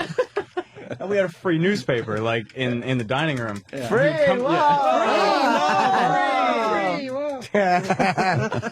And he would come in for breakfast, and he would sit there and do the crossword, and he would leave it every morning, and it was just all racist words that he would shit in. That's even funny. And when he left, we had to immediately go get it before somebody sat down.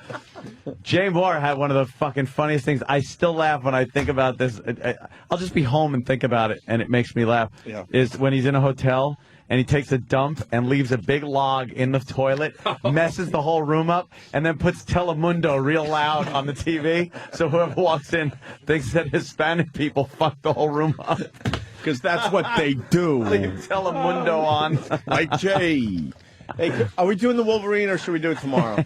I say tomorrow. What a teaser. Yeah, that is a tease, man. I don't come on Tuesday. Well, then how about Wednesday? Wednesday. What, are you too busy for Wednesday? What's the matter with you? Yeah, let's do What's Wednesday. the matter with you? It's a teaser. Okay. What's the matter with you? Yeah. Yeah, let's. Why don't you play Sudoku on a big boy out of vlogs and shit? Yeah.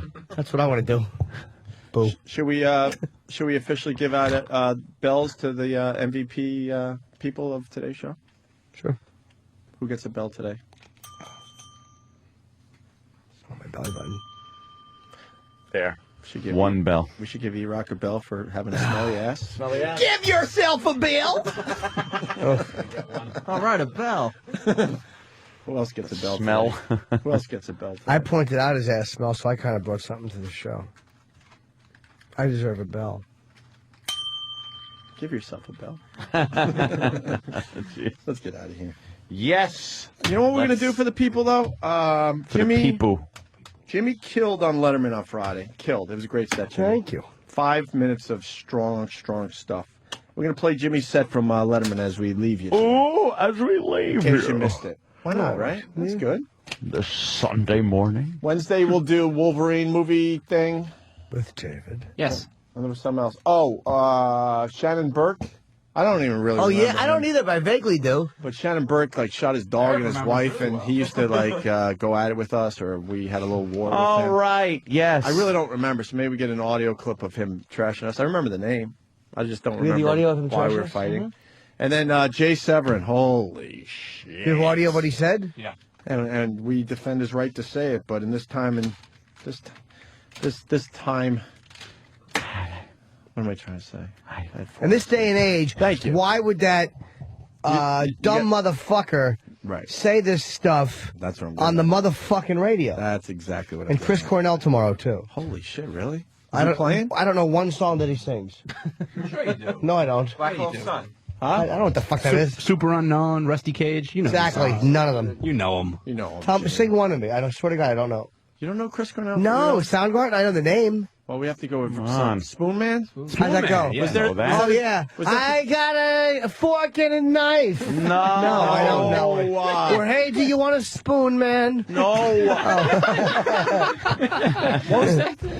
What was the biggest Soundgarden song of all time? Black Hole Sun. Black Hole Sun. And Black this Hole was- Sun was huge. You think? Yeah, biggest. The All right, go to video Black was Hole all Sun. over the place. Let's go Black Hole Sun. Black This Hole thing. Sun was giant. That was a monster. A creepy video with the little morphing eyeballs on people. I'm frightened. That was scary. That video was scary. Very frightened. This. Come on, you know this, right? You know this? I have heard this, yes. Black hole, sun, and a spoon. Oh, that's you? I thought he had started singing already. Yes, people told me I sound just like him. Oh, yeah, I've heard this. Good song, right? Yeah. I would say one of the best voices in music of the last 36 months. No. Chris Cornell rules. Of the last, what, 15 years? Yeah. I would say. This guy's voice is ridiculous. He's not better than Susan Boyle. It's the only James Bond song I would ever put on my friggin' iPod. That thing ruled. I like Pretty News too, Coke Logic. Pretty News is a great song. Let's go with Jimmy on Letterman. We'll see you guys tomorrow. Thanks for listening. We greatly appreciate it. Bye-bye. Bye. Jimmy, no bye? Oh, I wanted to run out. I don't want to hear myself on Letterman. So, I'll say goodbye, everybody. And we'll see you tomorrow. So long. Please welcome back to the program, Jim Norton.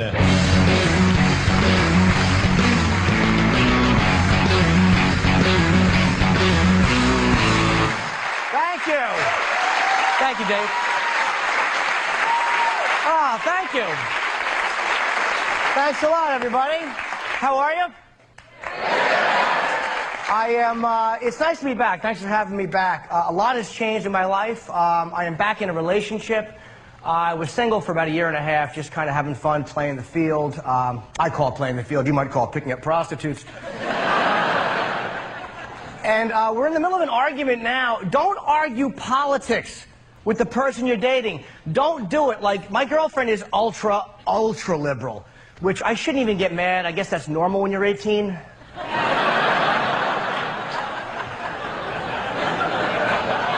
I mean, I'm kind of in the middle. I like the president a lot, but I think I like him for different reasons than most people do. I like the president because he's becoming known around the world as a man who gives awful gifts. Everywhere he goes, he went to see the Queen of England recently, and it's kind of customary to exchange presents. He gave her a video iPod, which is great for your 13-year-old nephew, but not a good gift for a woman who's 130 years old. Not that her gift to him was any better. Do you know what she gave him? A signed photo of herself. That's a bad gift and slightly cocky. But he's getting this reputation, which just makes me love him. Like, all these European leaders are trying to get the perfect gift to give the American president. Here's a piece of our nation's history, and he's like, thanks. Here's a Mets hat. I love him. He's going to see the leader of a country, and he's just grabbing him crap at the airport on the way to their house.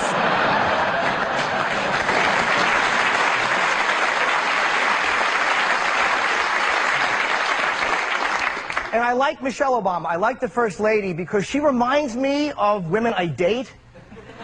It's the look in her face. She's unpredictable. You can never tell if she's happy to see someone or if she wants to punch them in the mouth. And it's always in the eyes, right? She has a little too much white around the pupil, which either means you're a South Park character or a psychopath.